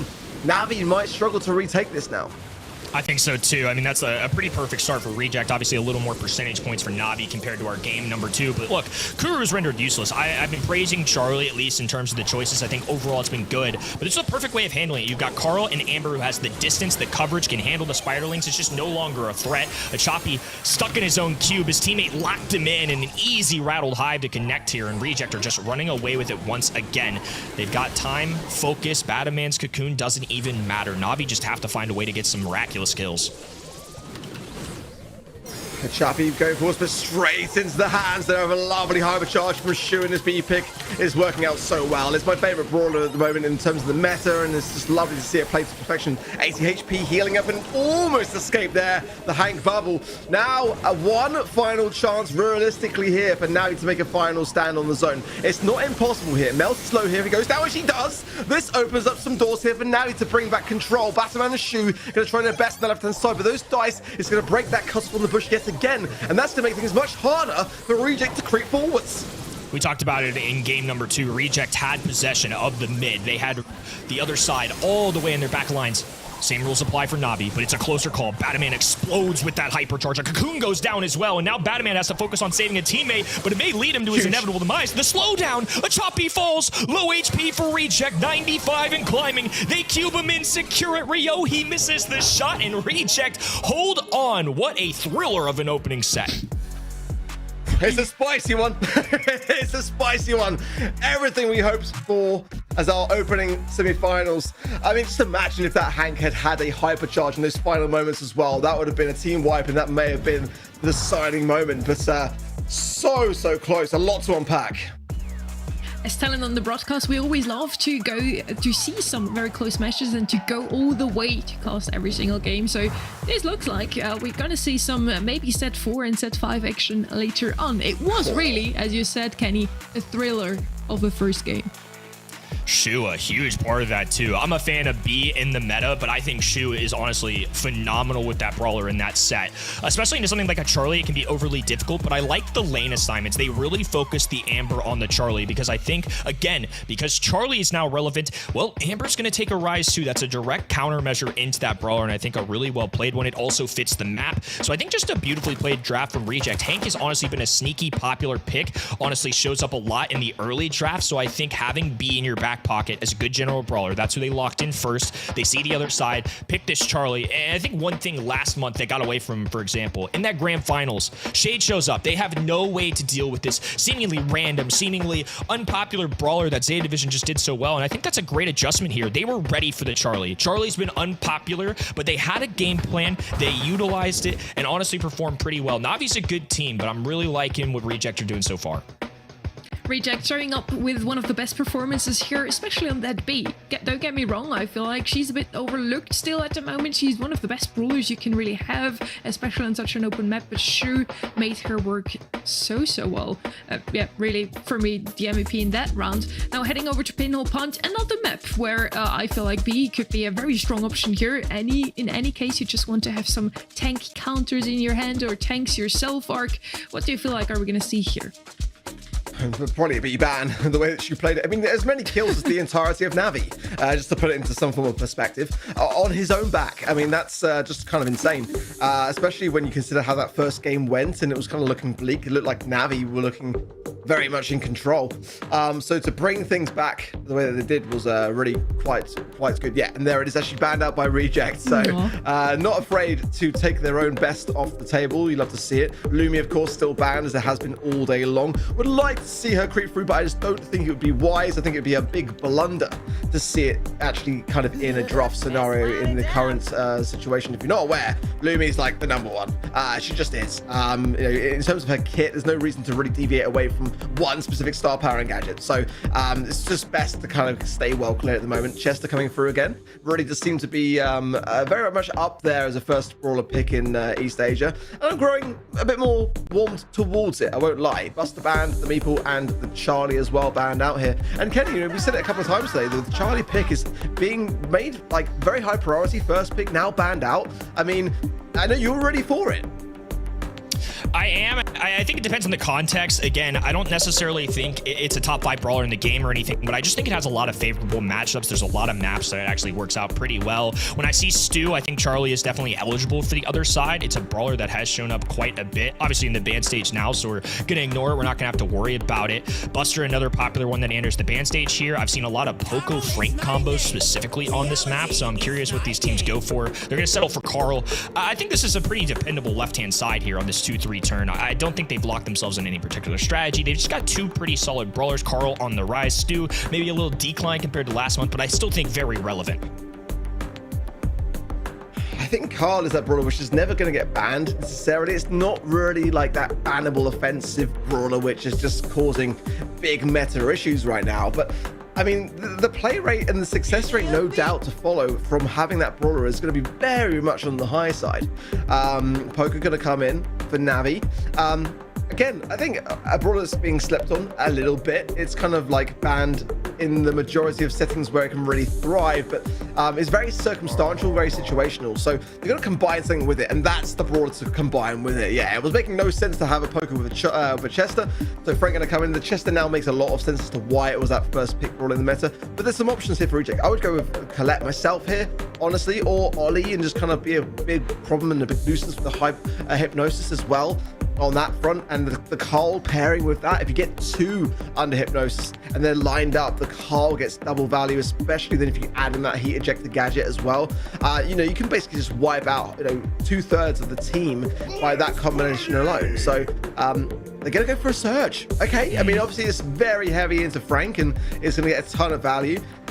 You can't really ever play a Surge into this kind of comp and not be able to get heavily and quickly off your stacks to have that additional range, have that additional movement speed, and of course, some goal-making opportunities, being able to, hop in at the last second moment, just have that knockback, regain the possession of the ball and sink the goal. I'm liking this from Reject. Surge is not dropped off by any means, maybe in terms of the play rates, but certainly not in terms of his ability to take control of the situation and just be a real menace. Hypercharge too, it's disgusting. Should be free supers for Melty. It's somebody that I kind of forgot about due to the play rate dropping so much. They were running out of anti-tank options, and Lu is no longer an option because of the Poco. That's why it's such a nasty combo, because Lu's freeze just rendered useless by a simple gadget from Poco. So if you see Poco, Lu is no longer in play. Pass forward to Choppy. Wide open net, and Bataman just can't slide over in time. Great footwork coming out of Navi here early. Just a little mistake there from Shu, and he was doing so well prior to that. So look at the effectiveness there of the heat ejector gadget, just forcing in a whole Navi squad back, and he's almost down there to just a glimmer of HP, 822 there above his head.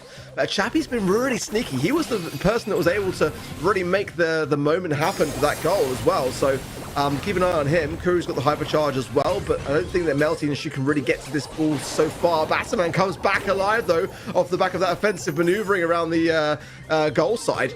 Can Reject now make something of this? That was a cheeky play out of Bataman. They popped a super from Frank. He slid to the right with the Carl super and then went right for him with that hypercharge and got a double kill out of it. Ryohi now trying to defend, but he is useless against somebody like Melty, who can jump in, has the range, especially at this tier 4. And now Shu's skating up and down the map he goes, flanking left-hand side. Ryohi trying to deal with multiple brawlers, but there's so many different angles. Bataman right, slicing through him. Shu diving in on the left-hand side. Now Melty, the ball carrier. Bataman passes it forward, slides one through. It's going to be punched away, but Melty should be able to walk this in. Oh, I think that's a mistake. Ryohi can now kick this away, buy him a little bit of time. Would have liked to see a super shot there, but now a Choppy could defend.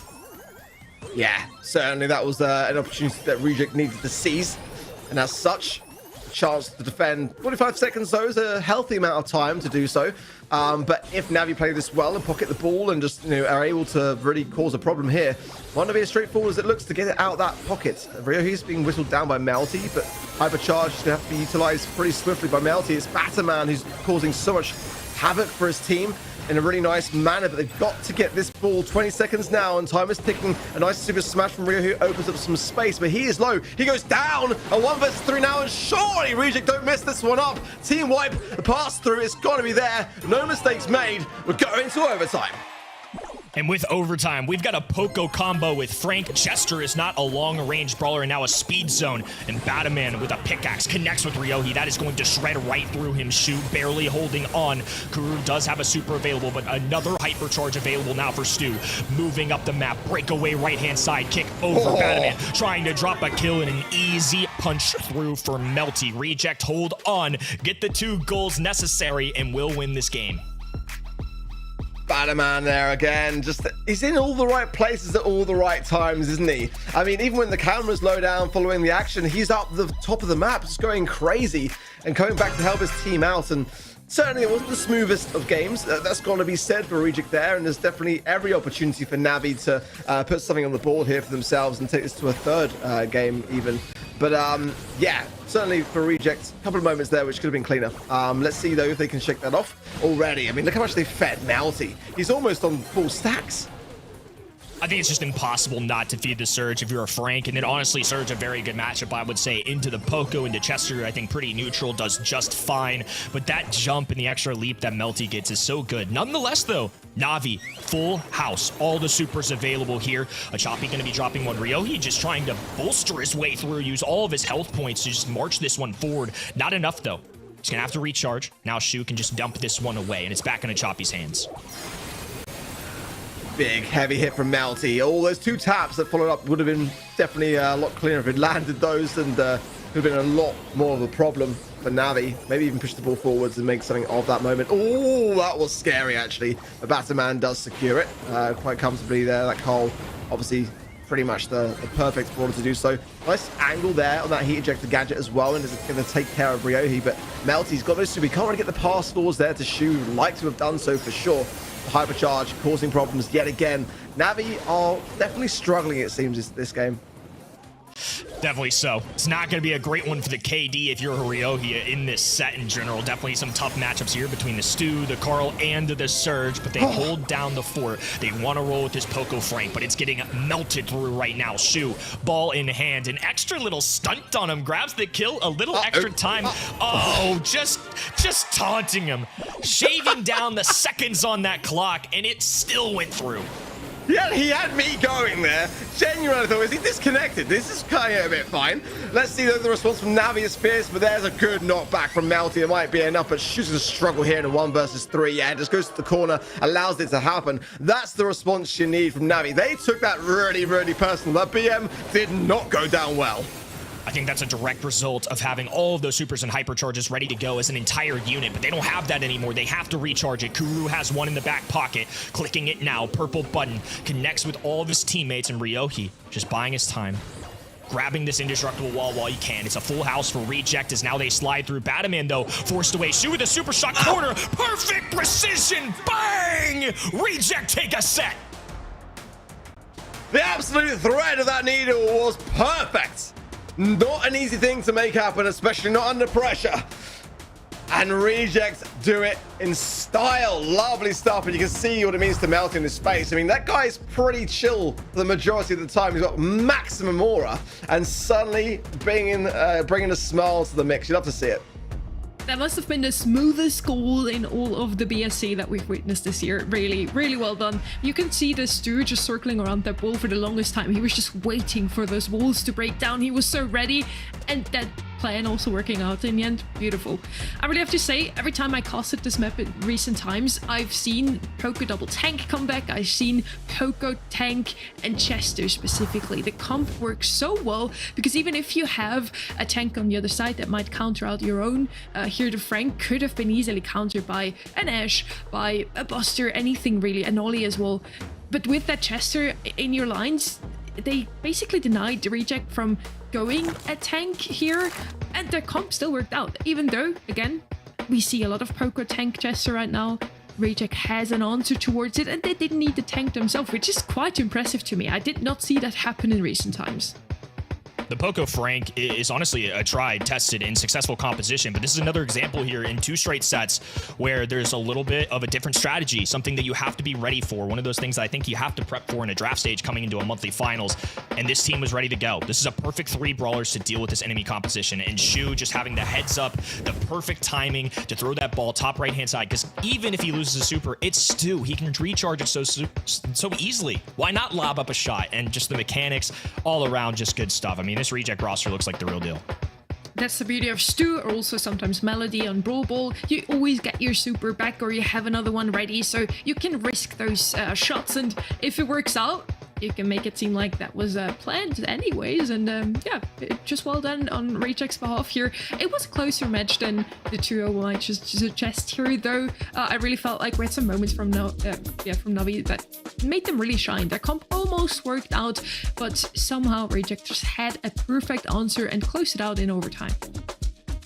Yeah, it was honestly such a joyous game to watch go down, and Reject then again making a couple of mistakes here and there, not huge ones, but things that they could have maybe capitalized better down on. But they're recovering very, very swiftly from it. It's like water's off the duck's back. You know, even that goal they kind of like started on the goal line just to kind of rub the salt into the wound, immediately went down badly, right? But then they were able to recover and score that as well. And you think, wow, okay, this is a squad that can really recover mentally, and that can't be said for, you know, even some of the best teams in the world. So you know, we can see it spiral down and even reverse sweeps off the back of moments like that. So really does feel like the stars might be aligning just a little bit for Reject. It's still early days, it's the semi-finals, but you know, as their confidence continues to grow off the back of these big heavy set wins, especially when you can see like the nature of their gameplay being as strong as it is, you know, you got to ask yourselves, like, can Reject do like the impossible? I mean, for now, Navi aren't out of the question regardless of this series. So Navi got to strike back hard, and it doesn't feel like that's kind of the way the wind might be blowing currently. But as we know, one singular draft can be all it takes to really kind of get yourself back in the game and reset yourselves. big test for Navi right now. Reject are fighting for everything. I mean, Brawl Cup on the line. They know they're gonna have to win a grand finals if they want to go. And the pressure is certainly there for them. They've handled it quite well. I've been really impressed with how they've been drafting so far. Obviously, the mechanics we know are good. But Sunny, when it comes down to this Hard Rock Mine, to Ark's point, one good draft sometimes all you need. It really is. Hard Rock Mine, it's going to be the first time we see this map today, actually. Not a single time played so far. And I'm just thinking, I'm scratching my head here, what could we have as a gem carry here? Because Ark, we talked about it so often today, how this region just tends to pick some brawlers as gem carry that we didn't really expect to see. We didn't have a Gene, for example. We didn't have any of those long-range brawlers that we are usually seeing as gem carry. Is it going to be a Carl again, for example? I hope not. I want to see Gene. I mean, that would make the most sense to me. Vision, gear it up. Yeah, let's go back to East Asia, just like traditional, you know, like straight down the line kind of stuff. But you know, Carl certainly was not the plan for Navi early today. But to be fair, to their credit, I mean, they handled it surprisingly well to come out on top and just to adapt out of the circumstances. I wouldn't mind seeing a Carl, but just hopefully not in mid.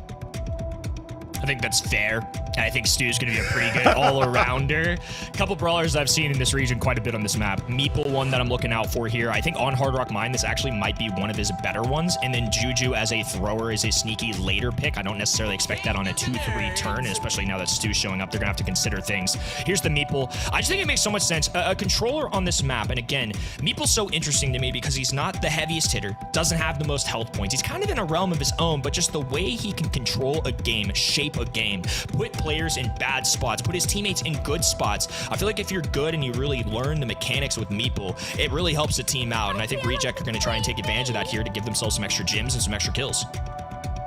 Yeah, it's the nature of the gadget as well. Those dice, when just laid on the bush, just immediately just open things up, and you just know exactly what side of the crossover your opponent is going to be, you know, waiting amongst. So it really does change the game very, very quickly. B coming in for Reject, I think it's a fantastic mid. I think it's even better in the hands of Shu. Of course, the brawlers can shift around depending upon the names that we see on the screen, but I mean, based upon how we saw him really championing that brawler in Hot Zone already today, getting as many kills just to himself as the entirety of Navi, and that was the brawler that I was waiting for as well. For me, Ollie's a great pickup here for Navi. There's still a bit of time for maybe Reject to have a counter in their minds, but Ollie can change the nature of the game, you know, and certainly with certain star powers, you know, being able to have additional movement speed and things like that on a map like this can go such a long way. Add to that some additional speed gear as well, and you've got a really aggressive in-your-face brawler that can literally hypnotize you, bring you out into the open, and have your teammates come in to help out. Stu as well, definitely going to have that speed zone to add to that equation too. So I mean, Bell mid, I was going to talk about Bell mid, but I thought maybe it'd be kind of past that kind of meta, but it seems like, yeah, it's still an option. The nest eggs, of course, can do a good job of allowing that ability to deter flanks too, so there's that to consider. I wonder if this is a buster game for the left-hand end here. I just feel like it's one of the better options to deal with Ollie. We've got some projectiles going between Bell and Stu, and they kind of need that flare of aggression. Seems like a really good spot for me here, because Ollie's one of those that doesn't have a ton of hard counters, especially tanks in the game, but two of the better ones are going to be Buster and Jackie, and I'm not expecting a Jackie here by any means, so that's where I'm going. Chester is going to be their pick. Does have that flare of aggression. I was kind of just looking for someone with maybe some more health points, Arc, to be honest with you. You do see that Bell, though. You do see the Stu on the other end. Not necessarily the easiest, but I just feel like once Buster gets going there, that might have been a good call, but I still think Chester's a good shout. No, I like the call, honestly. I wouldn't have been opposed to Buster by any means at all. Kind of curious as to who comes out on top in that interaction. It's going to be definitely a close one down to the wire, for sure. But you know, Ollie, again, still very much a danger, I would say, regardless as to whatever Rejects we're going to consider to have as a counter option for it. I wouldn't even mind something like a surge pick either, to be honest, but there's Rio creeping forwards. I don't think he's running any additional speed there, so star power wise we'll be running with Renegade then, but certainly I think that it's going to be a problem that Rejects have got to stay on top of, and already, you know, being stuck down that left hand side, causing some issues, getting a takedown as well. That's going to put pressure onto Melty and Shoot. Melty's going to have a tough time here, especially now that Ryohi is so close to him. He has a super available, and especially with a recharge gadget. That's a perfectly RNG'd super there, so Padaman's actually going to take advantage. Sometimes with the Mad Hatter, he pulls out the right trick out of the hat. That's the one that they needed. Shu on this other end, though, not going to have too much of a chance. He's actually running the other gadget, which is an interesting call. So he gets the stun, buys enough time, and does ultimately make a trade. So Melty able to extend for this fourth gem. Nice jukes there from Melty. Quick shoes to be able to dodge that mark from Kuru. Now trying to connect with the Rattle's Hive, but gets back a handful of nothing. Look at Rio on this right-hand side as well. 12,000 plus HP there with the helping hand of the shield gear as well. Batman now hypercharged, though, would like to get paid off here with maybe a double, but Kuru is very much aware to it. Nest egg popped on the left-hand side by Shu, but be cautious there as he is slowed and susceptible to damage. Now the hypercharge goes out. Huge hit there onto Kuru, and not done yet. Follows up, and I did say he was looking for a double, but I wasn't expecting it quite like that. Running away with the gems. What a play from Reject. Double super with one hypercharge and Melty with the follow-through shot. Ryohei has to be the hero. Has Hypnosis available. Needs to dive forward. That's a nice tag. A jump, but will be slowed down. Melty holds on, takes to that back left-hand side, and now Reject just one game away from another chance at a grand finals. Whew.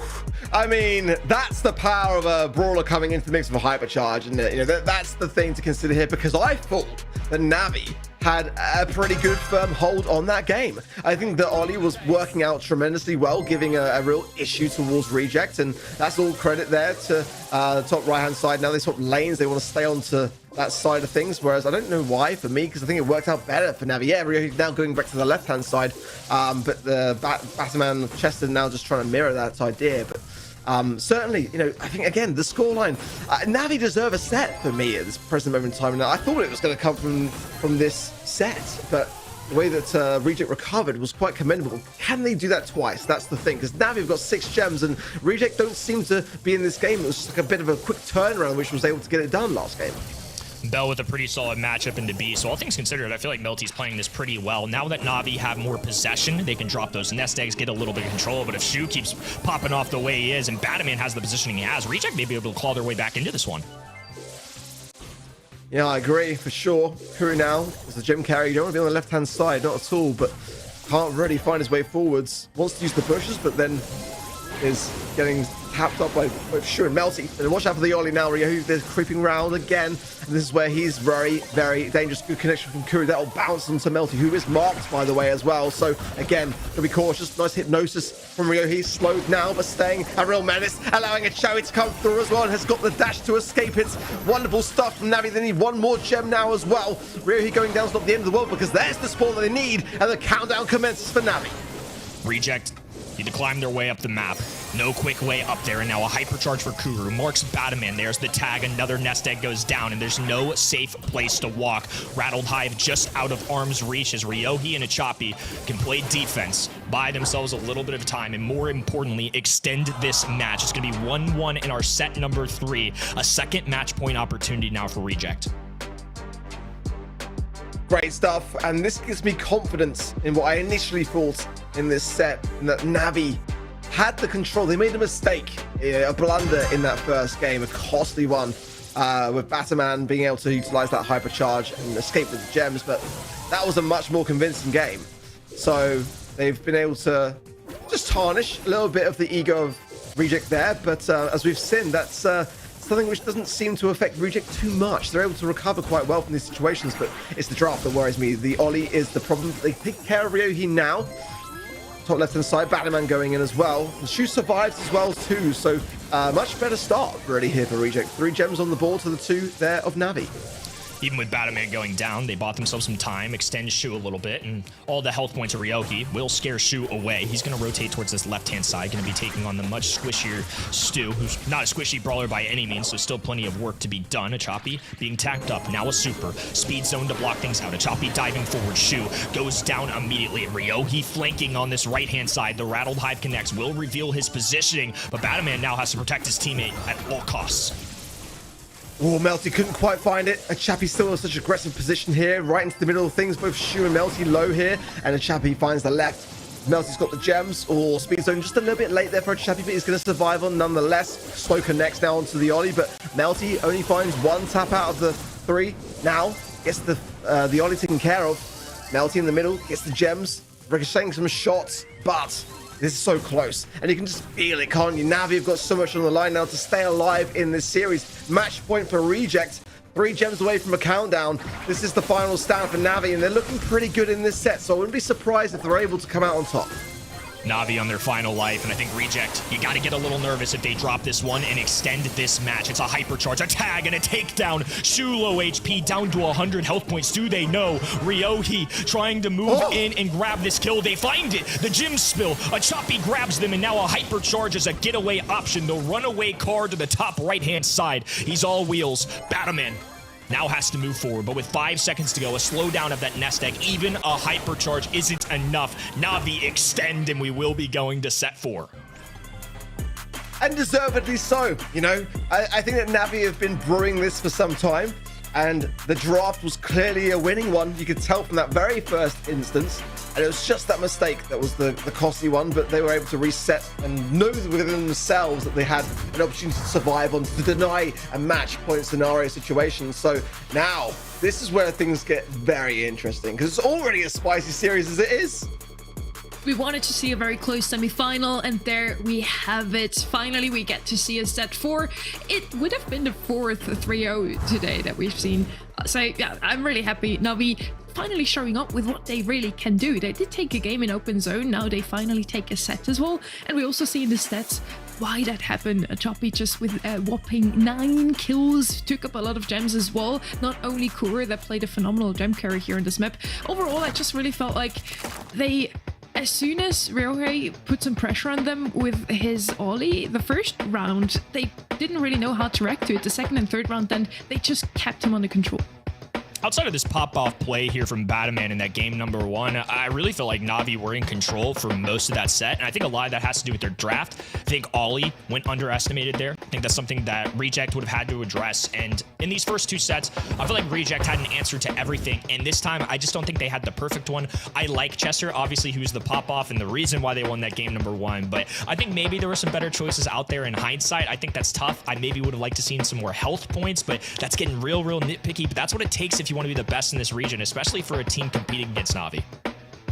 Yeah, again, Ollie putting up so much pressure, Bell standing strongly mid, picking up all those gems, and then a Choppy and a Stu just, going behind the sidelines as well, and manages to win his lane constantly, pick up a couple of kills and a couple of gems, stealing them away. Just really well executed overall from Na'Vi. Now heading into pit stop arc, my alarm bell just rings again. I just, hear Shade in my head. Let's see if he's actually going to be picked up. Well, this is the thing for me, right? I was watching from my break on the sidelines to see our matchup, and it wasn't banned or picked. It is banned now for good reason, but I couldn't believe it. I mean, obviously some of the brawls that were picked in that series caused a reason as to why it wasn't on the table, but it was a surprising thing to kind of see in a map like Pit Stop, that brawler not as heavily considered, but good to see that Rejects are a bit more savvy to it. I think there's warrant, for a lot of these bans, actually. I think the Edgar and Cordelius are really up there as well. Lumi, I mean, is going to be pretty much banned by whoever doesn't have the coin toss here today.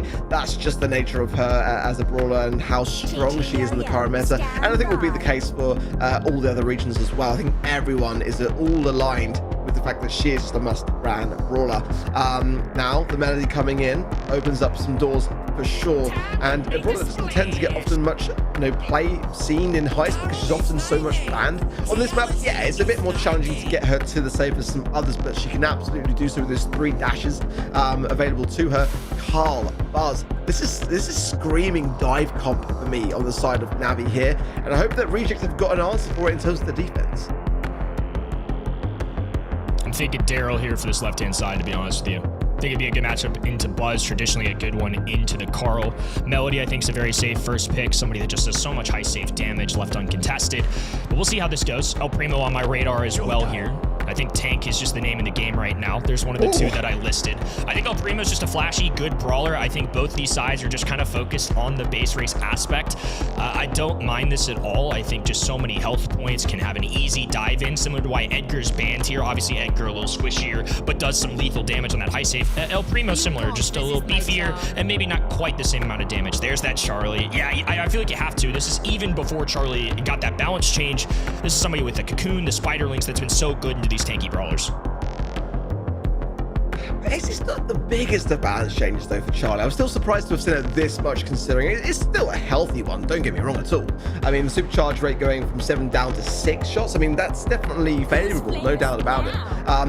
If you're Na'Vi, in this scenario, do you really want to base race this? You've just been able to survive the set. It's a very all or nothing approach. You know, it puts Rejects into a position where you might just kind of get a bit of a free fifth and final set, you know, and increase the pressure cooker off the back of this. But you know, it's definitely risky. You know, you don't really want to be going in with comps like this, because it could really lead to those really high percentile or post percentile differences, I should say. And you know, I mean, I'm all for it here as a viewer and a caster, no doubt about it. Give me the base race all day long. But certainly I am just a bit worried for both sides here, and it's going to come down to really the balancing act of this aggression versus defense. Put it in your minds, if you see Charlie, anticipate that Amber's a real possibility. It's just a direct answer, and that's why Kuru's going to lane it immediately. Melty with the win on this left-hand side. Batman being melted away by this insane incendiary that comes out of that Carl gadget. Melty just slowly loading up, getting these musical notes going, and more importantly, getting that super. A perfect dive from Ryohi. A choppy now on the other end. Thousands piling up, but Kuru has to play defense against El Primo and Melty. That could get tough. A perfect gadget pop down the other side. Plenty of damage pouring in. Navi with an explosive start here, and they're looking to extend it. Choppy trying to hold on for dear life. One little super here from Kuru may be enough to melt it down. 960s piling up. I think it'll be close, but not quite. Can you imagine? Oh, a nice dash away from Melty. Ryohi's getting close, but he's shut down. There's a primo jump going in. The Carl of a Chappie does find a takedown. Do these shots land from Melty? Can he find it? No! Oh, painfully close, though. And it is going to be a game going the way of Navi. I was worried coming into this match that they might be opening the doors to an unfavorable base race, but they proved me wrong.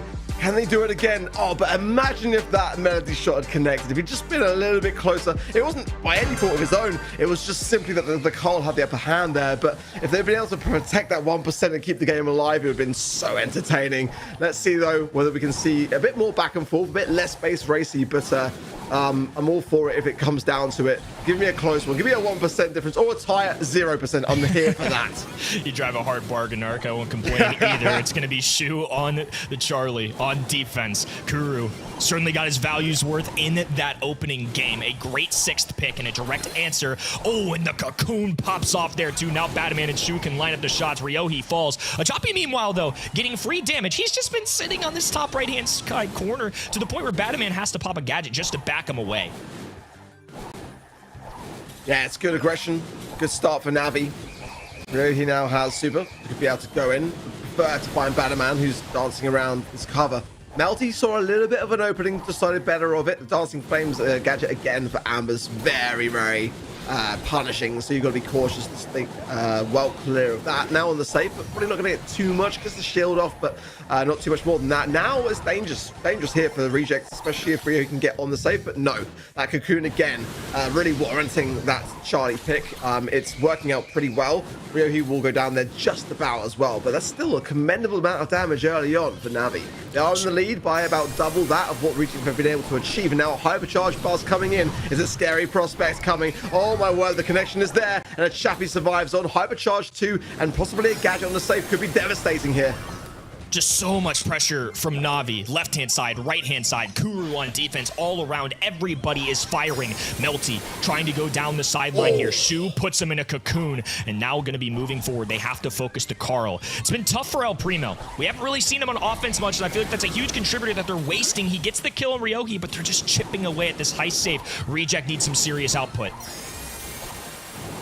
I love that from Shu, that ability to connect with the cocoon. He knew he was one shot away from it and just had to spam it out and got it done. And it puts actually Rejects in a very favorable position now in the mid. And if Melty can just close the gap and get on that safe, he's got the hypercharge too. It could be over very, very quickly, but there's not much time left. 10 seconds now coming in, and Ryohi comes with a Hail Mary, gets one, but can't get two. Batman stays alive. This could be it. Reject on the safe, and look at it getting absolutely decimated. The base race is not going to be there at all. But there's a defense. There's a potential defense still, though no one on the other side of the field. Oh my word, that was so close. You can see it from Melty's face. He knew it. He looked shook, but it does mean that Rejects survive on in this set. He can barely believe it himself. Almost shaking, not out of nerves, but just out of anticipation, because he knows what it will mean to get this next game done and dusted and leave Navi literally in the dust. Match point for Reject. Navi still holding on, but only just.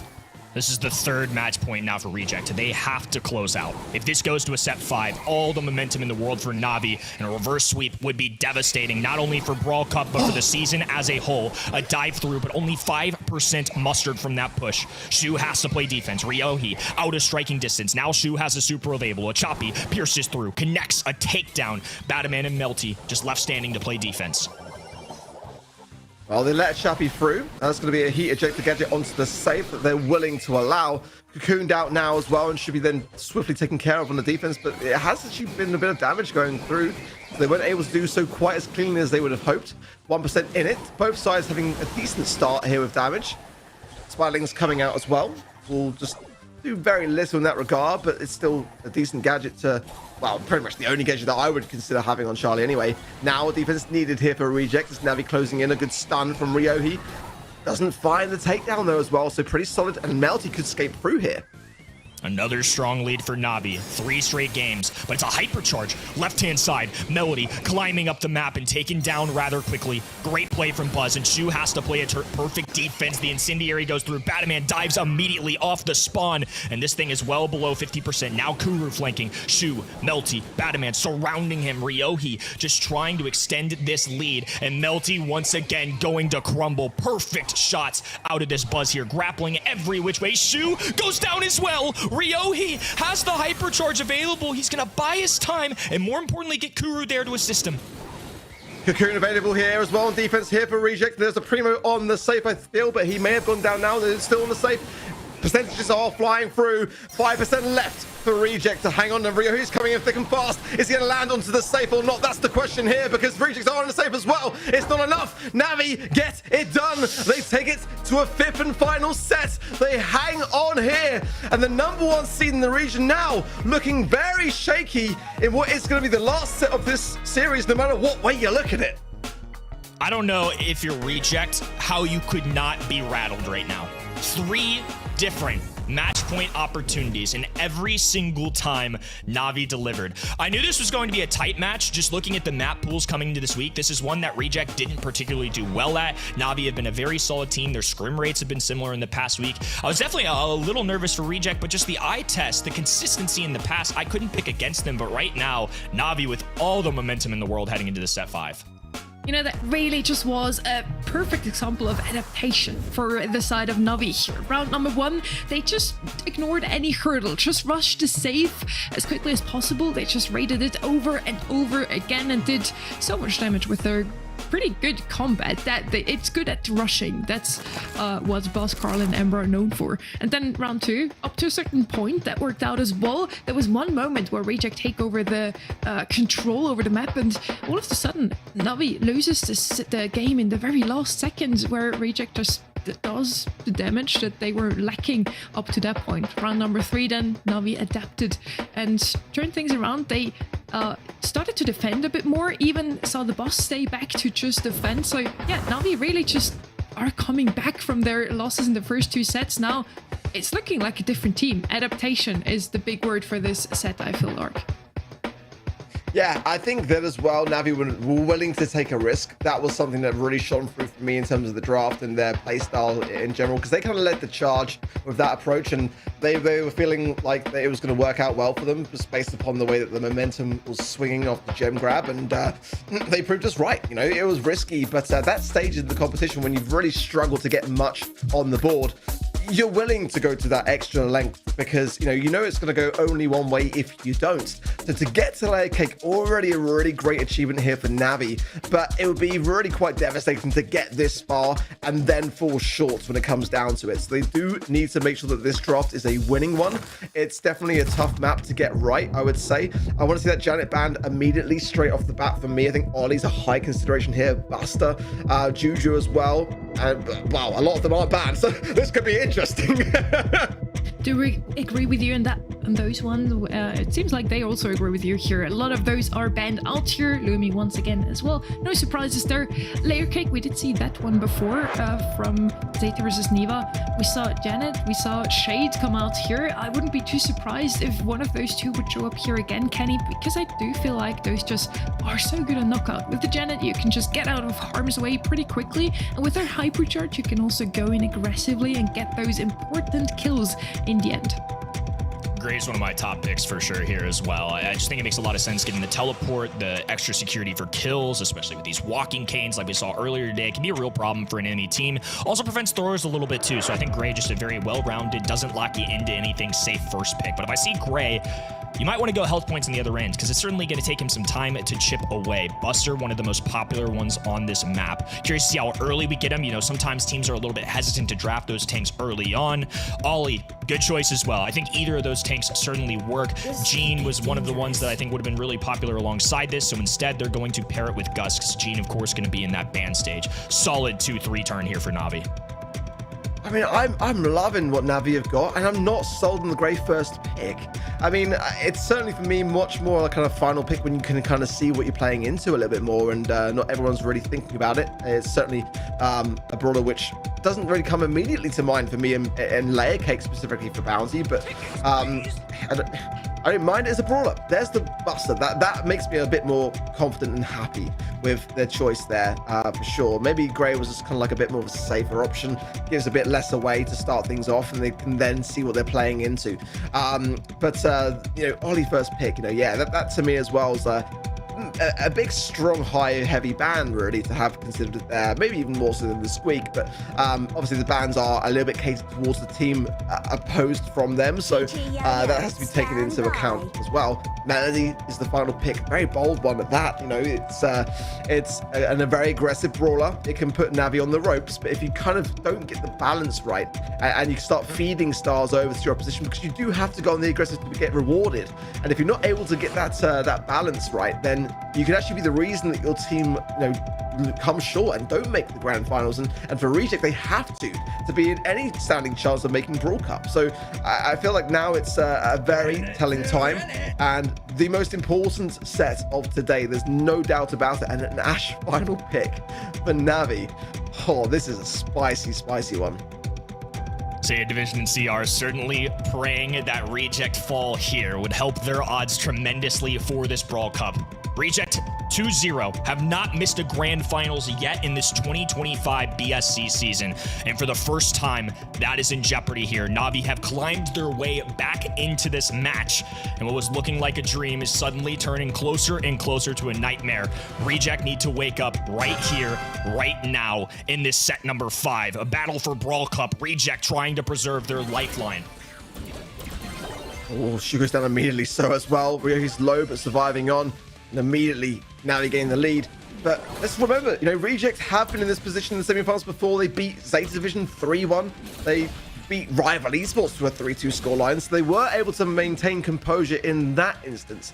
But for Navi, you've got to remember, they've been fighting back set by set and climbing their way forwards. They had to go to the 5th and final set to be in with a chance. And another shutdown there of Batman this time, making it a 4-1 lead. And I prefer the Navi comp, I've got to be honest. So a lot has to happen here for Reject to be in a standing chance here. It's dangerous territory.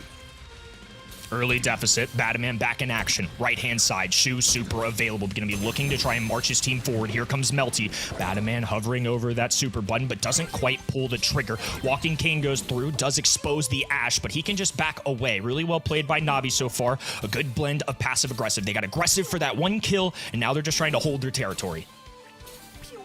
Yeah, to get this dive comp to work out well, everything has to be in perfect synergy, so it'll be a testament to Reject if they can pull this off. Mr. Walking Cane is not a great start, however, and there's the Hypnosis. Now the Hypercharge coming from Batman, finds some value, but he goes down yet again, and this is what I mean. At the moment, Reject are bleeding stars.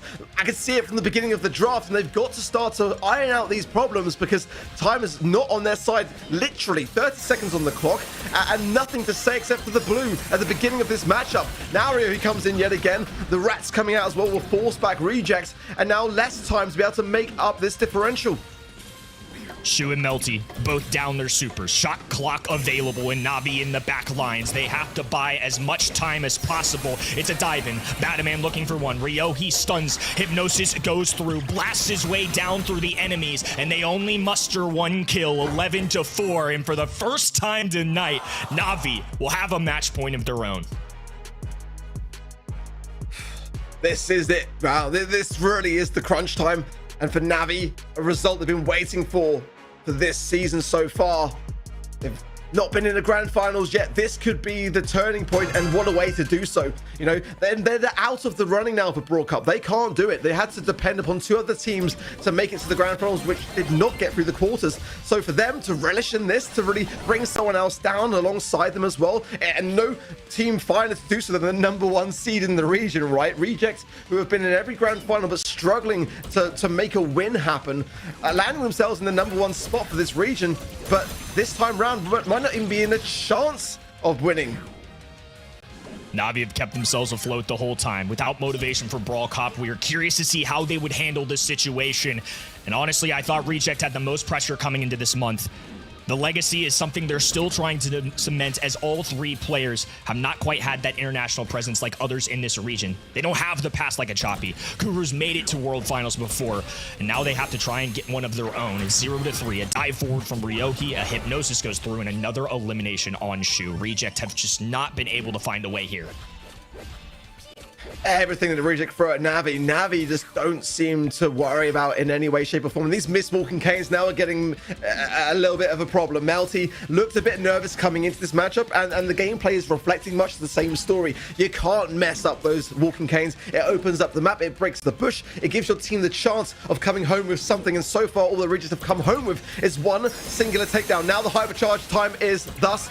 Shu going in, gets some good taps as well, but another missed walking cane, and there's nothing to say for the situation. Reject are faltering big time. They've only got one more chance to save this match. All three members right hand side, but a Choppy is aggressing. Buster trying to force him away. The teleport goes through. Ryohi holding on for dear life. 3 stars on his noggin, and Reject have all 3 brawlers afloat. They need to grab 1 kill, and not a single brawler can drop. Blue Star, the difference maker here. Melty dives in, Shu alongside him. They're focusing a Choppy down, but they have to go the other way. Blue Star not in their possession, and Navi will shatter their dreams, rip up their ticket to DreamHack, and it's Navi and the fellas taking an upset reverse sweep here. What a result for Navi. Unreal scenes, let's be honest here. The full reverse sweep, denying to 2 match points in the process. 2, unreal. They've made their first grand final of the season, and it could not taste sweeter. Taking down the number 1 seed in the region, depriving Reject of Brawl Cup hopes. What a way to do it for them. They're going to be absolutely over the moon. A full reverse sweep here. Honestly, I had goosebumps throughout that last set. That was absolutely crazy. Navi now doesn't even give Reject a chance to fight for the Brawl Cup versus Crazy Raccoon or Zeta Division. It's honestly, yeah, as you mentioned, Ark, dream shattering. Navi themselves have no chance anymore to make it to Brawl Cup. Keep that in mind. They made sure now that this dream is also over for Reject. That's just cruel, Kenny. Navi going down with the ship. I love it. Yeah. Look, motivation was an issue here, right? They had no chance at Brawl Cup. Reject, the number 1 seed in this region. Navi had yet to make a grand finals, and despite that, 2-4-1. 3 kills total for Reject. What a performance. What a way to keep their heads on straight. After getting outdrafted in the first 2 sets, they lock in and go 3 straight against the number 1 seed. That's a real contender and a real team right there.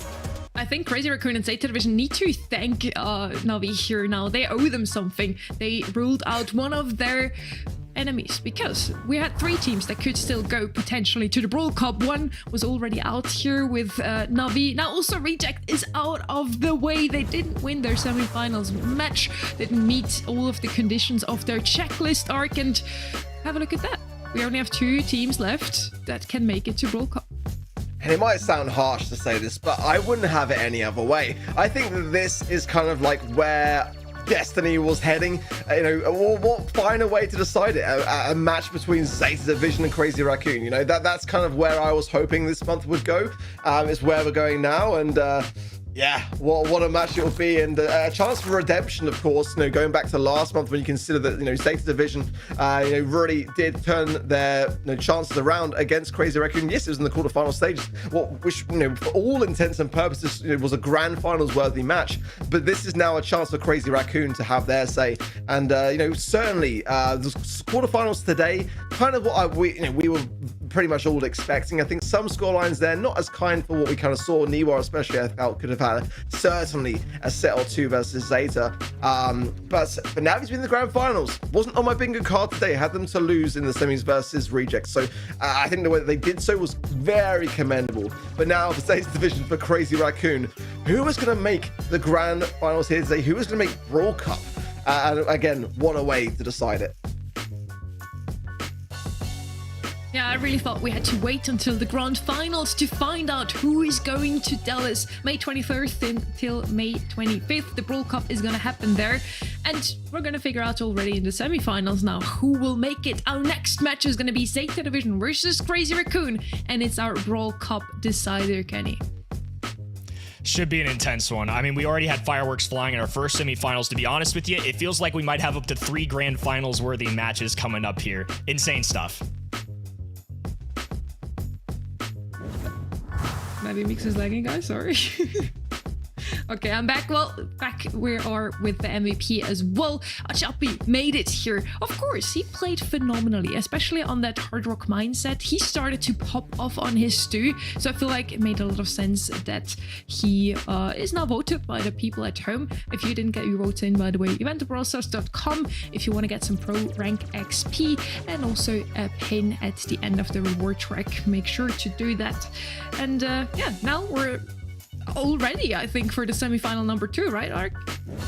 Yeah, I mean, and what a spicy one. I mean, who knows though? Maybe that was the spiciest of the two. I mean, when you look at kind of how dominant Zeta Division got as the day progressed last month, and Crazy Raccoon as well. Have they been tested as much here today? Both of these two teams, in my opinion, didn't have like the hardest route through to get to this stage of the competition, and that's not taking anything away from the other teams. They were just certainly the underdogs in that scenario. So today, we get the match that I think we will look forward to every single month of every single year. I can't wait to see how this one fares. I really do feel like we are in for a treat here. We had only 3-0s, 1-3-1 in the quarterfinals. Now the semifinals are looking to be 3-2s, both of them. I do expect Crazy Raccoon and Zeta Division to be quite close. We'll see just how close after the break.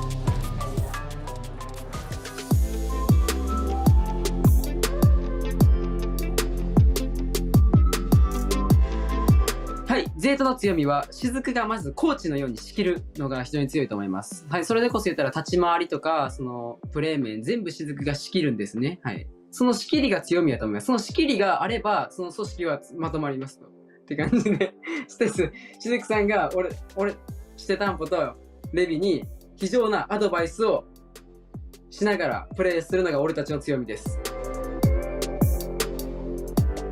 ははい、正直に言います。アナリストのレイトックスっていう方が非常に優秀なコーチです。ビリー・エリーズとかが比べ物にならないぐらい優秀なコーチで、そうですね、僕たちにテイクダウンとか、その全部立ち回り面とか、そうですね、詳しくは言えないけど、相手の情報をより簡単にまとめてくれるいいコーチです。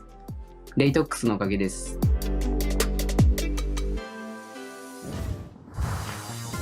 It's semi-final time. Round 2 already. Round number 1 is out of the way. And Trev, we get you back as well here. It's been a very close one. I think we didn't really expect Navi to take this one, but you're not really good with your prediction anyway, so you probably expected that to happen, right? I did not expect that to happen, I will say.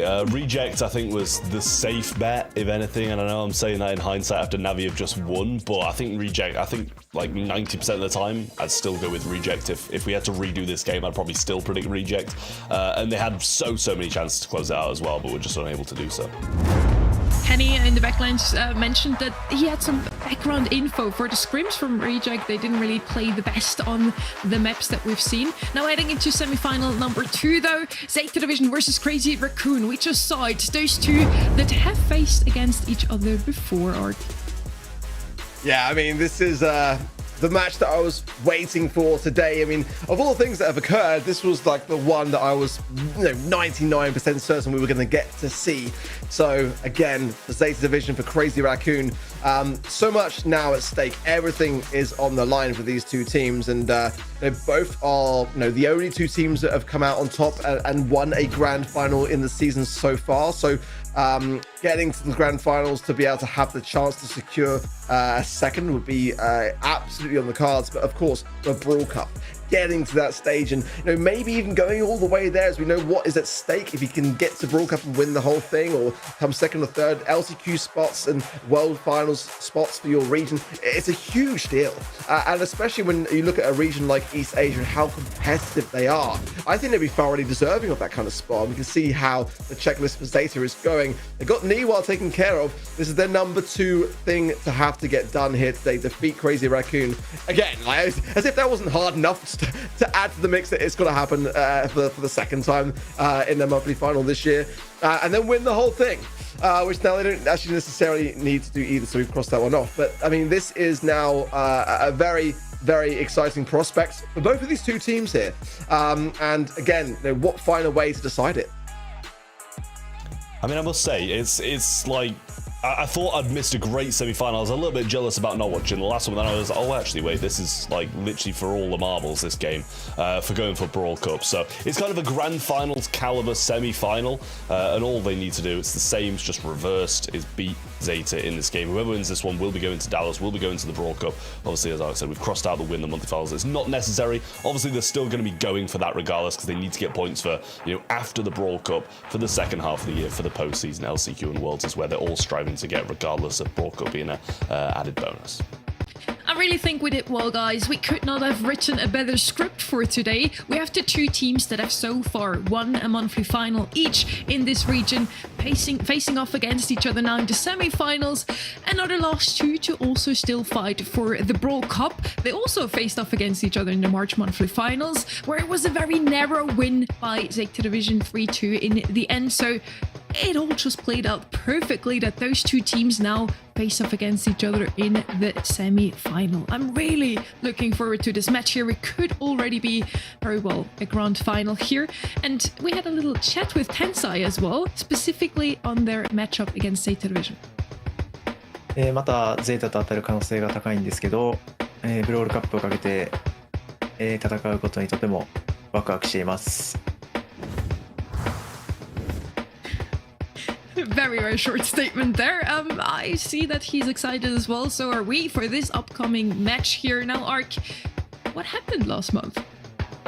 A very close affair, wasn't it, really? I mean, Crazy Raccoon had a glimmer to bring things back into order, as you can see there in the second and third sets, but it was ultimately, the Heist, the Gem Grab, and the Brawl sets that went the way of Zeta Division, and we were kind of hoping for it a little bit as on the casting desk, because, I mean, following the first month that we saw Zeta Division, we kind of had higher hopes for them. They went out to Reject in the semi-final stages to a 1-3 scoreline, but I think for this time round, There's so much more at stake because they've got that honor of having won last month to have to maintain, and that puts additional pressure on an organization as well. So certainly, of course, now that we've kind of seen, like, you know, Tampo on the shade pick, everyone's aware to it, so that Crazy Raccoon have got that in their back pocket. We heard in that interview earlier as well, them saying that that was a big key to the success of last month, was simply having everyone else be unaware to how to deal with the shade. Well, this month, that's not the case. And I think that this, as you can see from our predictions, is the 50-50 matchup of the day. And we are kind of split down the middle. We really are. Not only us, but also the viewers. I'm sure they can get their vote in. We're at the website. And yes, as you mentioned, we have a revenge here for the side of Crazy Raccoon. They lost to them in the March monthly finals in a very narrow matchup. We have the two teams still in the race for Brawl Cup facing off against each other. And we have the two monthly final winners here in this very match. So Trev, if this isn't the match of the day, I don't know what is. I hope the grand final is as well, of course, but I'm just super excited for that one. Yeah, I mean, this is going to be such a good game. It really is. I mean, it was, I believe, the public siding with Zeta division with me and Kenny there, as you two kind of went for Crazy Raccoon. Absolute 50-50 this game. It always has been and always will be between this group of players. Bans coming in then for Gold Arm Gulch. The Tick, the Squeak, and the Kick going to be banned out from Zeta division. Crazy Raccoon going to get rid of the Lumi, the Gene, and the Angelo. Ollie first pick. Love to see it. Probably the strongest brawler in the game, or one of them, I should say. And Buster comes in to oppose it up for Crazy Raccoon. We had this map before. Golem Gulch played out just the same so far the draft. Ollie was first pick for Navi, Buster first pick for Rival here. So far pans out to be the same. Let's see if now Crazy Raccoon also goes with Daryl and Max. That was the comp from Rival. And then Lou and Juju were picked up by Navi side. So finally, a bit of a new idea here. Gus is coming in, and I do like that. Together with the Buster, it's gonna make him even stronger. With that shield, Buster can face up even against an Ollie arc. Yeah, I'm definitely liking the Buster kind of now being elevated slightly further forwards, but I feel like the win rates haven't been that high for him today. The play rates have been pretty decent. But certainly, you know, we talk about it being a 50-50 matchup. One thing that's not a 50-50 is the scrim rates regarding these two teams specifically, and that's where Crazy Raccoon have a slight edge. 62% over Zeta division in the win rates for this series for a scrim. You know, that's the reason why I've sided with them just a little bit more. And also there is the incentive that Crazy Raccoon do want to get revenge on last month. You know, you've got to remember just how many points Zeta division deprived Crazy Raccoon of, because it wasn't defeating them in the grand finals, for example. It was defeating them in the quarterfinal stages. It deprived Crazy Raccoon massively. So it's still being a good spot for Brawl Cup, all things considered, is really quite a blessing for them, as Hank is the final pick for Zeta. This is a scary comp, Trav. I mean, Ollie, Hank, and Bell as well. I mean, you know, these are two brawlers that have got such a tremendous amount of HP and a potential shield gear into the mix as well. And I mean, that's so much to have to tear through in the final stages of a knockout round when you've got everyone still standing. Yeah, I mean, I expect him to be like a Lou, to be honest with you. Against double tank, it's going to be really difficult without a very defensive measure. Ooh. Can't say I've really seen that in Gold Arm Gulch, to be honest with you, but we'll go with it. We'll go with it. I honestly, against the Ollie, against the Hank, you probably need something like that. Get a shield from the Gus, and you're going to be pretty fine. So it's double tank against double tank, an absolute just mashup of brawlers here. But I think it'll be lining up to be quite a good one. Yeah, I mean, I'll be honest, I liked your suggestion. You know, like, it's definitely not what I was expecting, to say the least. It really wasn't. Can it work? Yeah, I can see it working. But certainly when the Frank gets lower, of course, the hammer smashes get more, you know, closer together, which can help. And the gadget, of course, for Frank is very, very devastating. But I feel like with this comp for CR, they're going to be, yeah, immediately pushed into a corner. They haven't really got much pushback aside from the Gus or range. This is... It's already looking bad as it is, and they've just started. Crazy Raccoon might have been out-drafted before we even got started. Yeah, not a really good spot for the Gus and Frank to be in here behind the wall, with the Hank just kind of looming there. And we do see Sensei going down pretty early, just trying to relieve some pressure. And a nice jump there from Stampo to avoid the gadget that Milkrayer was using, the Kooky Popper there. Really nice stuff. But he does have a shield. In a 3v2 situation, though, I feel like he's just going to save it for the next game. Moyle will probably try get a super and then head to the gas, I imagine. But it seems like they might be willing to try and fight it out. Let's see. Scouting it out for the most part. Tried. I mean, his bell shots are going to ricochet. I mean, that's why when one does land, they can kind of get a bit of an idea as to where the other player might be. They're going to go for gas. There's really little point in doing otherwise. Trying to get maybe a hypercharge there, but nothing too much more than that. And yeah, I've got big questions. I've got big questions already. I kind of want to see Crazy Raccoon bring their idea to the forefront so we can kind of see a little bit as to what this could potentially do. But certainly I've got a lot more faith in the Zeta comp. And that's not just because they won the round, because of the way that it started and the way that they were able to herd CR into a corner. They just didn't really seem to have much of an answer. Nice hovercharge mark connection there from Levi onto Tensai. Reverse polarity does actually find Milk Rhea as well. So nice stuff all around for Zeta, who are looking pretty confident in this scenario, and I can see why.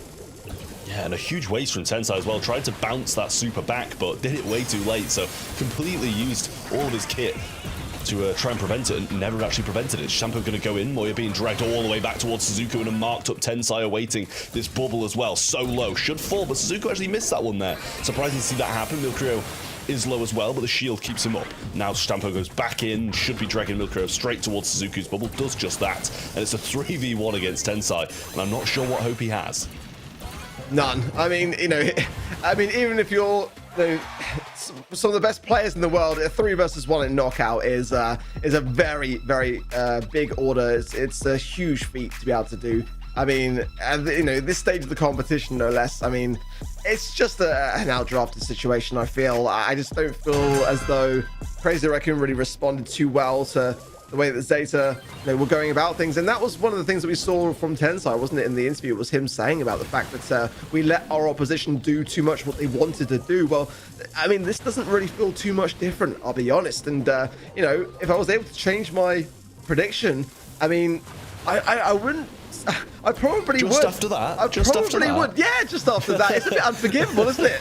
To bring the Frank, and it's not showing any signs of life. I mean, it's a bit unforgivable for me, and very much unlike the Crazy Raccoon that I know.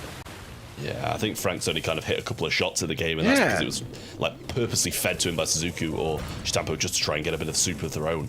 Suzuku just trying to hover this bubble over Tensai here. Reverse polarity going for a completely wild bounce, and honestly, if it had a little bit more range, it probably would have found him. But Milkrio about half HP now. Tensai gets flicked onto by that bubble, and Suzuku in a good position to snipe him down, and does just that. Mark onto Moya as well, and it's falling apart.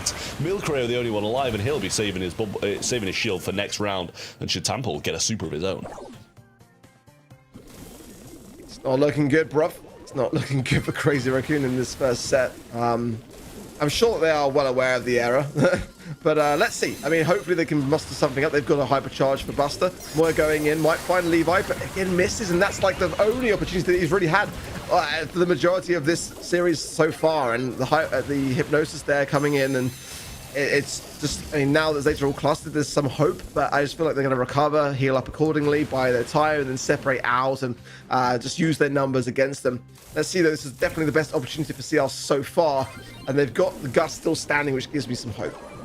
Yeah, really lovely reverse polarity from Levi as well, and Milkrio being marked up is not going to help them at all either. So tough battle for CR to win, but they know they can expend all of their stuff for this round because they can't win without it. Stampo's going to go in, try to get the hypnotized. No need. Suzuku cleans up. Milkrio's going to go down. Reverse polarity from Levi will finish it off, and the set goes as quick as that to Zeta. I'd love to say I'm surprised, but I'm really not. You know, I think that Crazy Raccoon just didn't get that draft right. It was as simple as that. They just did not get it right, and I think that as long as they can kind of just spend this time to talk that through and just reset mentally, they are still Crazy Raccoon. So there's every chance that they can bring things back around to some form of order, but that was a bit of a free set for Zeta, if I'm not mistaken. I mean, they should have done better there. They had the final pick of the Frank. The Frank wasn't it. Really not. I mean, looking at the scrim stats, you and me are both voted for Crazy Raccoon because they're up a tiny bit, like 52% of their matches they did win against Zeta Division. Trev, you believed in Zeta Division to take it all today. Is it just because they're the draft masters? I do agree with Arkia that they just don't really draft that well in this one, at least. I mean, just in my mind, it seems like after last month, this seemed like the team to kind of go for. They just played so well in the previous month. And to be honest with you, I don't concern myself that much with scrim stats, to be honest, because I just find it so completely different to when you're actually in the competition, when you're in the hot seat, when all the pressure's on. I think scrims kind of go out the window, and you just do what your heart tells you to do. So it seems like Zeta Division are really, you know, making big use of that, and just seemed like by far the better team there. Yeah, partially down to the draft, but I feel like they just played it better as well. Ignore the data, So follow was your their heart, heart- Trav. Some great sound advice there, mate. Exactly. Just follow your heart, mate. Well, Yeah, it's like so was their 52% hearts that of told them wins to in go Frank scrims. here? It's like 2% in their favour. Behave yourself if that's a convincing stat. I mean, I'm just an Use the analyst force. throughout, you know. I just go for that. But yeah, in that case, it must have been their hearts telling them to go Frank, right, Ark? Yeah, and if that was the case, then I would suggest it's probably a bit of bad advice there, because, you know, I mean, I just don't know what they were thinking, really. I mean, surely you want to go range a little bit. You want to go something that's a bit hard hitting into those big, tankier brawlers. And, you know, the Frank is not that. You know, getting really up close and personal, it just really isn't going to fare well. The Frank was the problem. It was a loose pair of hands. I think the decision-making behind that brawler pick and whoever made it needs to be a bit in question, because you want to get off to a good start. That's the thing. You really want to have that first set be something of a close affair if you lose it, or, you know, a convincing one to win it, because it gives you that lift going into the second, and that's where things could come crumbling down here for Crazy Raccoons. They've got to pull themselves back together. They've got to get back on point. Heading into draft now, Dueling Beetle's one of those maps where you want to pick some throwers every now and then. Stu is one of the most prevalent brawlers here as well, and B and Lu. Two of them are banned out here. Stu technically still open, but let's see whatever their heart tells them to go. Trev, you're just too sweet. I can't believe I'm getting ripped into for not siding with a 2% different scrim rate. We're not letting you live it down, ridiculous. mate. It was actually ridiculous. 12% actually. It's 62 to, yeah. It's unbelievable, honestly. Guys, come on, behave yourselves. Hank is going to be the first pick, though, for Zeta Division. Poco, Berry, and Bell going to be banned out, and then Lou, B, and Lumi on the other side as well for Crazy Raccoon. Back with their 2 picks now, but Hank is a pretty convincing start, I'd say, for Zeta Division. I mean, it worked out very well for them previously, and there's no reason to assume that it wouldn't this time round on a map like Dueling Beetles as well. I think Wall Break needs to be on the minds here of Crazy Raccoon. You know, that's where I would be thinking, but again, they're playing professionally for a reason that I'm not. Banning the B means that you might not have that kind of griff kind of break open combo, but there's certainly other options that could be potentially here. Charlie kind of come in, you know, again, a brawler that I just didn't expect would have nearly as much impact as we've seen her coming through, but I'm here for it. Certainly, I mean, Stu would be an option, but against the Hank, very, very tanky. You can just kind of keep whittling it down though and dashing away, so there's some options there, but it wouldn't be a battle for Zeta to really pick up here and really cause a problem. Only really the Spiderlings are going to be something to have to sort of power through, but Stu is always good, in my opinion, on Hot Zone, regardless of the map anyway.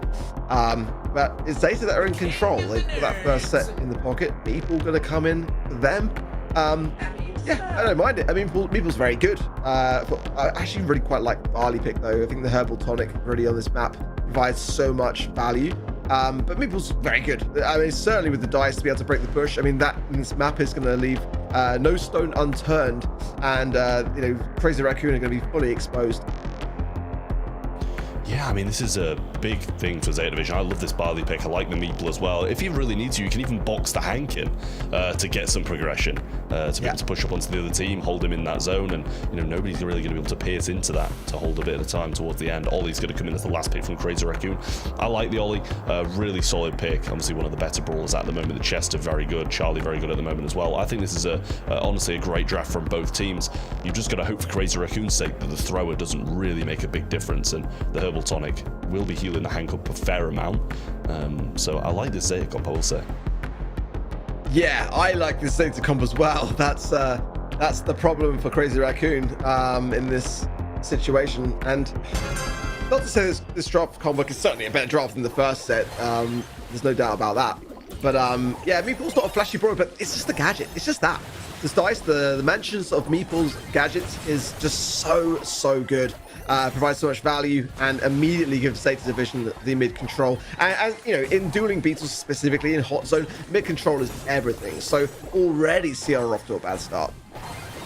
Yeah, I mean, a 30% lead already there, and we can see this shooting through the walls now. That's going to be finished off, and Tensai goes down as well. And another Herbal Tonic used there. Not really too necessary, I wouldn't say, considering they did have pretty much all the control regardless, and all of them are now full HP as well. But Tensai going to come rolling on in. Not going to be able to get too much out of that Hypnotize, miss it, but does make a bit of a connection with Levi then, trying to keep him alive as Suzuku, and might be able to do just that. Just one shot left now, and it looks like he's going to go and try and clean him up and leave Shatampo to do the heavy lifting up top, but as he returns now, and 74% already in favor of Zeta. Tampo's duking wondrously well here in this mid, and it's now the Hypnosis of Tensai tries to come in and survives just about until the last call. The Barley comes in as well, but it's Levi in the zone. Moya and Milk Rio are too low to contest against it, and now 95%. I mean, this is dominance, sheer dominance of Zeta. I mean, going from that first set so cleanly into the first game of Hot Zone to be 100% to 12 only. Crazy Raccoon are not looking like the same squad that we would know Crazy Raccoon to be today. I mean, it's just looking like they're not themselves. There's decision making that's definitely questionable, and now in the second set, confidence that is the issue. Yeah, well, should be seeing this gadget come down nice and early again. Doesn't box anybody in this time, so Tensai can breathe a little bit at the start, but he does take a heavy hit off that Suzuki bubble right there and forced to back up again as he's 4,000 HP. Levi doing a good job of staying pretty healthy while throwing out some good shots and blocking off Moya. Stampo very low, so might require a little healing tonic soon enough. Suzuki, tough position again, but gets the super off, so should be all right. Jumps over, just about gets the hypnotized, but very close to almost missing that. Stampo's going to use this little wall peak and not able to get too much from it as the spiders do a good job of pushing him back. A super use from Milko, and that's about the only use you can get off that slow on this in this map. Yeah, a good time for it, but there's that gadget yet again. And already 42% for Zeta, so a lot of catching up here for Crazy Raccoon. Good value though, as two members of Zeta fall. Tampo almost finds Tensai, but he is going to be able to heal up to max HP by the time that everyone from Zeta gets back into this mid to contest it. Last call, good area splash and spread there for Zeta, and now another Imagines of Meeple gadget coming down for Zeta. Heals as well. I mean, the cyclability of these gadgets really for Zeta is the winning point, but the cocoon is there, and the way out is not going to be for Suzuki, down to 820 HP. And actually, Crazy Raccoon have done a really commendable job of taking this lead now to almost 70%. And considering how things started, that says a lot. Yeah, Moya boxed in and will fall down though, and as you say, Crazy Raccoon have done a great job, but here's the healing tonic as well. Tensai has the super though. Suzuki very low, needs to be cautious, and didn't make use of that super at that gadget at all from Levi. Stampo coming in and gets taken out pretty much instantly as well. One last push for Zeta Division to make something happen, but Crazy Raccoon standing firm and looking strong on this point. Tensai did well there to really capitalize on Suzuki's low HP and just ensure that the space was created. Now, though, look at the scoreline. It really is neck and neck. 81% to Crazy Raccoon and 78% and climbing for the Zeta Division as well. Big area splash. Zeta getting their feet really stuck in firmly. And what can Milk Rio do in a position of like 1 versus 3 there? Nothing at all. Zeta will get another one on the board, and it's looking bleak. I mean, this is a blink and you miss it match, the one that we were all expecting and looking forwards to today, and it's looking like it could even end in a sweep in favor of Zeta. And again, the Brawl Cup is on the line here. I mean, we've seen more back and forth from many other team, even some that didn't make a mark in a single set in the quarterfinals had a bit more back and forth than this. This is like the most one-sided match of the day, and who would have thought it? This is escalating far too quickly for my liking.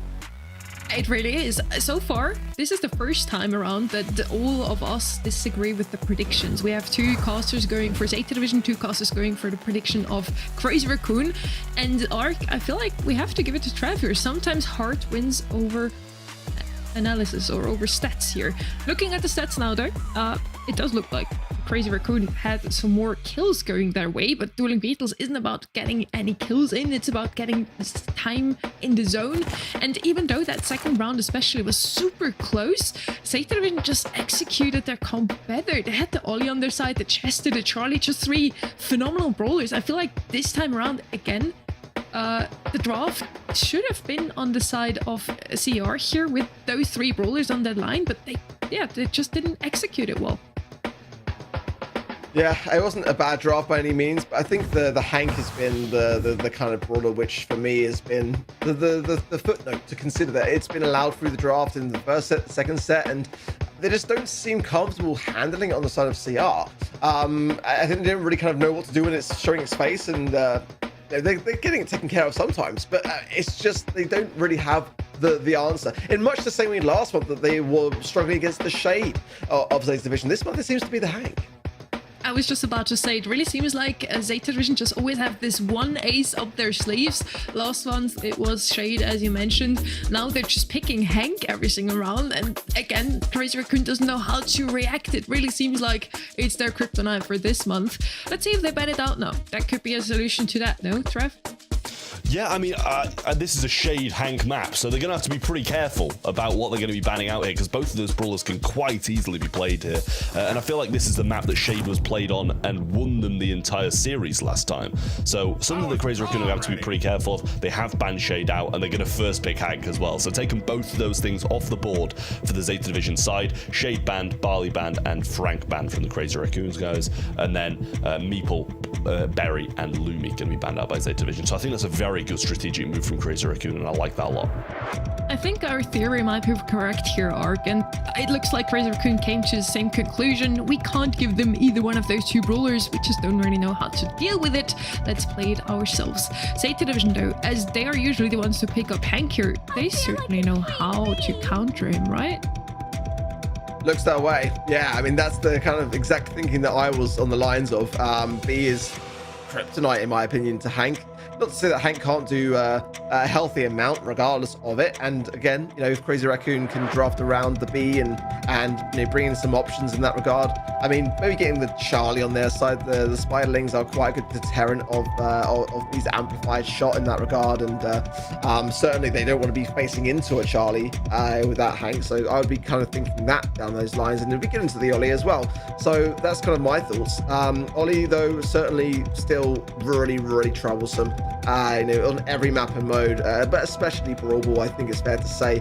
I mean, you can even just take the ball off your opposition by just a simple gadget pop. So I think moments like that can, yeah, exactly. You kind of have to for Crazy Raccoon. Stu to follow up as well. I don't necessarily mind that at all. I mean, the mobility of that particular brawler and the ability to get the ball further up the field when you need to is going to be there. So my favorite draft so far for Crazy Raccoon. But again, is it too little too late? With 2 sets for Zeta already, and Crazy Raccoon really saying so little about the whole thing.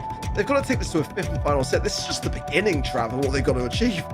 Yeah, I mean, they've got to get 3 in a row if they want to be able to win this one. So Zeta Division, regardless of this draft, are still very much on top of things. But they've got the Ollie, they've got the B, 2 good brawlers on this map, and they're going to go Draco, just run it down with some tanks. I quite like that idea, especially when you're kind of facing off against the Hank, who's going to have to charge up that bubble. Stu hasn't got a lot of DPS. Charlie, pretty decent against tanks at certain moments, but can only really take them out the mix for a while rather than completely eradicate them. Draco's definitely creeping forwards now as a brawler on the rise, I would say.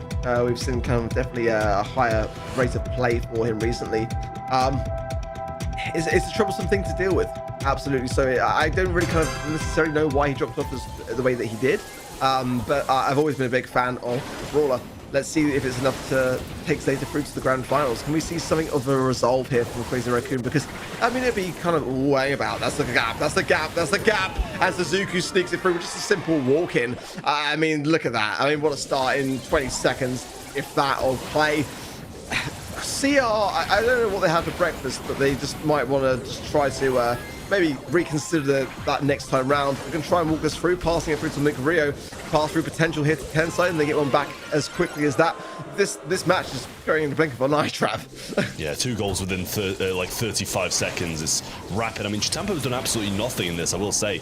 Hasn't done much at all, but got his super now and takes a heavy hit there as well. The pass comes up to him, gadget being used, might be able to pick up the Sudo, and does just about, and almost. I was thinking maybe Suzuki could walk that, but a great super from Moya, and they get picked up as well. So Crazy Raccoon, on top of this one, looking very good in this situation. Great control and the ball with it as well. Nice stuff from CR now, coming forwards, but the ball is away. That could be a big mistake. Oh, the hypnosis is perfect, and Tensai can't do anything about it. What a drop of the ball, allowing Zeta to get onto match point like that. Not like this, Crazy Raccoon. Come on, pull it together, because you're out of time. Yeah, that was not good at all. The ball's just left unattended. Super's onto it, away from everybody else, and Stu's just not got the DPS for that. And for half of it, he was hypnotized as well. So really tough for CR. That's something that you've got to keep an eye on, because it's just something as easy as that can make it slip. And these are Brawl Cup chances as well. Much better start this time. And Chitampo is genuinely doing nothing on this Draco Brawler, I will say. But really good control for Crazy Raccoon and a goal scoring opportunity here. I think a chance to super the ball forwards there for me, but they didn't go for it despite Levi being on low HP, and now the ball being pushed to the right-hand side. 3 versus 1 still, Suzuki coming into the mix, and he is the problem, in my opinion, so far in this series, and he's going to be able to do a good job on the defense too. Now having another super to hand. Tampo just buying some time, allowing his teammates to gain back that valuable HP. Now going forwards in Dragon mode. That's kind of the reason why Drake had dropped off a little bit for me, was the last stand gadget as well. So probably going to pop it out now. He does so. That'll keep him alive just a little bit longer, taken care of. But a 22-second cooldown for that gadget. So going to be a while before we see it again. Yeah, it does take a bit of time, but Tensai gets hit so hard then. Suzuku there, now going to be waiting for the ball, possibly getting a hypnotize in the meantime. Shitampo grabs that as well and has the super back, so that's going to do quite a lot of work for him. Gets rid of those spiders instantly. Moya's going to fall. Suzuku, chance here as he can pass to himself and go for the hypnotize. Just try walk it straight through, jump in, opportunity to score. Grabbed off the line that was denied by Crazy Raccoon. Chance on goal potentially here as Moya pushes it forwards to Tensai, but the respawns will be coming in and they are now in motion.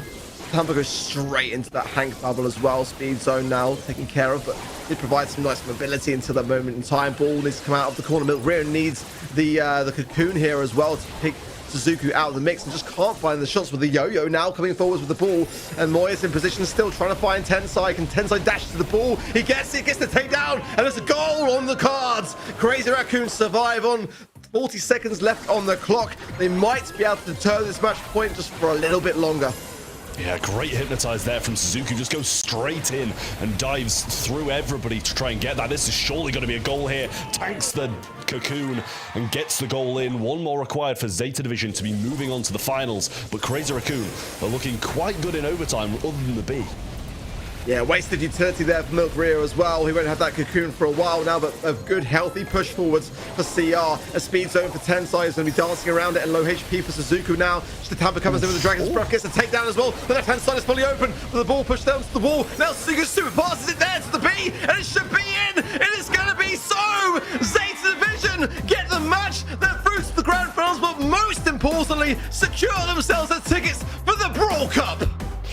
Jumping about, looking as happy as ever. They're going to Dallas, and deservedly so. What a performance that was from Zeta Division, just decimating Crazy Raccoon, and what we anticipated to be the best matchup of the day, the closest matchup of the day, ends up being one of the quickest games we've had all year long in this region. What is this? Honestly, congratulations to Zeta Division. They win, and they even pick a Draco, which is usually the signature brawler for Crazy Raccoon. So they just turned that thing around and made it a 3-0 sweep. As you mentioned, we thought this would be a close one. They said no to that. And with that, Zeta Division is gonna go to Dallas. They will join Toxic Lotus and Revenant Expert to go to Dallas, where the Brawl Cup is happening May 23rd till 25th. And yeah, we have another look here at the checklist. They don't even have to do that very last step, as we learned now. They already thrown out the other three out of the competition, and again, I do think they have to thank Navi here that they already got rid of Reject for them. They will still face Navi now in the grand finals, but Brawl Cup is secured, Ark. Yeah, that was the objective, the biggest objective, but certainly for Crazy Raccoon, I mean, they're not going to forget that defeat in the heartbeat, are they? That's going to linger on for some time. They're going to be watching now Brawl Cup from the sidelines and thinking that could have been us. You know, if it went to the fifth and final set and came down to a double match point scenario, you can kind of rest a slight bit easier. But I mean, that was just like watching, you know, Zeta Division taking on a sort of seed 8 team in the quarterfinals. It was just not the same team, certainly not the quality and clarity of a team that have won a monthly final this season so far. Something that didn't seem right. Something was very off today with Crazy Raccoon, and I was very surprised to see it. As you said, like, that was the match that everyone was looking forward to, and we expected to go the distance, a grand finals matchup for all intents and purposes, and it just didn't land. We were guessing it up coming into this match, honestly. We thought this would be a 3-2. It's the fourth 3-0 today, Trev. Is it just that, yeah, this region, just either you have a good draft and you win immediately and with a clean sweep, is that as well, or you just, yeah, can't even get a single set? I don't know, because I feel like the quarterfinals matchups were just very well seeded, and I think that's why it was, you know, 3-0s for the most part. But that one, nobody would have expected it. And the thing is, if we do that game again on a different day, it's going to be 3-2, one of the ways. You know, it's a very 50-50 matchup for the most part, but Zeta Division have done it 3-0 this time. And now we'll be having the Navi versus Zeta Division grand final. I think these two teams heavily deserve to be here. Navi reverse sweep in Reject, and then Zeta Division obviously having quite a clean run through to the finals. But it wasn't like an easy run, just a pretty clean one overall. pretty clean run also for Shitatampo today. Twice in a row, he gets the MVP. You people at home were able to vote over at the event website to get some pro rank XP. And yeah, with that, Shitatampo twice in a row now MVP here. Well deserved, right, Ark? Yeah, but I think even so, I mean, the guy's got maximum aura. I mean, that haircut as well, especially. I mean, the fan art is all over that man, and for good reason, right? So sometimes it doesn't matter how you play, despite him playing flawlessly so far for me today. Just being yourself can sometimes be enough. Yeah, as you mentioned, Ark, we also have a Brawl Esports fan art contest going on at the moment. You can still vote until Monday, and the 2 drawings do feature Shitatampo. So make sure to get your votes in until Monday. We get another 2 of those beautiful art pieces next weekend to vote upon as well. And it's just 4 amazing Picasso that we get to vote on in the end. Now, MVP out of the way already, I think. We're just on our way to the grand final already. Trev, you excited for it? I mean, I'd be stupid not to be, right? I was probably more excited for that game, to be honest with you. So I'm hoping that this one's actually going to be a bit closer, considering I was expecting a 3-2 in the previous one. I'm hoping for a 3-2 in this one, knowing that Navi have just taken down Reject, and, you know, they're going to be carrying so much momentum into the final after reverse sweeping a team like that. But don't get me wrong, so is Zeta after clean sweeping possibly the best team in the region. Ark, we're gonna have to say goodbye to you in this one. Any last words about your predictions today, maybe? They're in the mud, but I think that I don't regret them. Like I said, when I saw that first set in the last series, I would have changed them, because CR just like were making the weirdest of decisions at such an early stage in the matchup. But you know, I like Trav said, I mean, if that matchup in the semifinals, Reject versus Navi, would have been played out again, I would still have gone with the side of Reject, so I don't regret that one at all. But for me today, now I'm going Zeta all the way. They've looked so good. They got so much momentum, and you know, you can't get a ticket to the Brawl Cup and not win the whole thing after that, right? I mean, that's anticlimactic. I think they're going to go the distance. Very, very true. We're going to head into a very quick break. After that, we're going to be back with Zeta Division versus Navi.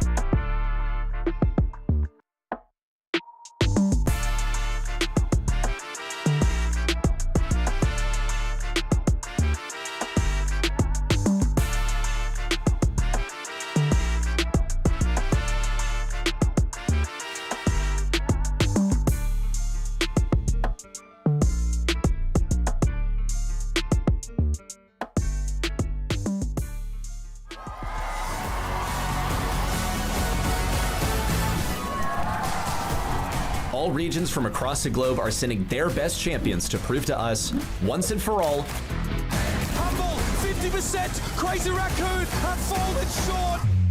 which region is the best in the world right now. They'll compete for LCQ and World Final slots for their home region, altering the competitive landscape for the rest of this year. So prepare your flags, your patriotism, and cheer on your home region champions. 23rd to 25th of May, live from DreamHack Dallas. Get your tickets now and join the fun in person. Or watch online at event.brawlstars.com for amazing Pro Pass rewards.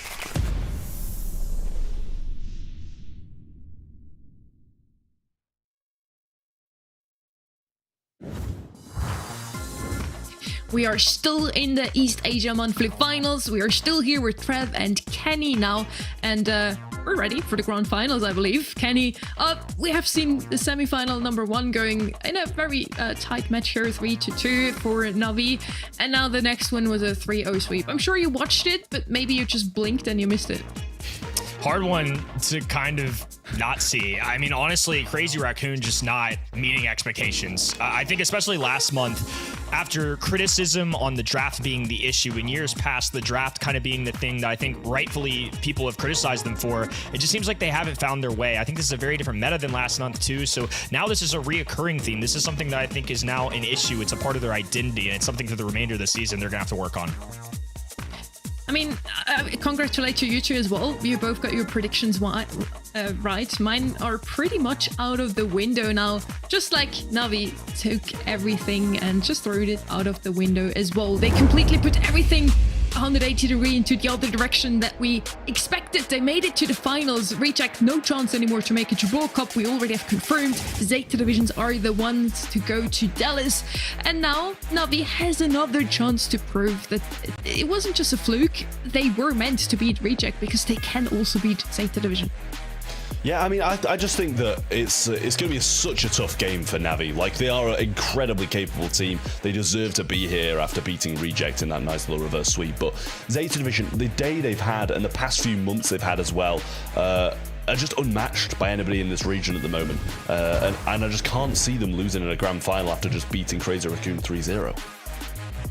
Hard to unsee what we just saw. I mean, honestly, Zeta Division taking down what I thought was a top 2 team. I mean, I had Zeta Division being number 1, and part of that decision making was just after last month's draft, kind of fumbling away. Crazy Raccoon are obviously phenomenal, but just doesn't seem to be going their way right now. I think back to the drawing board for them for sure. Just some interesting decisions, but Zeta Division have been very solid across the board there. And I will add too, you know, a slow start there for Navi in the semifinals, but once they got those drafts cooking, they were looking good. I think for a team that certainly had no aspirations of Brawl Cup at that point, they still found a way to push through. And I think now that Zeta Division have claimed that Brawl Cup spot, I want to see them keep their foot on the gas pedal and really just keep it up. Can they win back-to-back? They all already are the winners for the March monthly finals. Can they win again now in April is the question, and make it to the Brawl Cup? It would be a huge success for them. Make it 2, not just 1. Now, looking at the maps here, we have some good old gold here again out in the open. I feel like we haven't seen it today so far. And I'm super excited to see the draft here as well, because Zeta Division, so far today, they haven't dropped a single set. Against Niwa, they won 3-0. Against Crazy Raccoon, against what we expected, they also won 3-0. So I do expect to see some very good draft for them as well as very good mechanics. Like, yeah, they just have 3 players in their roster that are mechanically skilled like almost no one else compared to other regions, but also within this region. I mean, I'd expect it to be the case. I'd think that a 3-0 is probably the best bet. I do think Navi are probably going to have a bit more of a say than anybody else we've seen play against them today, just because of the fact that they're going to have been able to really observe them that little bit more from the other side of the bracket and wait for them in the grand finals. But yeah, I mean, Zeta Division, I think they'll probably want to, you know, wrap up the day going 9-0 in terms of sets, and I think that's something they'll be striving for, and it's honestly not an unlikely thing to happen.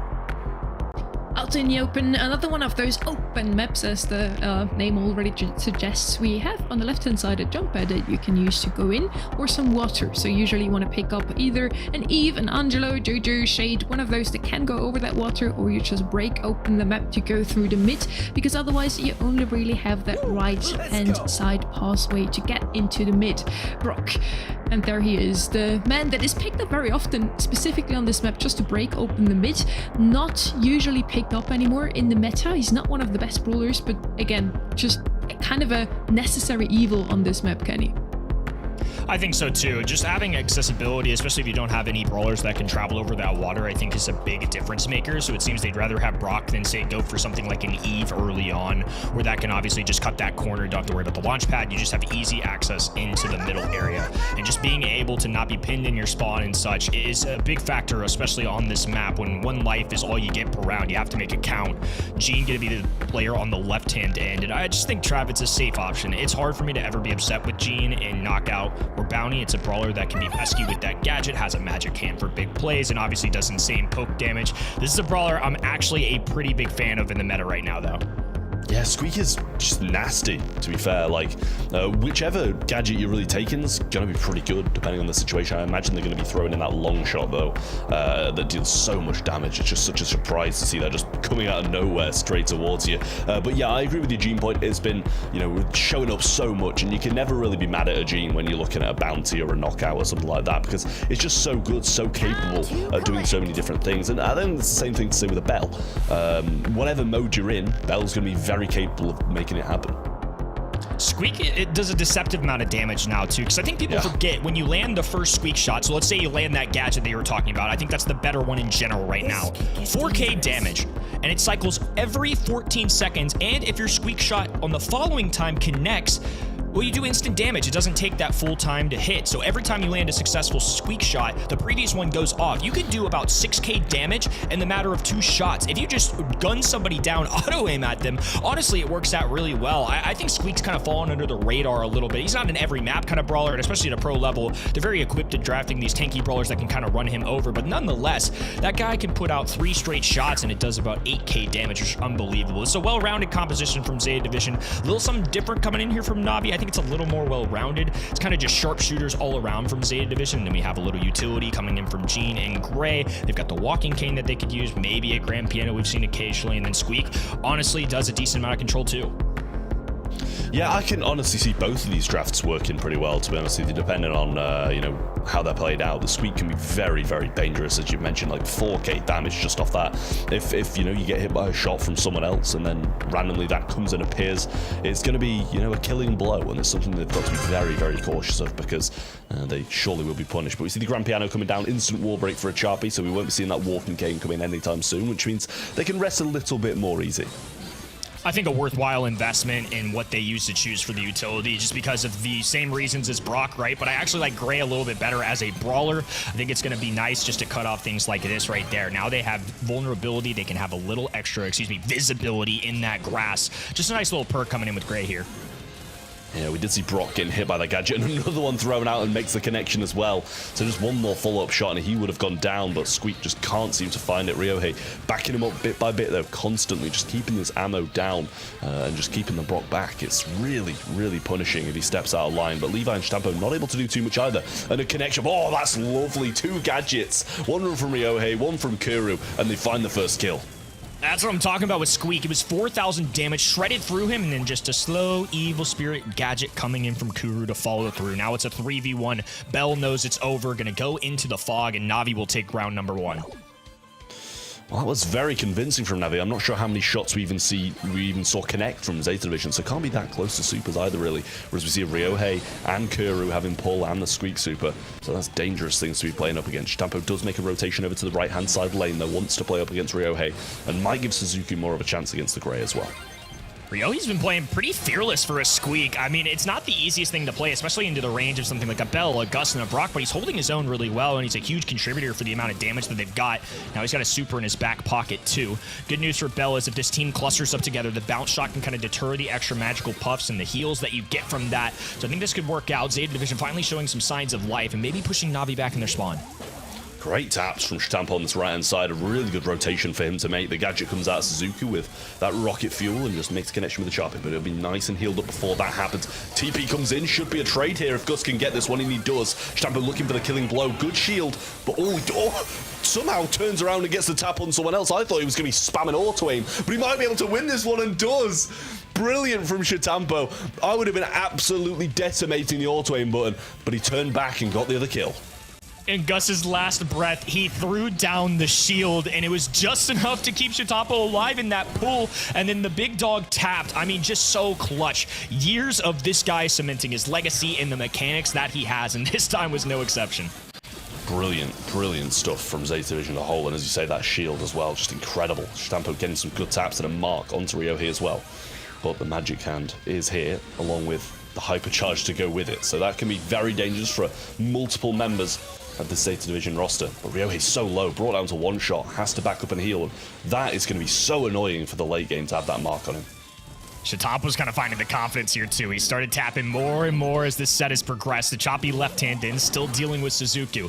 Levi in the mid, just has so much range as a Gus. If he continues to build up those extra ghosts, the extra super, it can make a huge difference. The tap's going through, Zeta Division get the pinch. Now Kuru, hypercharge out of desperation. A little poke damage onto all the members, but the gadgets and shots go through. Zeta Division just dominating right now. And Choppy will dive in, give himself up, and move on to this second game.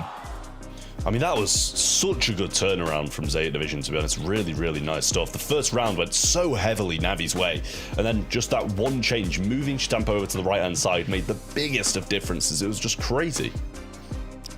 Just terrifying. I mean, honestly, just the head case of dealing with somebody like Chitampo, they've already got a decent draft. I mean, I like what Navi are putting down, but a solid brawler in the meta right now in this guy's hands, and there's just something to be said for years of hard work, winning, and just having this big brand name. People fear him across the world for good reason, and time and time again, he just shows why. Gadget thrown out, not going to find any connections this time though, so a little bit unfortunate for Ryohei. He's been doing a pretty good job of getting those majority of the time, but he falls really low there, gets hit by both the Gus and the Brock just a few times, but Zeta Division won't over-aggress. Try and get a little bit of a break coming in there for Suzuki. Shot thrown behind him and a shot thrown in front of him as well, but it is Zeta who are firmly in control of the map. This time it's going to be Bell on this left-hand side, battling a Choppy, a previous teammate from 2021. And it's going to be a duel for sure, but the marker on a Choppy, which as you said earlier, it gets really frustrating towards those in-games because it's just extra damage. It's a quicker takedown, which is one reason why Bell shows so up much here. Kuru has the pull now, wants to try and use it. Suzuki gets hit pretty hard there and will be focused down, is going to fall, but the super makes a connection beforehand. And these, like, beyond the grave things that are going on with the Gus shield and the Brock super getting kills are just wild, and they're going in favor of Zeta Division so heavily.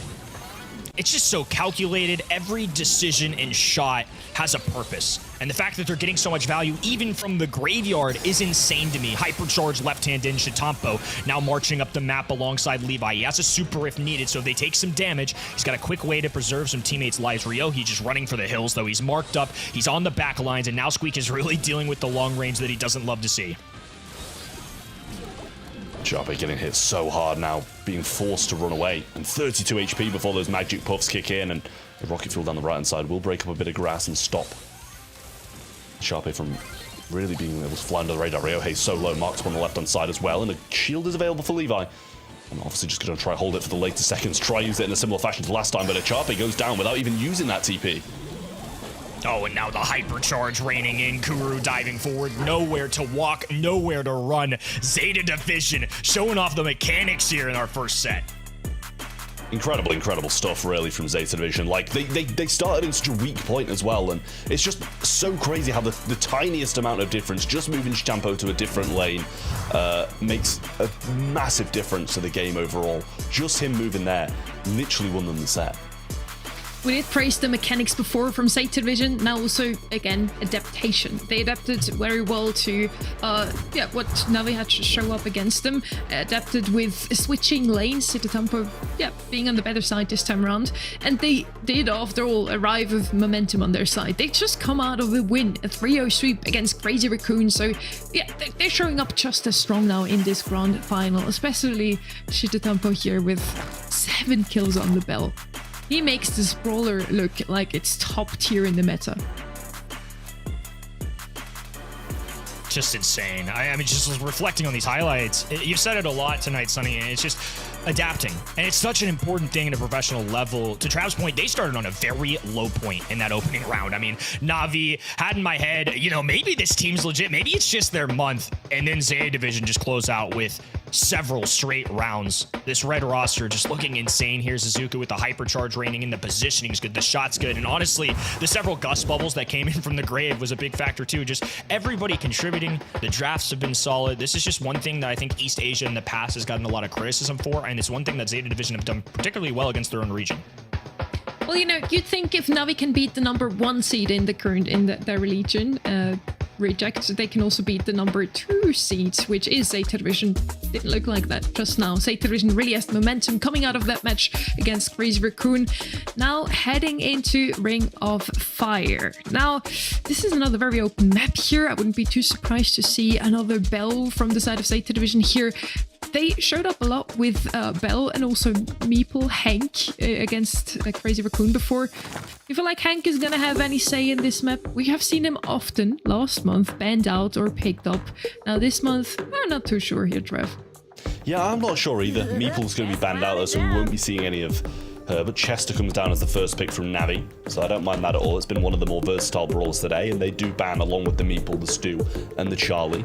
And over the Zeta division side, Ollie, B, and Lumi. 3 very good bans, possibly the 3 best brawls on this map. So considering they don't have the first pick, they kind of have to get those out of the way and stop Navi from getting something as strong as that. But yeah, I like what you said. I think the Bell is something that they could kind of gravitate towards because they've been playing it non-stop today, and it really is working so well. Lou and B, a couple brawlers that I think show up normally in this map. Bell kind of in that mix too of you want something with control, has that range, and just good overall. And I think that's one reason Bell shows up here. I feel like Bell has leaned on a little bit more this meta than somebody like Lou. I feel like Lou has taken a tumble a little bit, even in a mode like this where he can be very solid. His ice rink can cover the entire ground. Just doesn't feel like pros are prioritizing him as much. Another brawler here that I'm kind of interested to see what happens. I don't necessarily think into a Bell and a Buster it's a good call, but this region in particular has used Bo and Chester. Those are the 2 brawlers I noted that they used a lot. So we'll see if that goes through here. Again, I don't necessarily think it's a great call into something like a Bell and Buster at this point, but just a general brawler that I've seen in particularly. Yeah, we'll see what Navi do come down with then, as this time it hits 0. The pick should be coming in very shortly. And it's going to be a Byron. Just choosing to go the healing route, and obviously it has the sharpshooter capability, so it's not a bad thing to have. Going to be able to go up toe-to-toe against the Bell for the most part, and also heal the other brawlers that they're bringing in. They might go something a bit more aggressive to pair with the Byron, so they can really make use of that long-range healing ability that the Byron has. And obviously, otherwise you'd just be taking something like a Poco, really, if you wanted the short-range burst. But it's going to be the Hank. We see it brought in. Eventually, it comes down as the 3rd and final, so I like this from Navi. The Byron-Hank composition should be very solid. That's a good 1-2 punch, and then they have Chester there to kind of help out. Lou, I feel like it's a pretty good answer, though. At least into Hank. You got the range to keep up with somebody like Chester. Don't get me wrong, you really have to hit your shots, but they can kind of feed off of this Hank. If Lou properly lanes up against the Hank, keep him at bay, freeze him out of those shots, slow him down from getting any bubbles, and then the ice rink, like I mentioned earlier, is just such a good deterrent and to keep people out of that hot zone, let your team in, get a little repositioning. So I definitely see the value in that pick. Yeah, well, it's going to be a difficult one for Zeta Division to come out on top of here, because that Hank is going to be very dangerous. But they have some range they can play and kind of keep him off during that. But obviously the Buster's going to have a bit of an issue. Going to have to get close to the Hank and within that bubble range. Tampa will just be playing on the right-hand side rather than through the mid and attempting to keep a Charpy back whilst we get Buster's shield up and running. They're going to be getting those nest eggs down too, and the sooner they can get in there, the sooner Levi can start dropping that and gain them even more control. Suzuka just holding back. All he has to do is pop this super, and sure, they can drop a Byron super, but other than that, it's going to be allowing Levi to kind of get to this mid, but Kuru is tapping right now. That's some clutch takedowns there. Shatampo's still standing, and now just going to be dancing around this Byron. Not enough, though. Kuru on the money.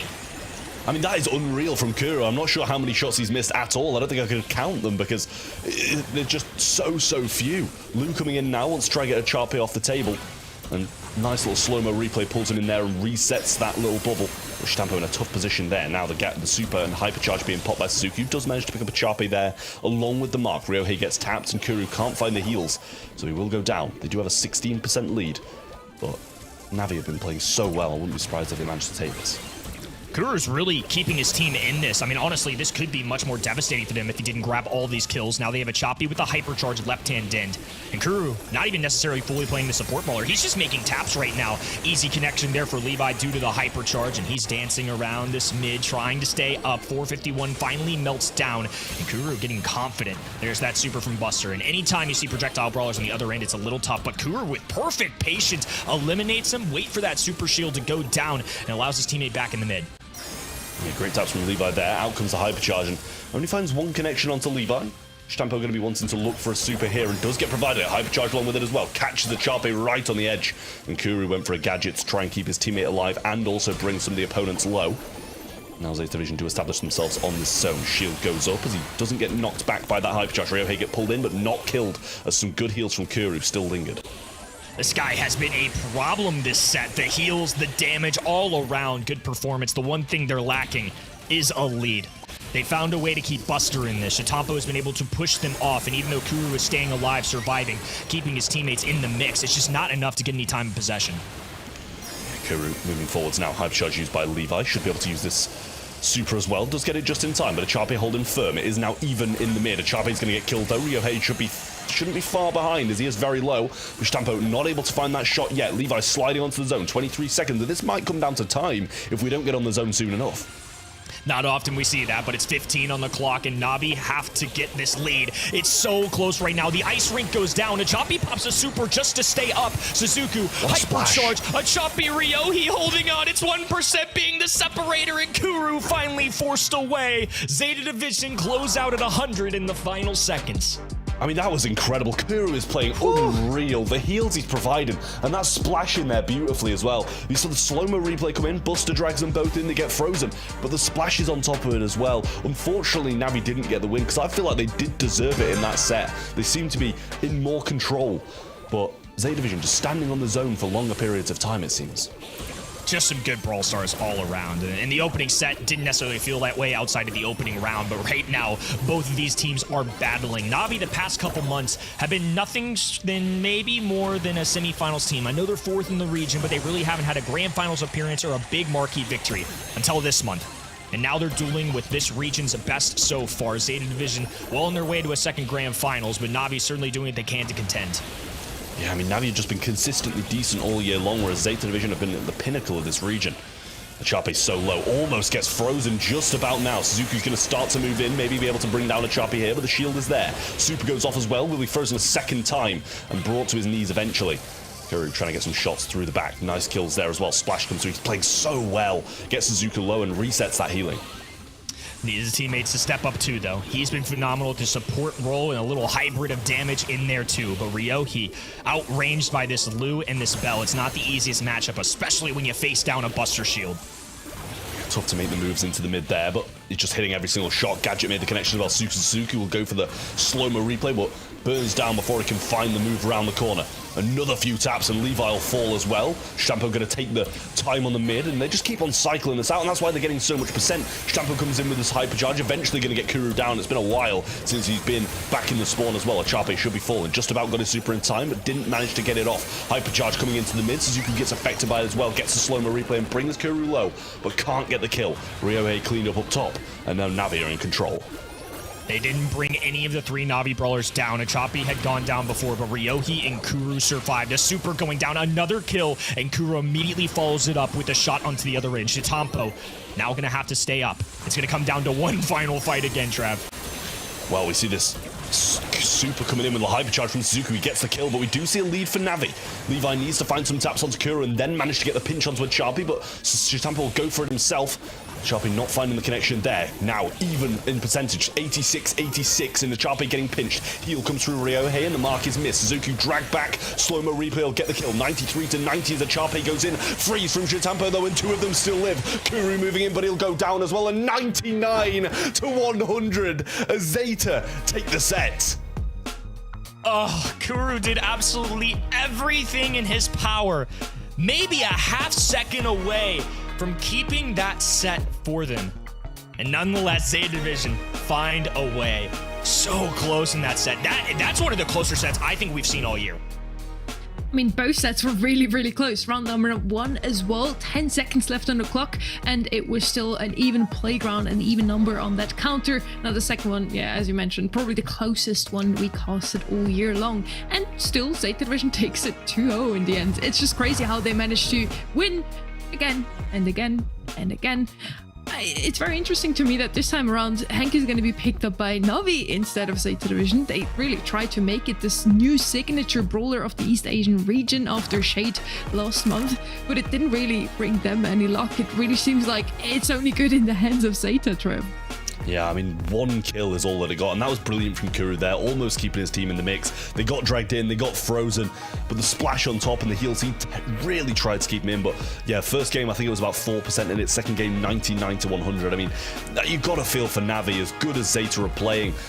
I just feel like Navi were in control of the majority of the game, but not stepping on the point. It's harder for Kuru to make the move towards the zone than it is for the Bell on the other side. So I feel like that's really the decision maker in that set. feels like to me so far Zeta Division has always set the trend in this region. Last month it was the Shade, now it's kind of the Hank. I wonder, and I'm eager to see if they also manage to do so on the global stage. Since they now made it into Brawl Cup, can they also surprise teams from other regions with such a pick here, Kenny? They're certainly looking scary. I mean, I think that's safe to say. You know, they're one set away from 2 state grand finals. Crazy Raccoon are a team that are very respected across the world, and they just swept them off their feet. And I think if I'm looking at this team right now, I'm taking notes and I'm feeling nervous. I mean, Zeta Division look like real contenders, not just in this region, but globally too. Well, it's going to be a bit of a tough one for Navi to come back. But there is still a chance. They need 3 in a row against the reigning champions. It's going to be a very, very tough one to make happen, but Zeta Division, there are going to be some holes in the game. If Navi can find them, then they will be able to exploit them, but it's going to be really hard. 3 sets in a row is not an easy task against any team, never mind this Zeta roster. I do feel like Super Beach could be one of those maps now where you can pick up a Hank again, maybe this time around on the side of Zeta Division. Charlie, Stu, he have been played here before in this region. Barry, Ashley on the other side. But I feel like we have kind of seen the same brawlers all day long, really. There are just some that are very strong in the current meta. It's potentially the last set already. If Zeta Division wins this one, it's over. And they have rushed through today with 3 3-0s in a row. It's kind of time to see a Lumi, no, Kenny? Last chance, Lumi. Potentially. Yeah, Lumi might not show today. I'm gonna be honest. I think in the van stage, Super Beach, we're scratching that one off the list immediately. I think Ollie is in the contention for this band stage as well. B probably too. I think those are kind of the 3 on the top of my mind. Yeah, I mean, it would make a lot of sense to get those out of the way. They do seem like the stronger brawlers at the moment. As I said before, I really like a thrower on this map, and you know, we've seen throwers work pretty well for the most part across the majority of the day, but Barley is going to be banned out, same as last time, and also B and Frank on that side by Navi. Over the other side, the Ollie, B, and Lumi are going to be banned out, so sadly, if Zeta Division win this one, we won't be seeing any Lumi, and even if they don't, I've got a strong feeling that Lumi will be banned out for the remaining 2 sets regardless. Yeah, so I guess you're right. Probably won't be seeing that, I imagine, but the first pick is Navi, so we'll see what they do choose to take. Still some very strong brawlers left, and I was going to say Carl, honestly, left on the table, but Hank is going to be the first pick again, and it is Navi who go for it once more. I can't believe he's showing it. I mean, I knew he was going to be a thing. I didn't know he was going to be the thing in this region. I feel like him and Charlie have certainly been highlights for me today, especially after a nerf too. You know, I was pretty concerned that it might be devastating enough to bring him really out of the mix and just be an occasional, maybe a circumstantial or map pick. No, Trav, he's the first overall pick here for Navi in a set where if they lose, it is over. It's over. Yeah, I mean, Chester, good first pick. Ash to follow up as well. I do not mind that at all. 2 very good shouts from Zeta Division, and I like the way this draft is shaping up for them. Chester, obviously, with the hypercharge has been such a nasty piece of work to deal with. The immediate nerf to it pretty much was very much warranted, obviously, in terms of how fast he can get it.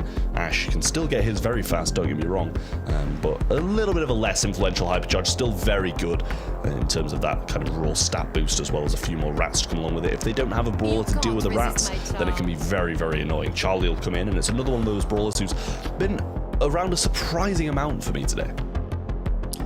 Yeah, I mean, 2 brawlers that have shown him quite a bit. And again, I was kind of tipped off just based on practices leading up that these 2 brawlers would be a thing. But again, just their play rate has been way higher than I would have anticipated. I feel like they almost need a mid. I mean, maybe Charlie's that for them. In Super Beach, the mid is pretty close quartered. It's more of a medium range, not necessarily some sharpshooter kind of range, which is why I think B shows up a lot here in history. Max has shown up a bunch as a mid. Shade, wow, okay. We're just going to commit to every East Asia brawler that's popped off in the past 2 months or so for Navi.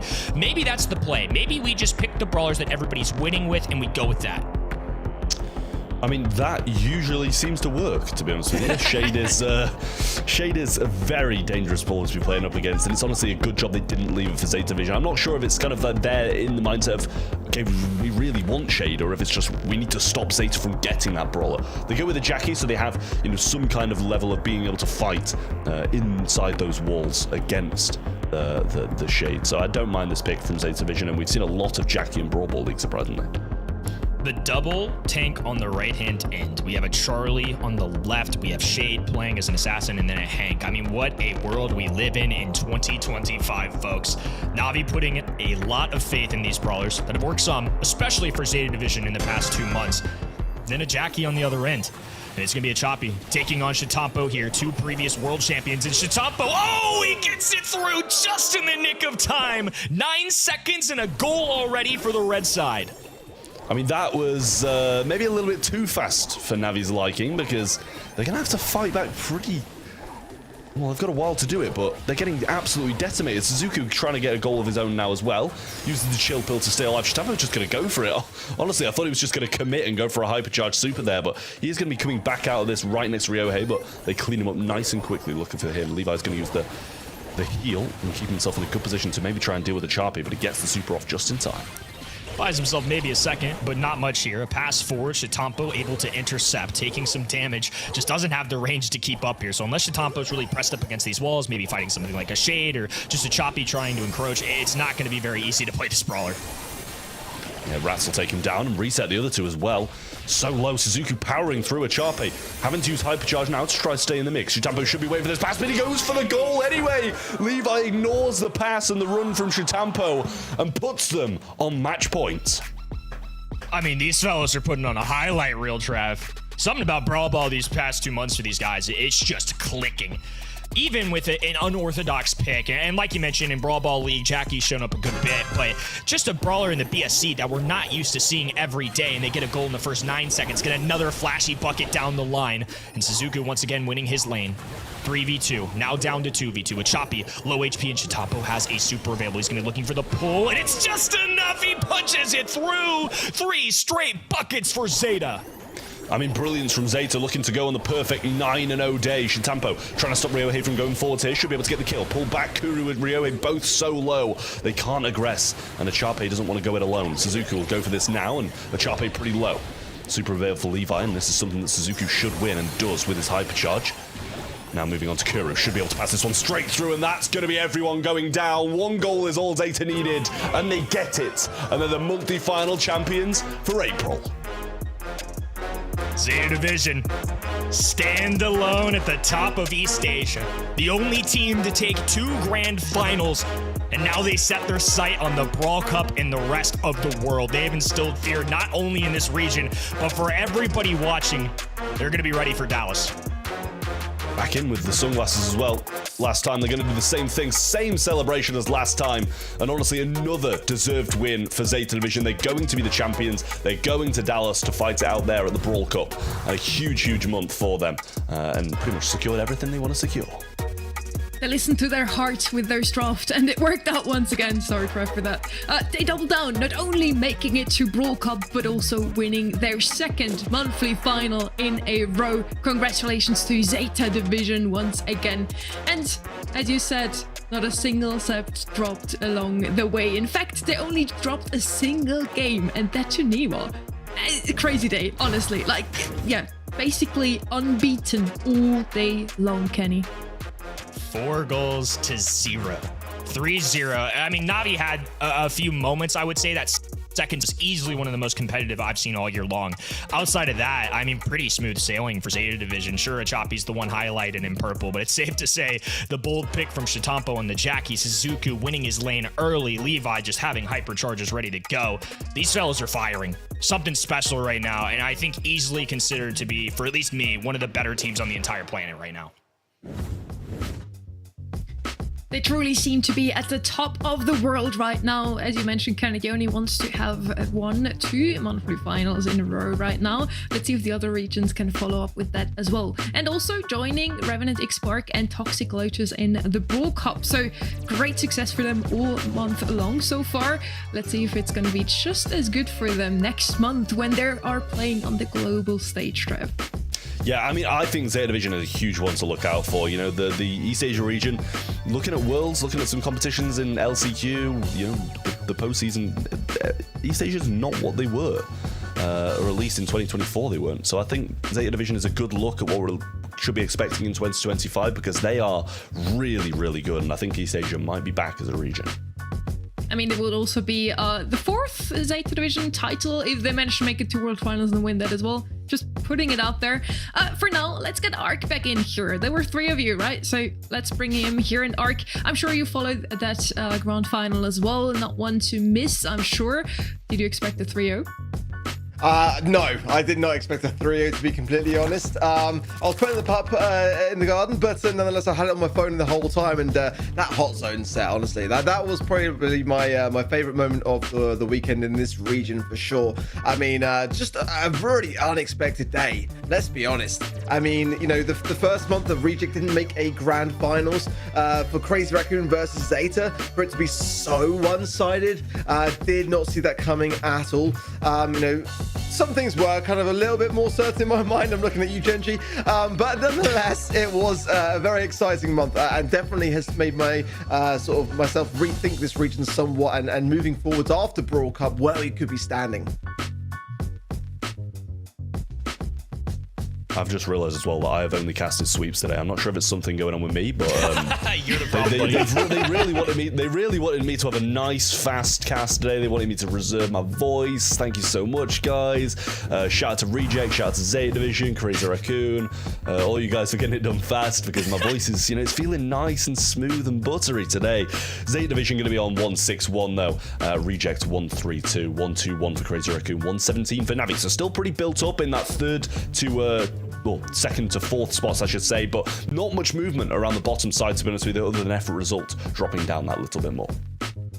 Effort result didn't even make it into monthly final. They're still standing strong though, still standing in that top 8. And as you mentioned, those 2 spots at the top here for the world finals. Looks like Zeta Division and Reject are gonna take those 2. There's still a lot of months to come though. There's still the Brawl Talk coming up as well. And with that, we get 1 more additional slot for the world finals and 2 more slots for LCQ if you make it to 1st, 2nd or 3rd place there. So Brawl Cup is gonna be very important here, and Zeta Division is going to be that team that East Asia sends to win for them, Kenny. It's a pretty good representative right now too. I mean, again, I'm really impressed with the composure, the drafting, the mechanics. Maybe it's a region thing, I don't know, but we'll see how this region tests against the remainder of the world, because there's some good teams out there. EMEA is a deep region. Tribe Gaming at the top of NA is a problem. I just want to see how everybody stacks up, and I think this is going to make things even more interesting. And honestly, I think especially after seeing today, this is definitely the best candidate they could send. It's really been a day here, Ark. Let's go down the line here. Any final thoughts to close the day out here? Just as always, fantastic monthly finals. I'm really looking forward to seeing, you know, like teams like Rival Esports coming into the forefront after the Brawl Cup. I mean, heck, even like Niwa. I think that they've got some real potential here today, which didn't shine through in the scoreline, but certainly in the mechanics and just maybe with a bit more experience. I think they can take on some of those titans. But East Asia is always a joy, and you know, congratulations, of course, to Zeta Division. Cannot wait to see what they bring to the Brawl Cup. Kenny?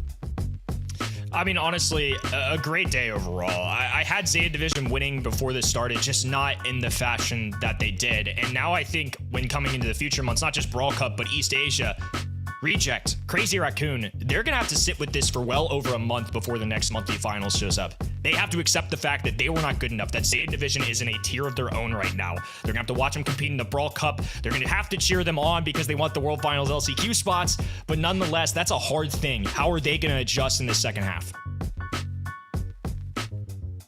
Yeah, I don't know what else to say. These guys have pretty much covered everything that I was going to say as well. But yeah, it's been a very, very good day for East Asia, and you know, Zeta Division once again have proved that they are the best team in this region. And as Kenny said, I don't think, you know, East Asia could be sending a better representative at the current moment, because Zeta Division have just walked through this region with ease.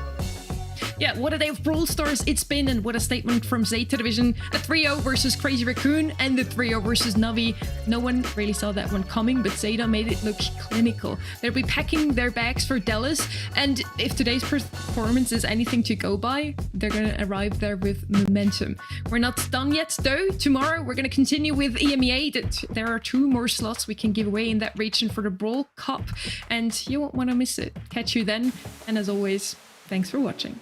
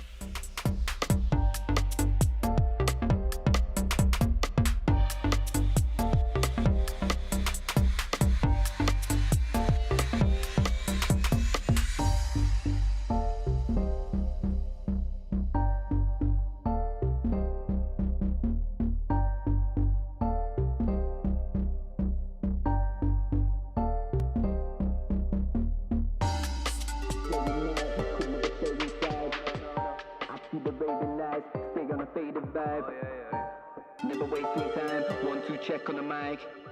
Yeah, it's about to go down, it's about to get live. Day and night, could never stay inside. I see the raving lights, stay on the faded vibe. Never wasting time, 1, 2 check on the mic. It's about to go down, it's about to get live. Day and night, could never stay inside. I see the raving lights, stay on the faded vibe. Never wasting time, 1, 2 check on the mic. It's about to go down, it's about to get live.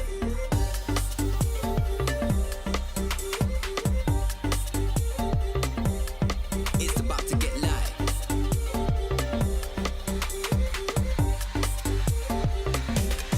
It's about to get live.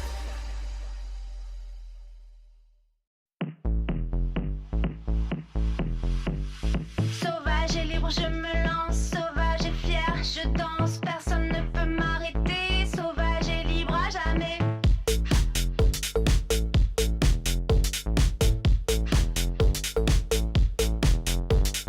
Plus de chaînes, plus de limites, je cours, rien ne m'évite, sous la lune je suis en feu, un éclair roule dans tes yeux.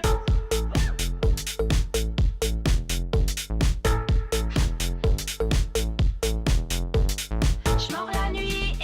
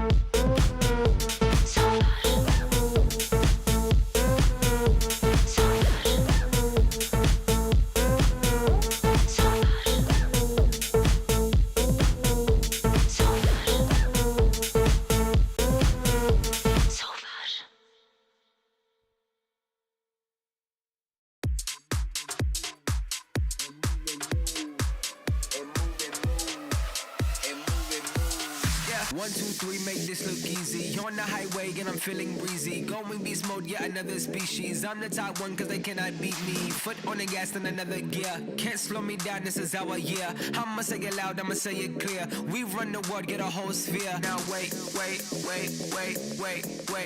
Let's turn this up. Okay, let's work it out. Okay, let's shake and move. Okay, do what it do. I'm feeling great. Now let's turn on the cool. Yeah, baby.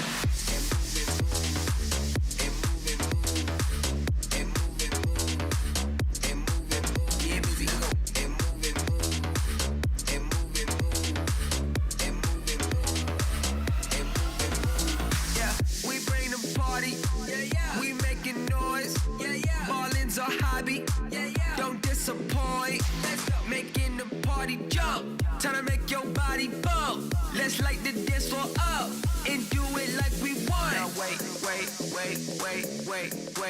let's turn this up, okay, let's work it out, okay, let's shake and move, okay, do what it do, I'm feeling great, now let's turn on the cool, get busy.